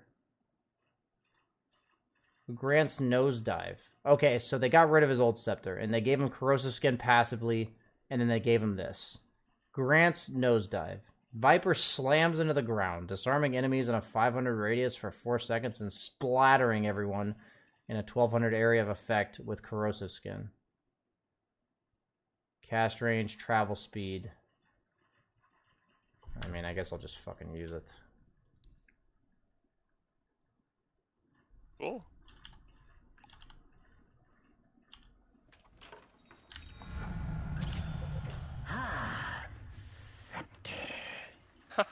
The animation is so boring, dude. But, I mean, it's kind of cool actually. It feels like you're. You're like spinning and dancing. I fly. And then it also doubles the stuff on your... Oh, I see. I mean, it's like point blank. It's like, what the fuck? Disarming enemies for 4 seconds? Interesting. I mean, the double attack skill and double magic resistance is really nice. Yeah, If they're it close is. to. But their BKB doesn't do anything, right? Yeah. I don't think it's double magic resistance. It's just double damage and slow. No double magic resistance. There's a talent for corrosive skin magic resistance bonus. I mean, it's interesting. The hero's very different. He's not nearly as good in lane anymore because of the mana cost on his Q. Soul Assumption mana cost on Visage by 10. Familiar attack range increased by 20. Stun radius increased. Bonus attack damage decreased from Silent of the Grave. Visage, the talents got nerfed. Okay.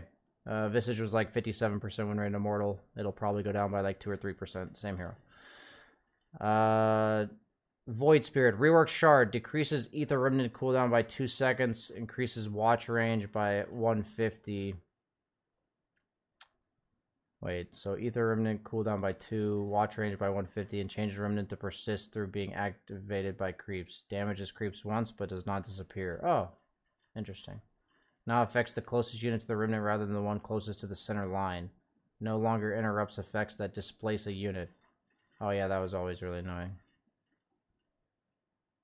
Replace... Okay, so you get your old shards dissimulate on level 15 if you want it, but it replaced a better talent, or it replaced a really good talent.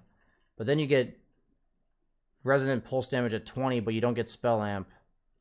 And then instead of stuns, you get roots. I mean, this hero got fucked, didn't he? Wasn't I'm he actually super confused. But the level 15 talent is definitely... the Outer Ring is definitely better. You definitely need to get that one. I would just say that the hero didn't have a good win rate at the major, and he got absolutely railed by these changes, is what I'm seeing. We'll see how it goes. Warlock. Heal damage decreased at early levels. Shard no longer gives movement speed. Slow per second increased. Or decreased. Now deals an increasing amount of damage. Oh. Upheaval does damage. Cast range much lower, though. Okay. Interesting. I don't know what to say about Warlock. Rework Shard. Sakushi puts a mark on enemies it damages that lasts 6 seconds. When Geminate attack procs, enemies with a mark within 1200 range will also be attacked. Oh. The old Shard was way better. Yeah. Okay. GG. Strength gain decreased by 0.4. Scepter no longer makes Windrun undispellable. Scepter now grants invisibility that doesn't break attacking / casting spells.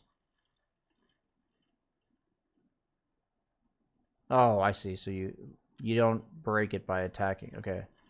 Light Windrun effect is created about... Okay. No lingering effect of it. So... Okay, I'm just going to be honest. I got to go to bed, so I'm going to read through these. Strength. Unless there's something significant. Slight nerf on Okay, Arctic Burn's a big nerf. Light duration. Cast range on Cold Embrace. Early levels. Witch Doctor lost 50 attack range, but Cask is faster, but the range is decreased. Oh, significant radius increase on Voodoo Restoration. Lower heals level 1. Oh, now deals damage to enemies.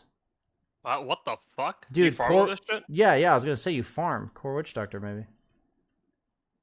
Actually, what the fuck? 141? Question mark? No, it has 50% bonus accuracy too. Oh, okay. Dude, Core Doctor, man. I'm trying it.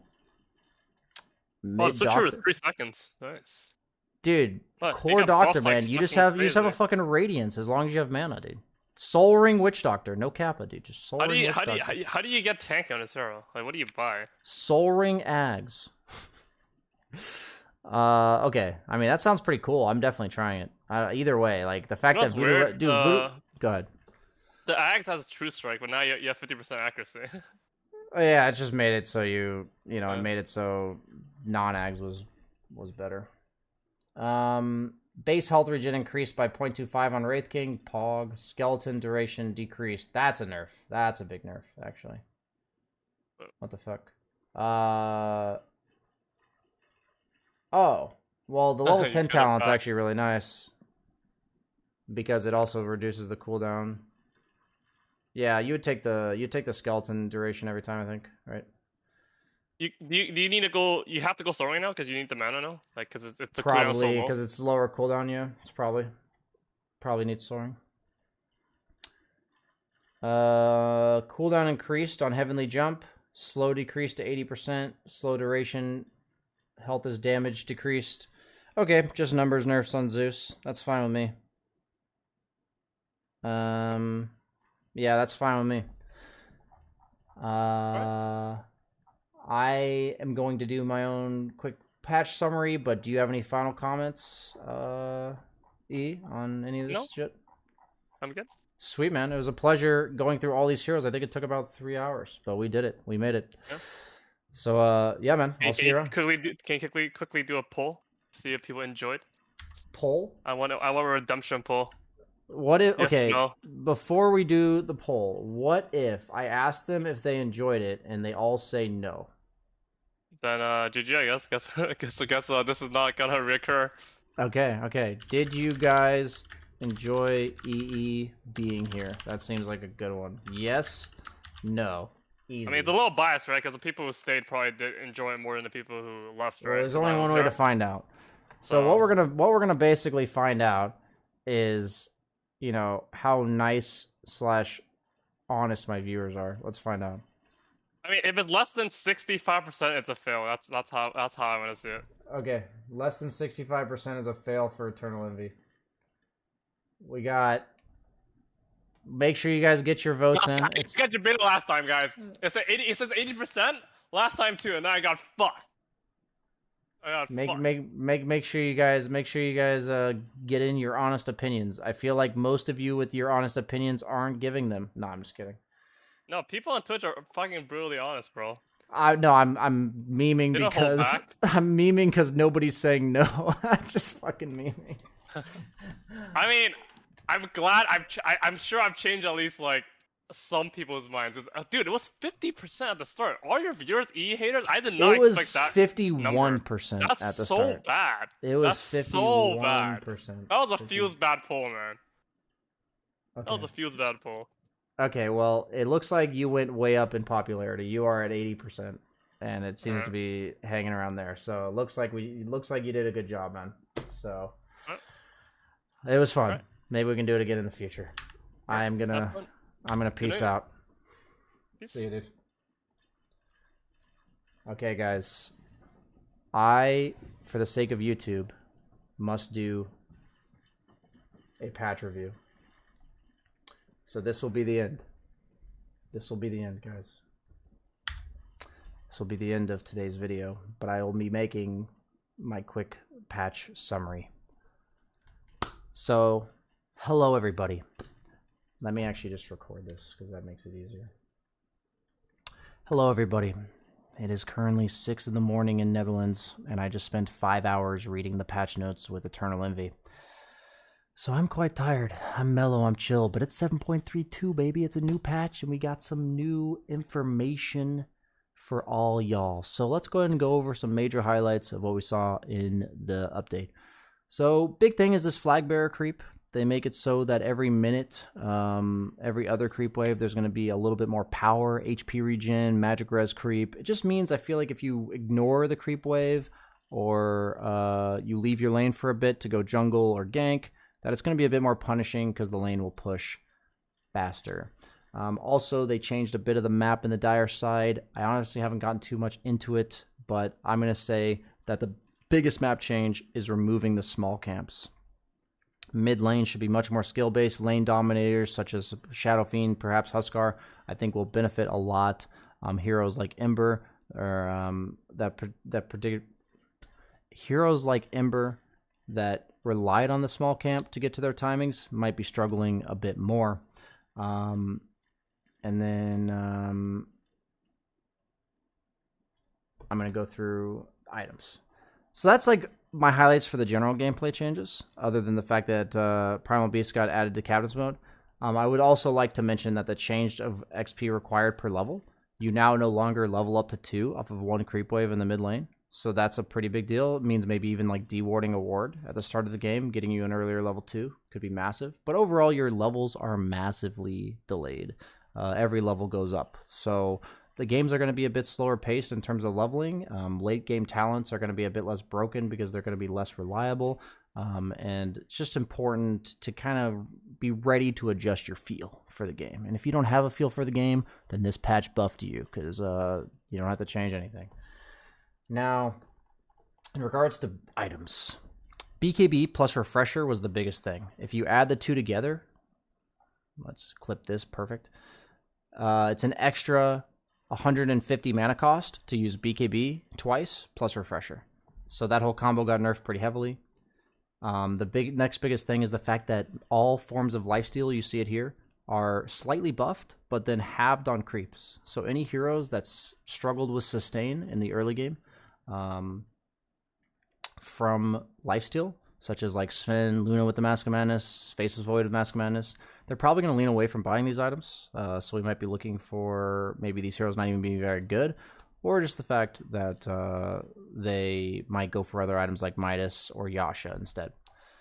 I unironically think Midas giving us securing. I unironically think that Midas securing a neutral item drop makes it much more realistic that you would want to buy one around 7 minutes, because you will immediately secure yourself a neutral item on heroes that have like strong laning stages with sustain. Come to mind is like maybe Wraith King, CK, this type of thing.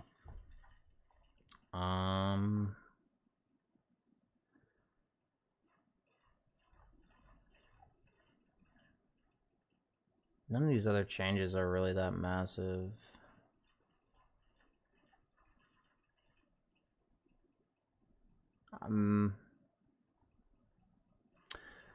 So they released a bunch of new neutral items. I'd first and foremost like to say goodbye to our lovely fallen comrades, Chip Vest, Keen Optic, Oceanheart, as well as Essence Ring, Fagrenade, Quicksilver, Amulet, and my favorite was Spider Legs. The item had to go, but we will truly miss you. And the Leveler, honestly, nobody really misses you. Weren't that exciting. But we did get some fun new items. A lot of them are really core-based, I would say. We replaced a support item, Keen Optic, with Lance of Pursuit, which is effectively a backstabbing Orb of Venom. And then we replaced Chip Vest with another regenning item. We replaced Ocean Heart with another stat item. We replaced tier 2 items with basically a new Keen Optic, but you're getting an Essence Shift for it.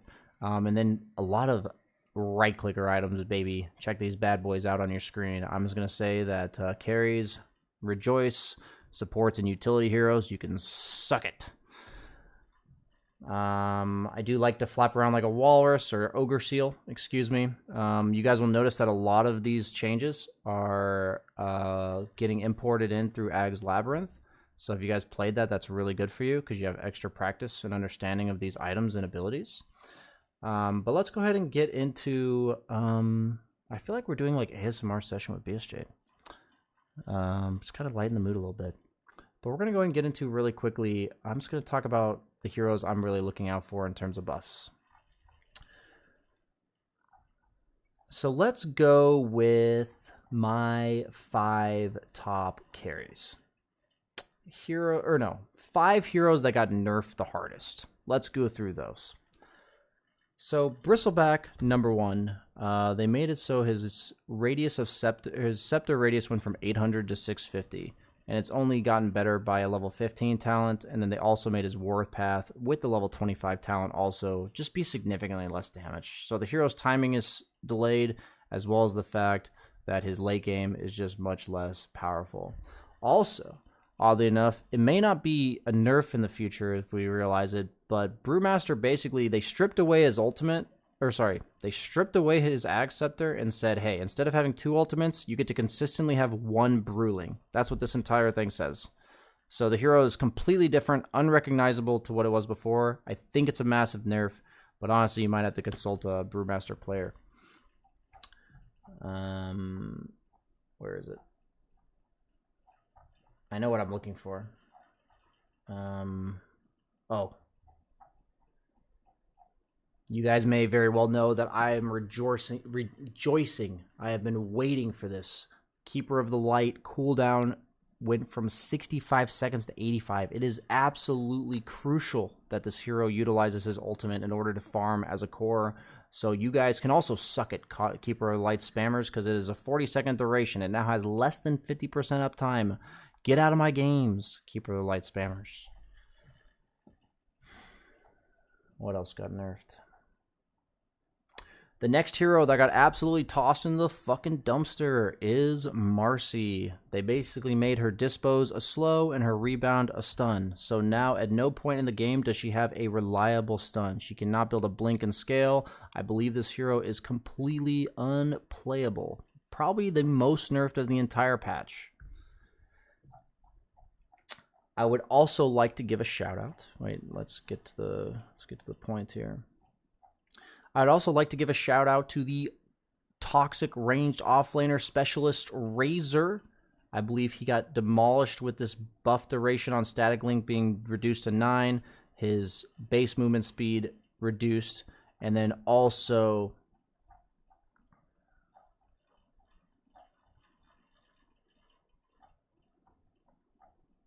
our boy Viper with the Nether Toxin duration going from 8 to 6.5, but mainly the poison attack going from 18 to 24 at level 1. I just believe that these heroes are just not going to pack the early laning stage punch that they once had, and that was a huge part of what made them so popular. Now, heroes from so for the next subject of our video, let's talk about the heroes from the last patch that I believe dodged the nerf bat. So, Tiny, you see here, he got nerfed. But at the end of the day, none of this significantly impacts mid Tiny. I think it hurts carry Tiny, completely dead because of the 30% attack reduction permanently, no matter what items he has.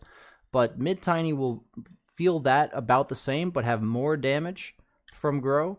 And the toss mana will not be nearly as impactful for him as it is for support Tiny. So it hurts for position Tiny, but I think mid Tiny will still be very strong.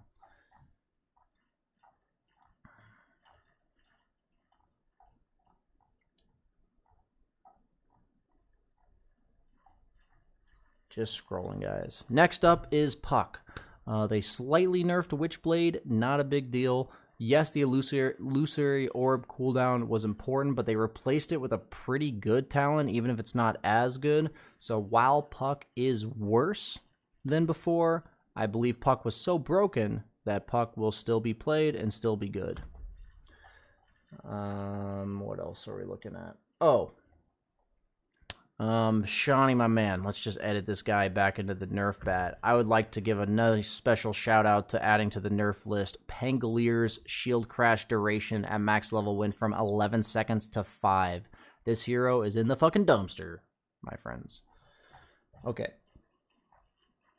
What did I say? Dodge the nerf bat? That's what I was looking for.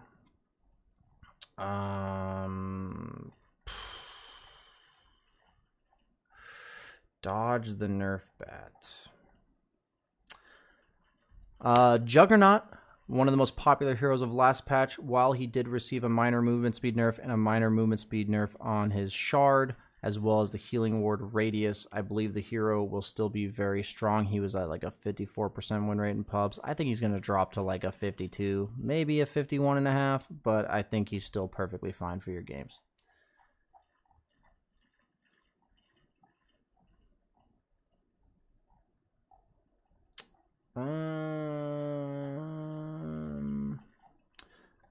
And Dawnbreaker. She got a minor base armor reduction of 1, and the Celestial Hammer at level 1, significantly less range. But aside from that, she actually had a buff on her Ags, and I think the hero will be the exact same, starting maybe level 3, perhaps level 5. But I'd still be looking to see a lot of Dawnbreaker. I think she's not going to be ultra broken, but she's still going to be very strong.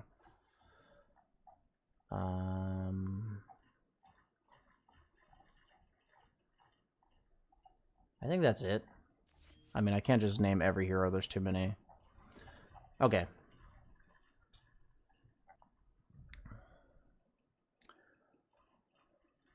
Heroes that I think got the biggest buffs overall. We're going to go with first, Crystal Maiden. They basically made it so her current laning partner goes from getting 0.5 mana regen from her passive to 1.2. So she's basically giving a free Basilius to whoever she's laning with at level 2. So I think she's going to shift from being a level 2 killing hero with both of her spells to synergizing as potentially a 4 or a 5 with any spamming hero in lane, and they're just going to outspam you, and I don't think there's anything people will be able to do about it, to be honest. 1.2 mana regen at like level 2, that is absolutely insane.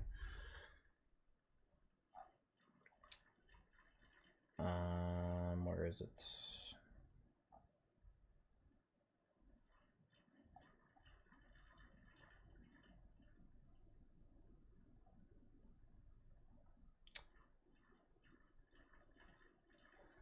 Next up is my boy Leshrac. I think the fact that they've given him a bunch of base damage and now also coupled with a buff to Bloodstone, I truly believe that with any saving support, even just a hero like Crystal Maiden in his lane, giving him a little bit of mana to work with, any buff that makes it either easier for him to live or a little bit of mana involved, I firmly believe this is the patch for Leshrac. I will be checking him out. I think it's just adding up slowly but surely.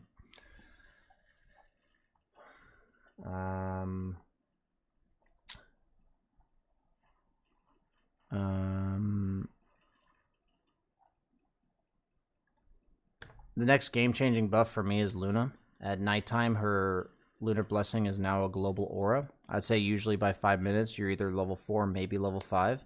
So you're giving your entire team 20 damage at 5 minutes. I think that just basically gets map momentum snowballing. And then her new shard, while it seems worse than the old one is now replaced by a level 20 talent. So I feel like her mid to early game is a little bit worse for herself. But the fact that she's like buffing up her team to make space for her, she should have more space to work with. And then if she gets to that level 20 point, I feel like she's going to be one of the scariest late game carries in the game. We're going to ignore Lycan for now, guys. Morphling. His shard now makes it that he can attribute shift while stunned. I think this is going to be an insanely important change for the hero. And welcome back, Morphling spammers. And also to all the boomers out there that this allows to now play Morphling. Congratulations, BSJ. I mean, boomers out there. You can now play Morphling because you can now, as long as you buy the shard, which gives you 6 agility and 6 strength, so it doesn't feel that bad, you will also be able to not have to react perfectly all the time.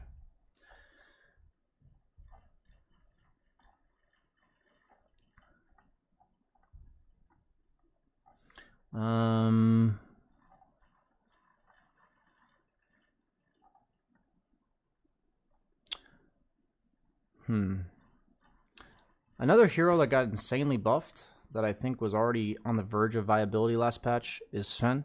They gave him base health regen in lane. They gave him quality of life on his Ags.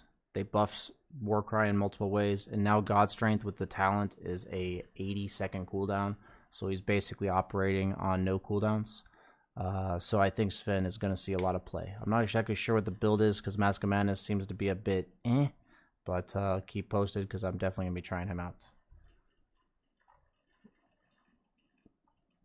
Another hero we saw a lot at the Major that didn't have the best win rate in pubs, but I think truly is going to be a menace this patch is Terrorblade with these buffs. Just quality of life buffs from turn rate as well as health regen.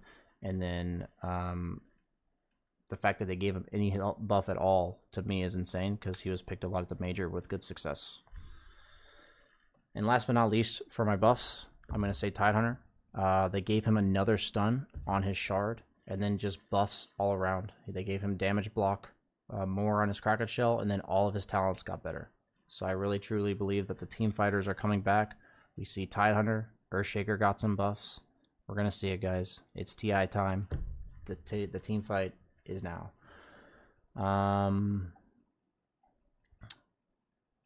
So I know I just mentioned heroes So I just mentioned all the heroes that I thought got buffed the most. But what you guys don't understand, because you're probably screaming at me in Twitch chat or in the YouTube video, you're like, please fucking mention it, BSJ. I've been waiting.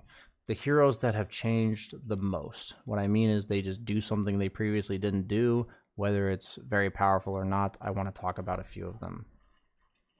So first and foremost is Undying. So his decay used to be where you gain the 80 health and then you lose it at the end. But now you no longer lose it at the end. So decay is effectively sustain, okay? So what that means is you can buy Soul Ring, spam decay, and I think you'll be able to sustain in lane. So I'm calling it, people, Core Undying with Ags, second item, is going to be the tits. Next up is Troll Warlord. Now that his Ensnare pierces spell immunity, he has insanely good matchups against Jug and Lifestealer and any other hero that purely relies on BKB. Keep an eye out for Troll. That's an insane buff against specific matchups. Let's get down to business and defeat the Huns. Special shout out to Skywrath Maid's Shard. It now works on damage rather than cast. Your ultimate gives you 20 stacks of intelligence and armor.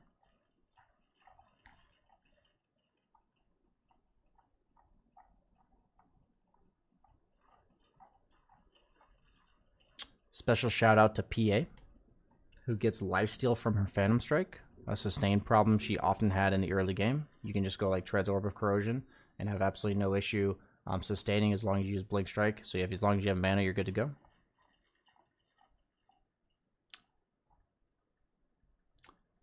I don't know exactly how much of a buff it is, but Ogre Magi lost his health regen, a little bit of armor, but was given 20 base damage. I'm calling it right now. Ogre Magi mid, they buffed Midas early game. They gave this hero the ability to just max Bloodlust and hit people for 72 damage. You heard it here first, folks. Health regen doesn't matter in the mid lane because you buy bottle anyways. It's coming. It's the time. It's the year of the Ogre Magi. Mid. I already mentioned Morphling. Monkey King Shard's probably one of the best changes out of all the shards for any hero in the game. They made it so his Q is basically a teleportation. Like, you can move to the edge of your Boundless Strike. This is good for aggression on anybody you stunned, but it's also good if you get gone on, your Tree Dance is not available because you're taking damage. You can now get away from a lot of things because of this extra mobility. Mirana now has way longer bonus duration on her leap. Look out for Core Mirana. Lycan has now become the most annoying hero in all of Dota. His Howl is now global when cast at nighttime. I'd like to remind you guys that with the level 10 talent, Howl reduces attack damage by 60%. It has a 50% uptime. So if you have 4 points in Howl, starting at 15 minutes, you can just like 50% uptime for the rest of the game. That during night, like half the rest of the game. So half of the half, which is about a tenth, if you do the math, you can reduce their attack damage by 60% and their armor by 7 anywhere on the map. Okay, guys, anywhere. That's crazy. Absolutely most annoying shit ever. I don't know why they did this, but I want to try Lycan at pretty much any role. Okay, I don't know, but I feel like the idea of reducing everyone on the enemy team's attack damage by 60%, 50% uptime sounds nuts. Even just for the sake of stopping them from farming. That sounds like crazy to me.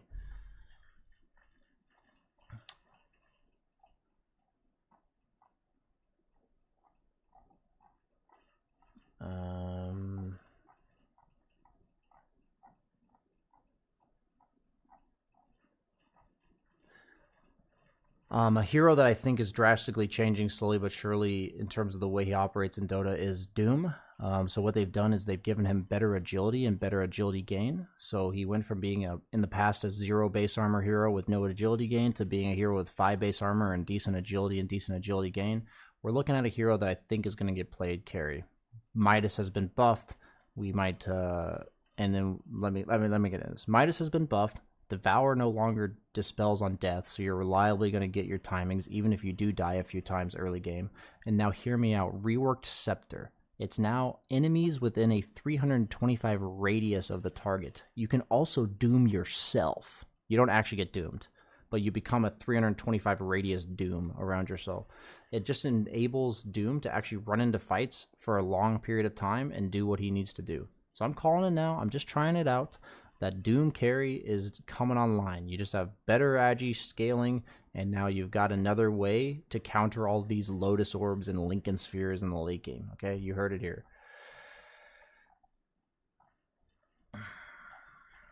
And then... is that it?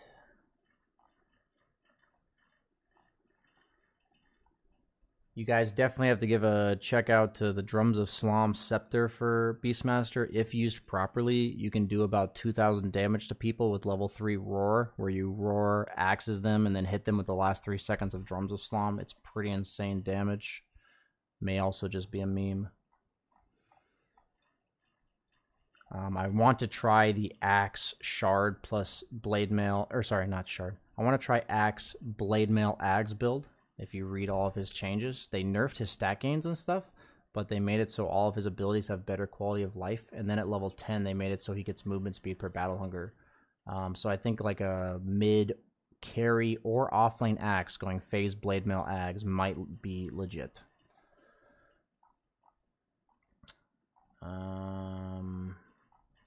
Is there any hero I missed, chat? I'm really tired, guys. I'm sorry. I'm trying to do my best here. Oh. The hero I ultra want to try, I can't believe I almost forgot, guys, is Witch Doctor Voodoo Restoration now does damage to enemies. Okay. As long as we can maintain this mana, I'm talking bottle, mana boot, soaring, I don't give a fuck. You have 40 damage per second that also heals you. So you're winning trades as long as it's on. So I want to try this shit core. I don't know what it takes, but I'm gonna look into it. Probably not carry, but offlane or mid, we're gonna figure it out. Okay, we're gonna figure it out. But this seems insane to me that this now does damage.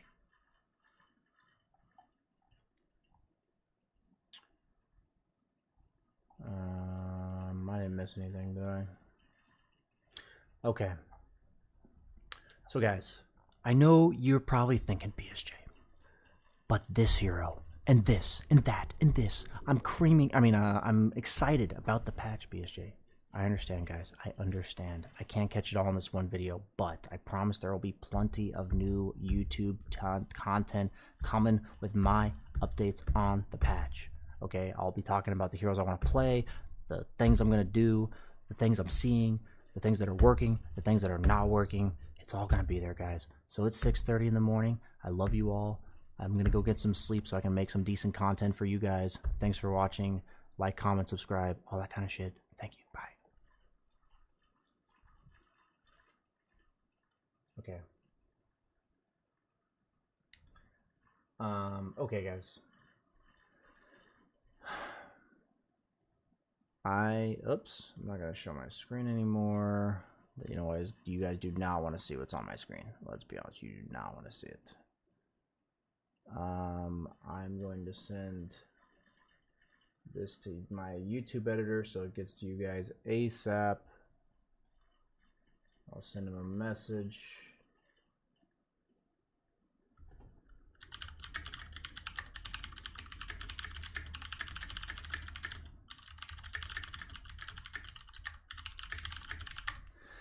Okay. So I would just like to kindly thank everybody here for watching the stream. It's EU time, 6 in the morning. My sleep schedule is fucked, but that's okay. As I'm going to go to bed, get some sleep, come back, play the new patch. Hopefully you guys are there. You know, all the good stuff. So thanks for watching, guys. I hope you enjoy my calm, loving voice. Have a great night, everybody. I'll see you later. Let's, if Eternal Envy is streaming, we will raid him as honor for him joining us. Sure. Let's do that. I'll see you guys later. Bye-bye.